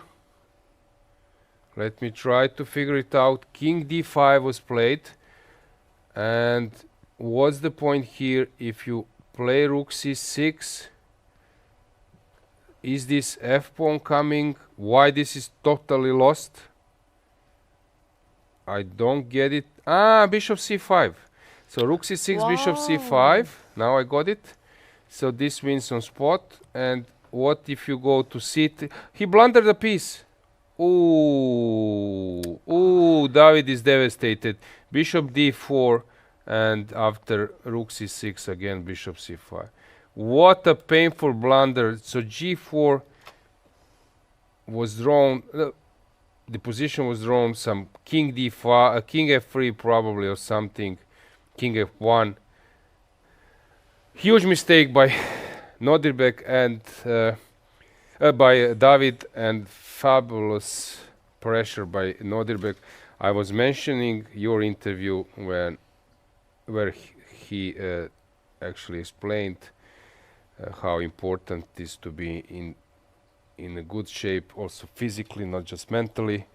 You ask him very nicely and directly about his prep, and he's going to the gym, he's working hard, and it seems that he is always the one, always like Magnus, fresh, who yes. looks fresh, right? Yes, yes, that's right. And especially for the last rounds, it is visible. The players who have more physical strength have actually huge advantage.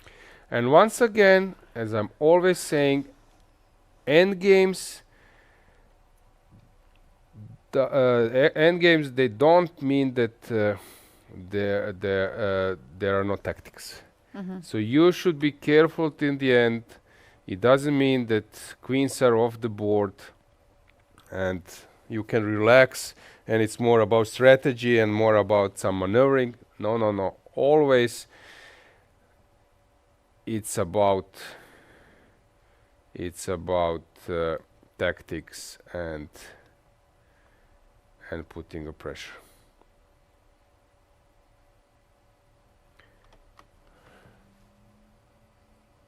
And he goes Rook to c3. Rook c3 and bishop d4 wins on spot. He's rechecking. But the Bishop painful... d4 or king d4? Ah, king d4, bishop c5. Yeah. So why bishop d4 is wrong? Maybe that's also correct. Maybe I'm missing something. Hang on, after bishop d4... Ah, I can move the king. Very good idea. So if I go bishop d4, let's bring the board. If I go bishop d4, white moves the king. Maybe that was David's idea. Let's say king f3. And when you take, I have bishop b3. This was maybe David's idea. While after king d4, it's a game over. And bishop goes to c5. I feel bad for David because he's having a splendid tournament. Very nice tournament. That game versus Nodirbek Jakuboev was one of the best. For sure, top 5 games of the year already. Yeah, yeah. For sure, it will be top 5. It will be top 5 games of the year for sure.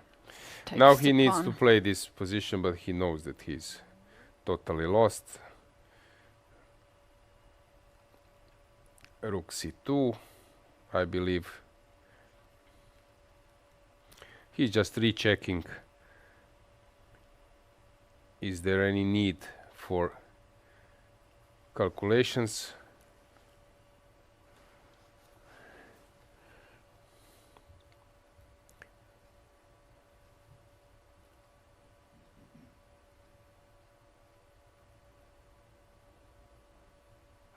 But big kudos for Abdusattorov, because if you check the game, he was equal. He could have exchanged the queens, but he pressed. Press. Very persistence. Well, the idea for Navarra is to exchange all the pawns and to go to the end game, rook versus rook and bishop, but that is really, really difficult task.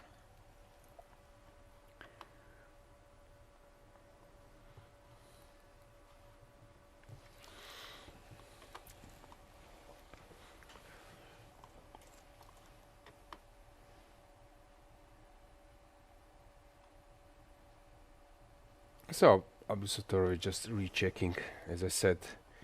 Is there any precision needed? Also, what helps him is that this square is the right color one.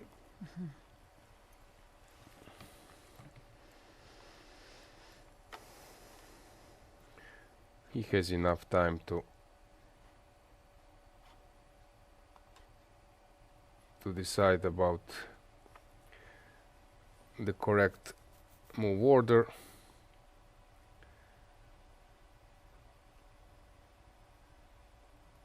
If he pushes a5 now?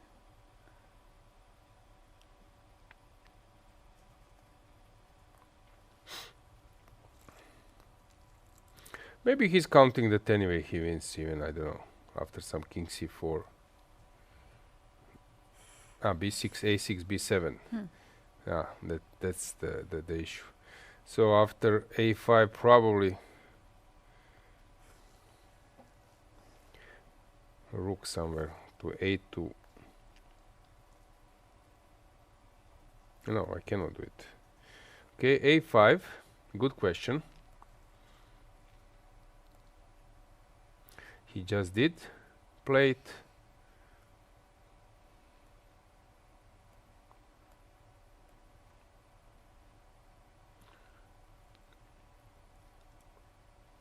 Rook b2, b6.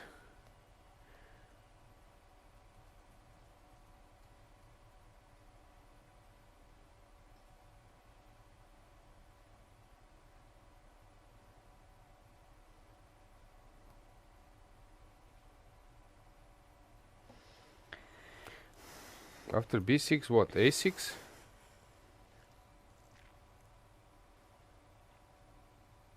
So what's the case here? So b6.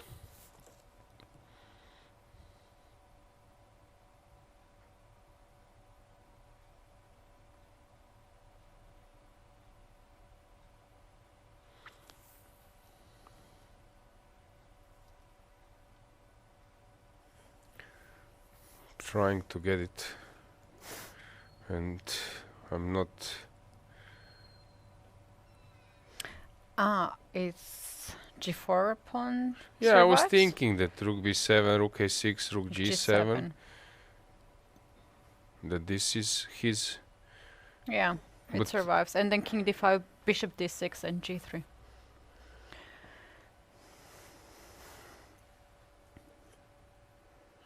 And b6, a6.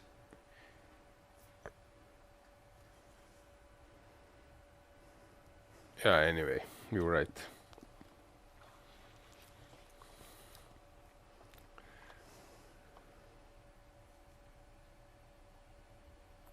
Yeah, he will go king d5 now.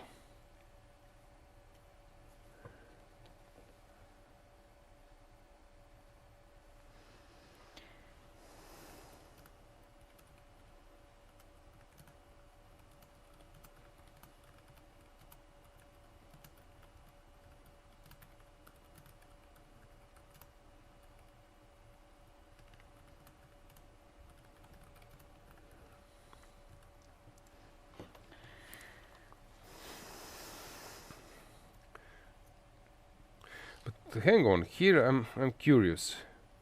So we were around. Hang on, where was that moment? Here. So normal. Rook c2, king g3.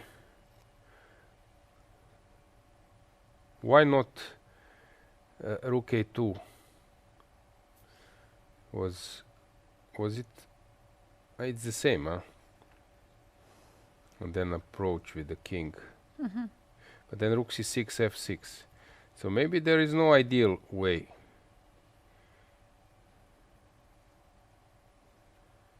To stay. So b6 happened. Wait, what? Bishop takes. Is that winning? Pawn takes? And Yeah, the it white king is should be too winning. far. But this is brilliant. Wow. So maybe he was counting on that anyway. So if you go b6 here, maybe he was counting anyway. Yeah, Oh, this wow. was very nice. Oh, big kudos to Norderbeck. Nice touch. Yeah, now when you think, but you want to stay with the piece. Now when you No, he knows to give see it it, back when it's quite logical. when it's necessary. Yeah, no way to Wow. stop Lucena. It's game over. White king needs to be in front of the pawn on the side. Mm-hmm. You cannot really stop black promoting the pawn.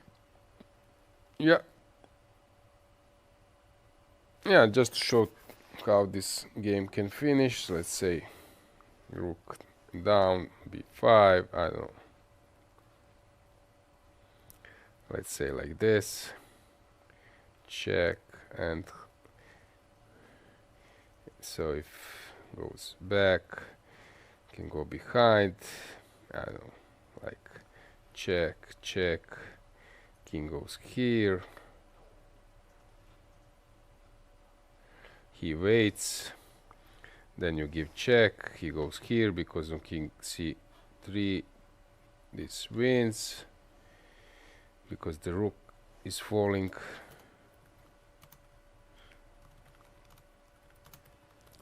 Next move. So you need to come to the e file and then not rook d5 as some people started to get confused, but you go rook d5, I don't know, he waits and then you come out. And you build this bridge, and this is how you win this position. And if white waits, I don't know, here check, king c3, now white can wait. If he goes up, there is check, but also it's possible to win in several ways. Check, and then rook e1, and you just start to climb now because you don't need king anymore. And if king goes down, king goes down, you can win in several ways, for example this way, and then king c2 just wins on spot. So white can also play here, maybe to keep the king on e3 before, let's say in this position, to keep the king on e3, but this also wins. You can go rook d5 anyway, but then come to the second rank. We also have some drastic changes on the first board, one first against Arvin. Okay.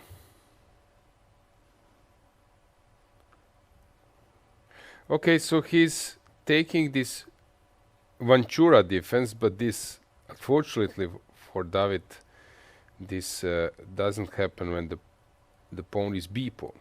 If now this pawn would be a pawn with the side pawn, and then this is the concept how you catch that pawn, keep it eye on, and then start checking from the side. Famous Ventura position. Movsesyan was telling you about a few days ago in terms of Aronian's capacity of dealing with rook's endgames. And here you mentioned that something is going on. We passed a moment because there was a inaccuracy with king h4, but black, here. Black could take the pawn on b3, but instead of knight e2 happened.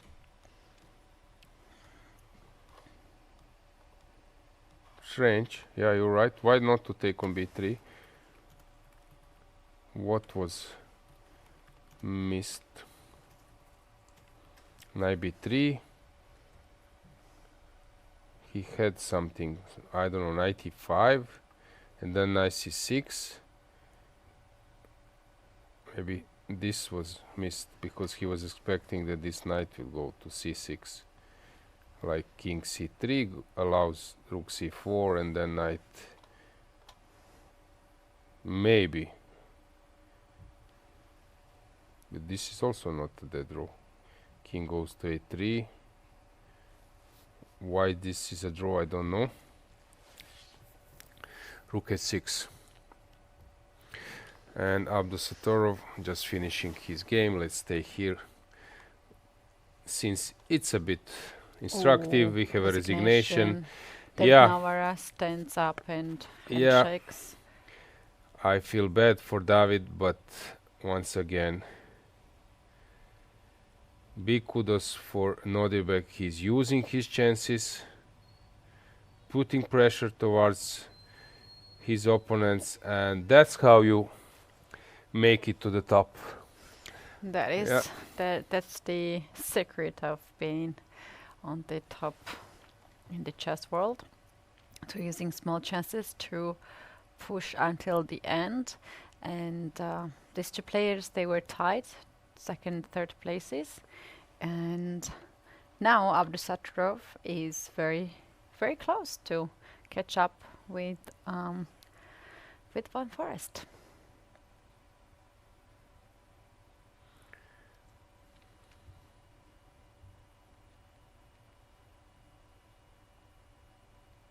Okay, let's go back to Jordan.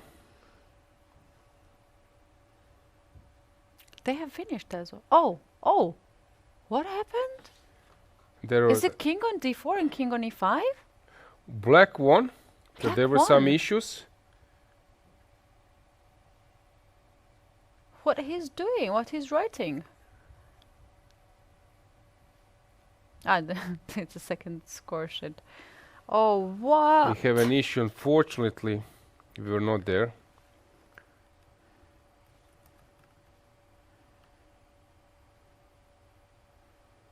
No. Or it's the wrong arbiter's king's placement? No, because king now is on e5. arbiter did something now, or is it the same now? No. Okay, but he touched kings. Can we zoom score sheet somehow? No chance.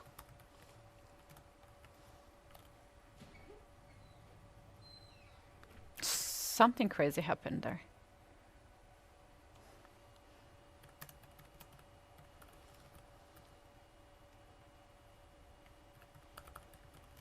Okay, regarding kings, as you said, it's winning for.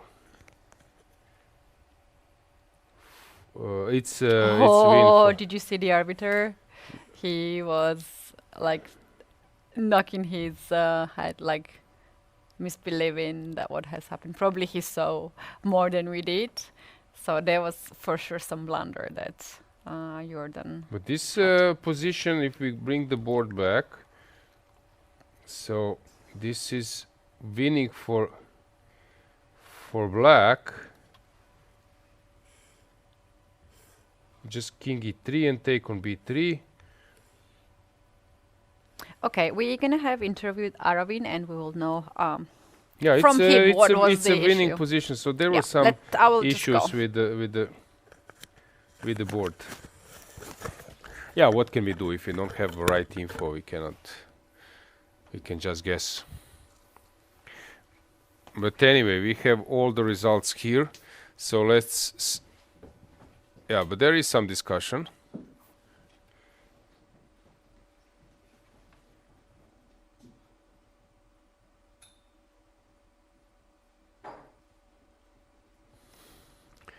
Yeah, we can also switch the camera, maybe this broader one, to see the playing call. Maybe there is some discussion regarding this game.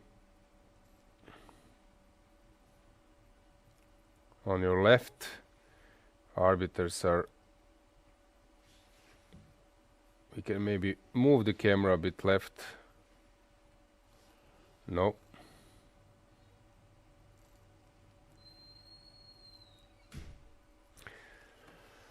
Okay, so master section, unfortunately we don't know what has happened, has finished, but we have results and standings, so we can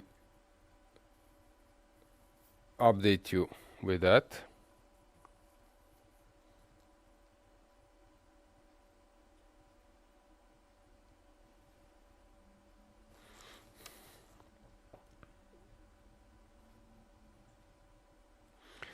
So, 2 wins with the black pieces, 1 win with the white pieces, 3 decisive games.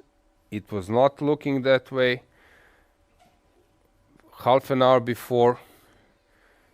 And now let's see the standings in penultimate round. After penultimate round, Abdusatorov is now leading the field, being half a point ahead of the group, and still Jordan Van Forest and David Navarra are having a good tournament, but they can regret today's losses. Aravind after yesterday, big chance, totally one position today, got lucky at the right moment, but he was playing very well, both players. And then we have this huge group of 3 players with -1 and Gukesh at the last place. Let's go back to challengers. Let's see the situation there. Finek is defending, but let's go to Divya versus Nemec. And it seems that Gledura is out playing Herbeck as well. Is this a dead draw? If takes knight e2, knight e2, this is too late, because knight will go to a4 and defend that passer. That's why after e2, knight c2 is the move. We can go full screen and give you the board.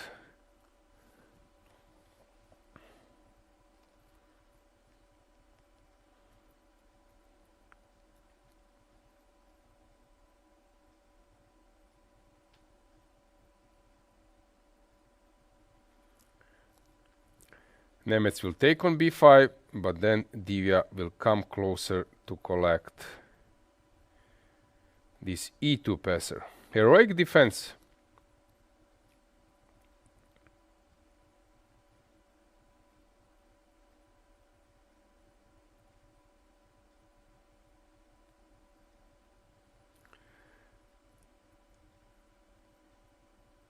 king e3, and it seems to me that this will end up in a draw, because now just king d3 is coming, and that's more or less it. King f5, I think that, yeah, Nemec is aware that he had let it slip.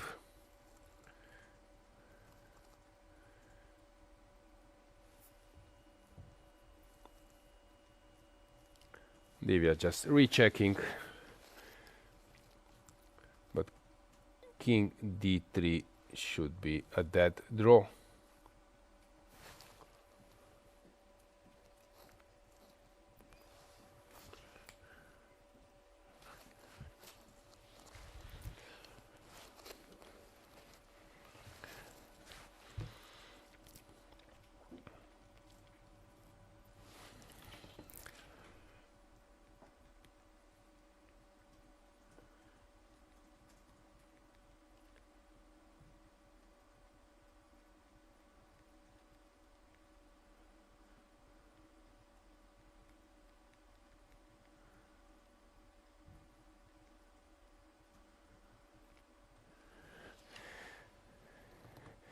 Yeah, well-known stuff that you should just come in front on b3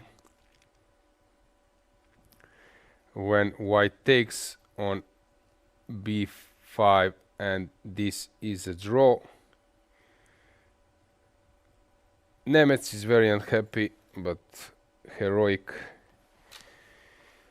defense by Divya.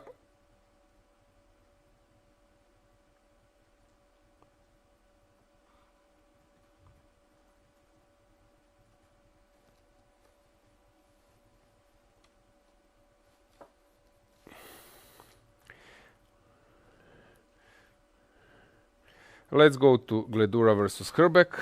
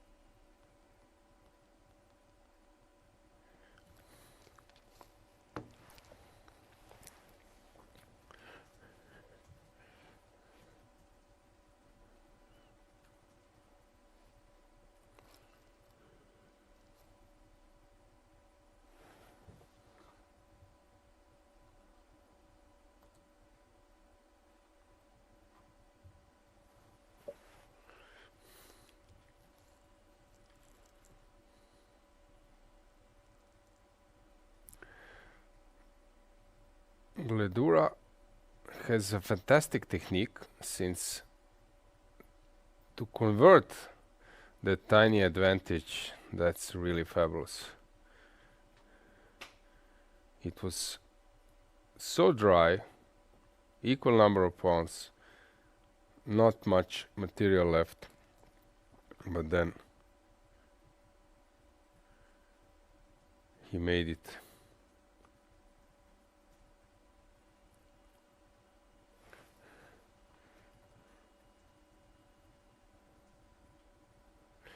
Yeah, we also have now Aravind versus John de Faforest. I see the blunder.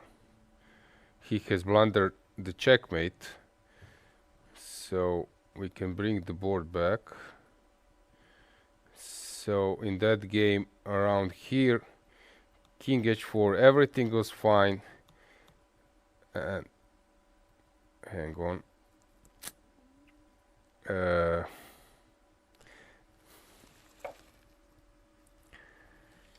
So here, king e3, rook f5, knight h6. So it's already here where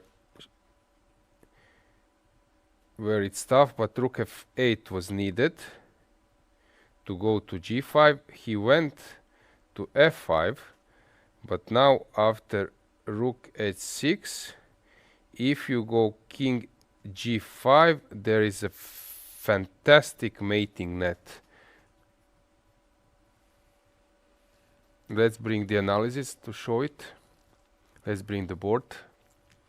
Since I'm so around here everything was normal, and here instead of rook f5, only move was to play rook f8, which is not so simple to see, to vacant this square for the king, since after rook f5 there is a rook h6, and if you go king g5, rook h3, attacking the knight, and if you go to, and if you move the knight somewhere, there is knight e4, fantastic checkmate.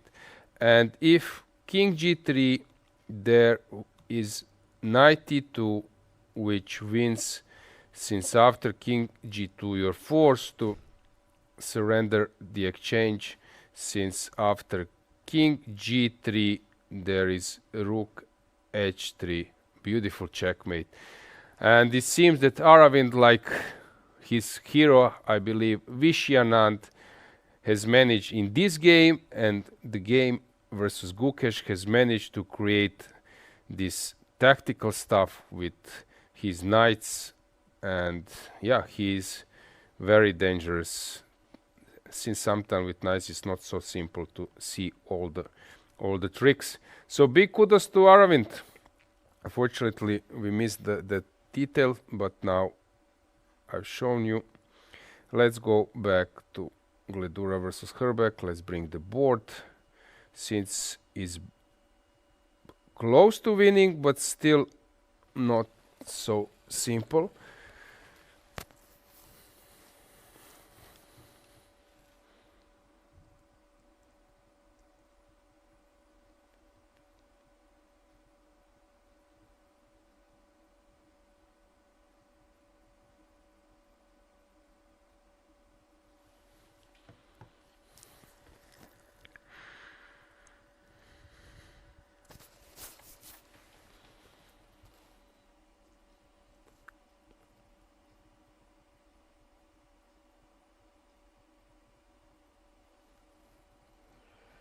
Knight c3.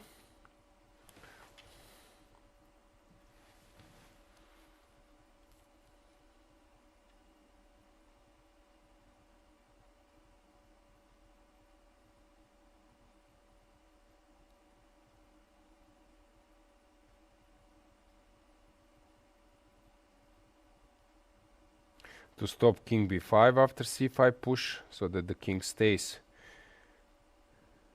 passive after c5, so c5 is coming.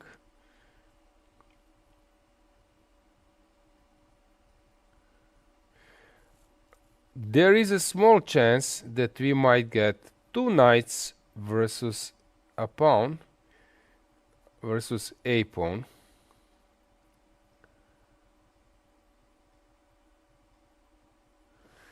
So that would be interesting, since now if this knight would be stopped at a5, with knight a4 it would be winning position, because I think the zone is this.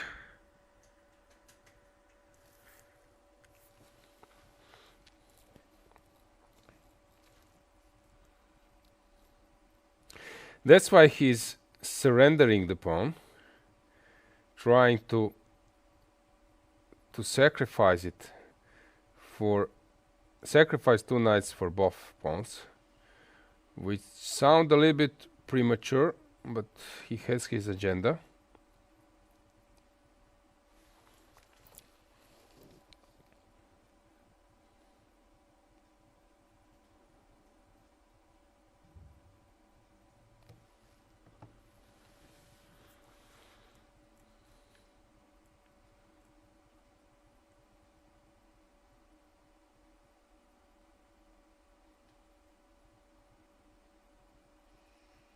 It's not simple at all to sacrifice both knights at the same time for the pawns, and now it seems that he's just losing it. c5 probably can be played even immediately. Won't be so simple. Knight c5. Okay, he wants to be careful.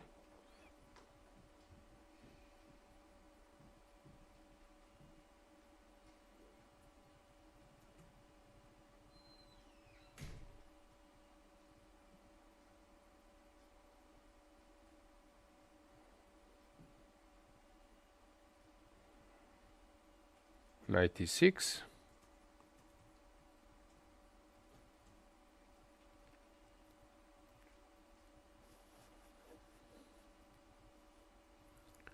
He wants to go c5, as I said, but at the right moment, not to hurry.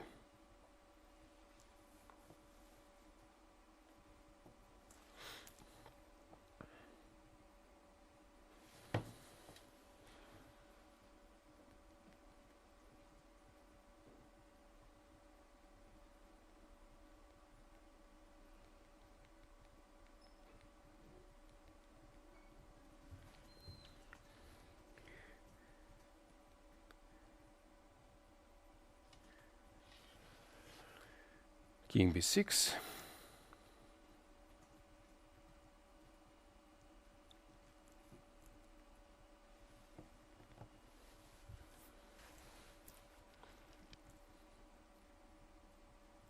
In the meantime, Finek versus Ganguly has finished.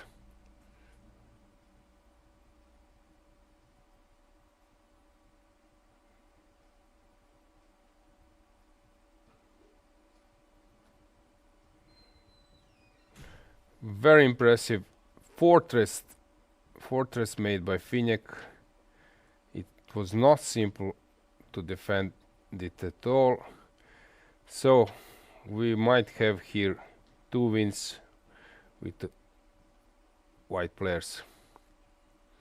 King b7 here. Gledura is very careful.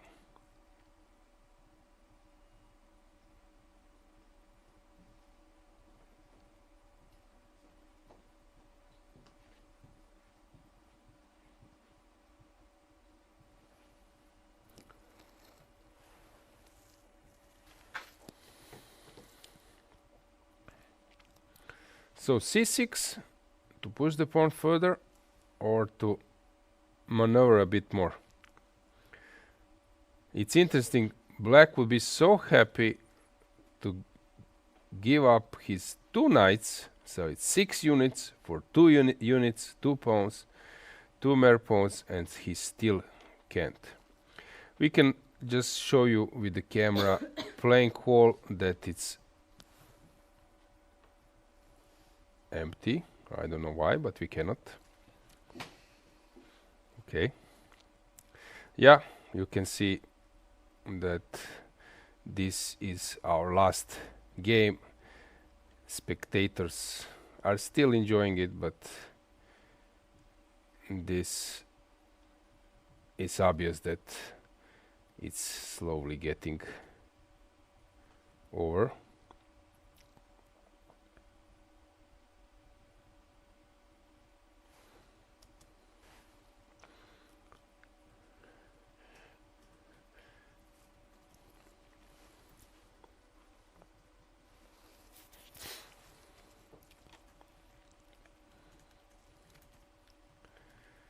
So, Gledura is still thinking.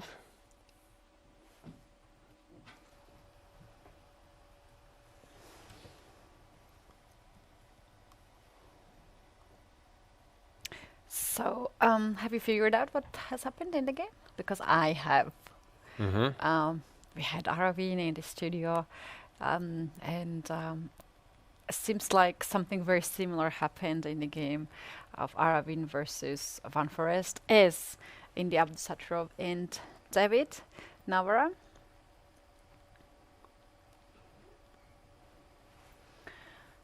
Blunder in both games at the same time.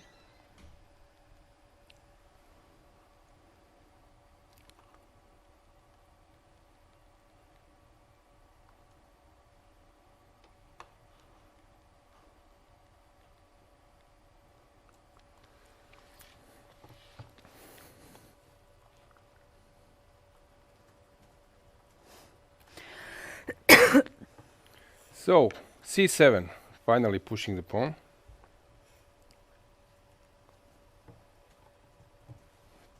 King b7. And you don't want to play knight d8 because then king c7 and sacrificing the other knight on d5. So d6. But this is a fascinating position. 4 knights and 2 passers. Haven't seen this for a while.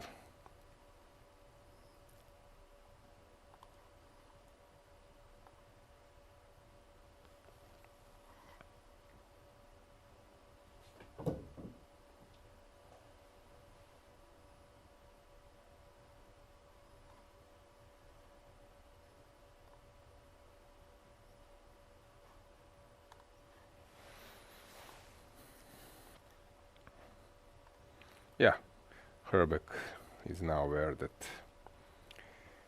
knight d8 is a threat, since now this c7 pawn is covered.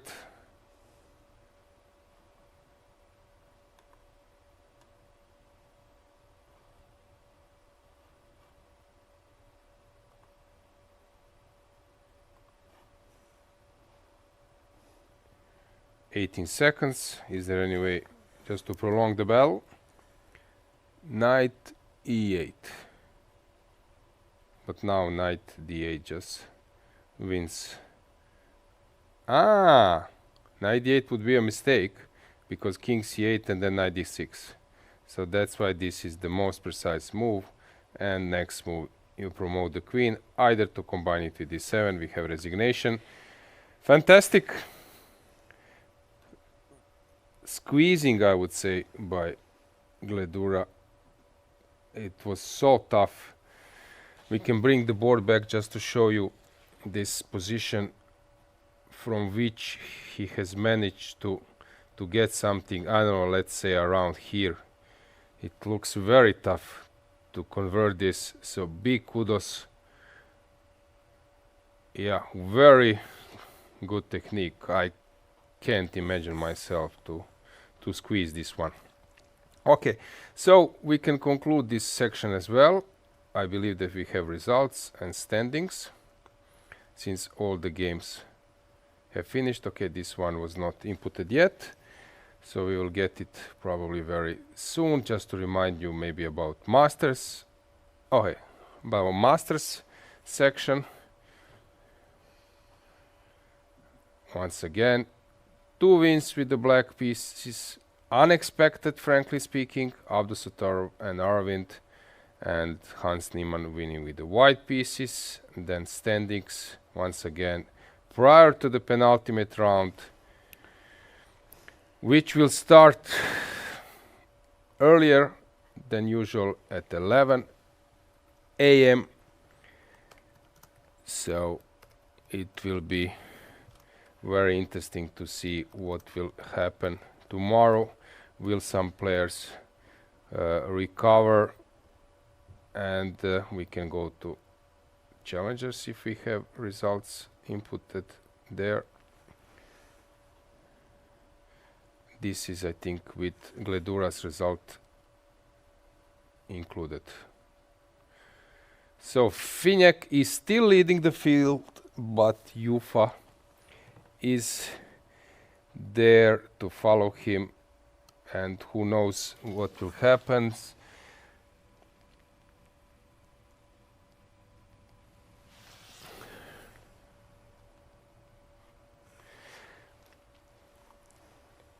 Finiak having a great tournament, having fantastic tournament, not great, being 5.5 out of 8.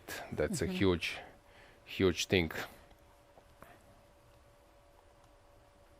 And tomorrow he will be facing... Yeah, facing Bertsen with the black pieces. Jufa is also having black pieces versus Nemets. So of course, okay, Finiak is playing versus sort of stronger opponent. It's unclear what will happen tomorrow. Totally unclear. It is unclear not only in the challengers but also in the masters. We do have different scenario as usually we had last few rounds. We have new leader going to the round 9. Nodirbek Abdusattorov will take Hans Niemann with white pieces, and Jordan Van Forest, a player that has been a sole leader for a few rounds in a row, will face Parham Maksodlu with black pieces. Those are the key games in the 9th round. And yeah, I think we can slowly conclude our day. Once again, to remind you that we will start at 11 p.m. tomorrow, but we can conclude our day with another interview. We have it, I think, ready. It's Hans Niemann. So greetings from Prague. Be with us tomorrow. Last round, super exciting tournament, and I believe that last round will also be on the level. We have Hans Niemann with us in the studio. He won his game against David Anton. Hans, you play really, really amazing games, starting with the first game, this beautiful knight sacrifice against Gukesh. But however, today in the round 8 was your first victory in this tournament. If you can describe how your tournament is going so far. Yeah, there's been so many mischances. I mean, it's so ridiculous. I mean, my first round against Gukesh, I had a basically winning position if I just play normal moves. Against Arvind, I mean, I'm winning in one move. That went from a win to a loss. And then against Parham, I'm also just clearly winning. Even against Yakubov, like I had a much better position with black that I at least was lucky to draw. So, I mean, the first... And then against Jordan, I mean, I just play one normal move and I make an easy draw. So in such a top-level tournament, it's rare to just have so many chances. Like, I mean, I didn't capitalize on, like 2.5 points worth of chances, which I mean is just is abhorrent and disappointing. So I'm at least happy to win this game. I think I played very well, but I mean, like what demon possessed me in the first 5 games? Like I don't know. I think it was just I was sleeping badly, and I mean I could not. If you try to start rationalizing those types of blunders, you should just quit chess. I mean.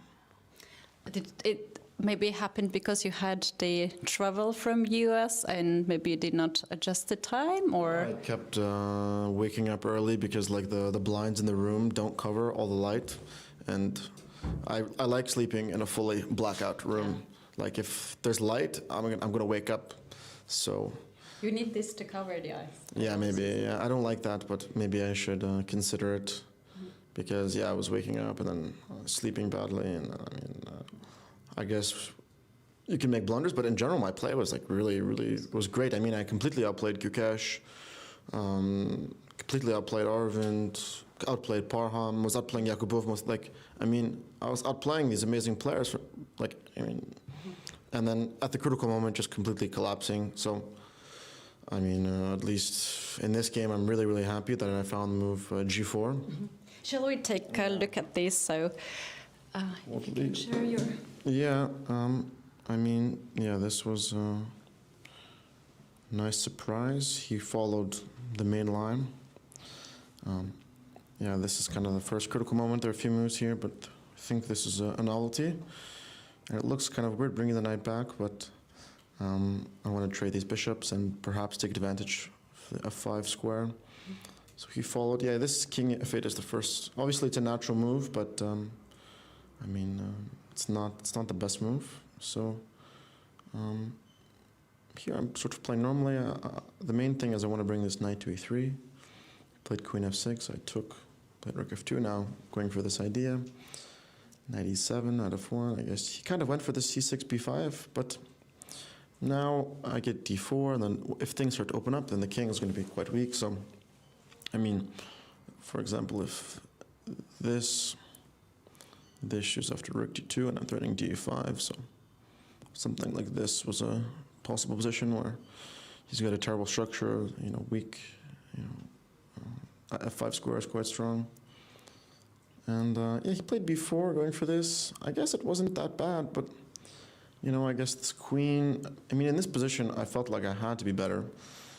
Obviously, these rooks are annoying, and there's always sort of rook b1, and the knight could come to f4, but obviously the issue is just the g1 knight. If I'm able to sort of improve the knight somehow, so I liked this move, knight f2, and then here, yeah, this was a difficult moment.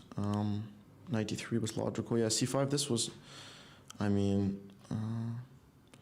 was really happy with g4 because it's not that natural to I'm kind of opening up my king. It looks kind of scary, but for example, one of the issues was, I couldn't, queen c7 is coming.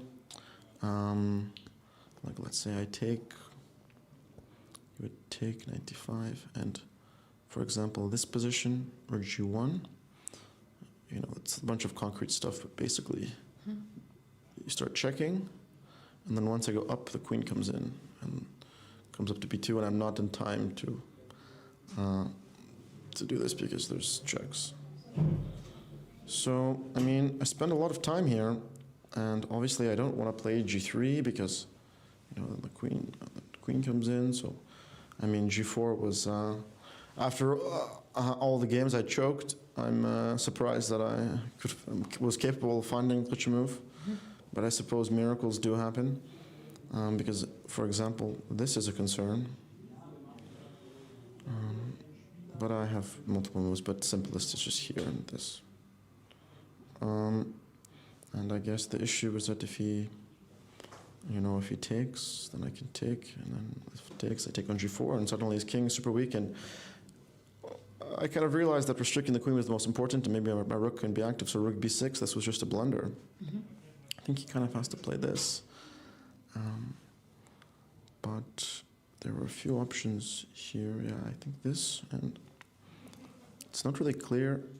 Everything's coming so quickly. Everything could just collapse in an instant, and he had no time.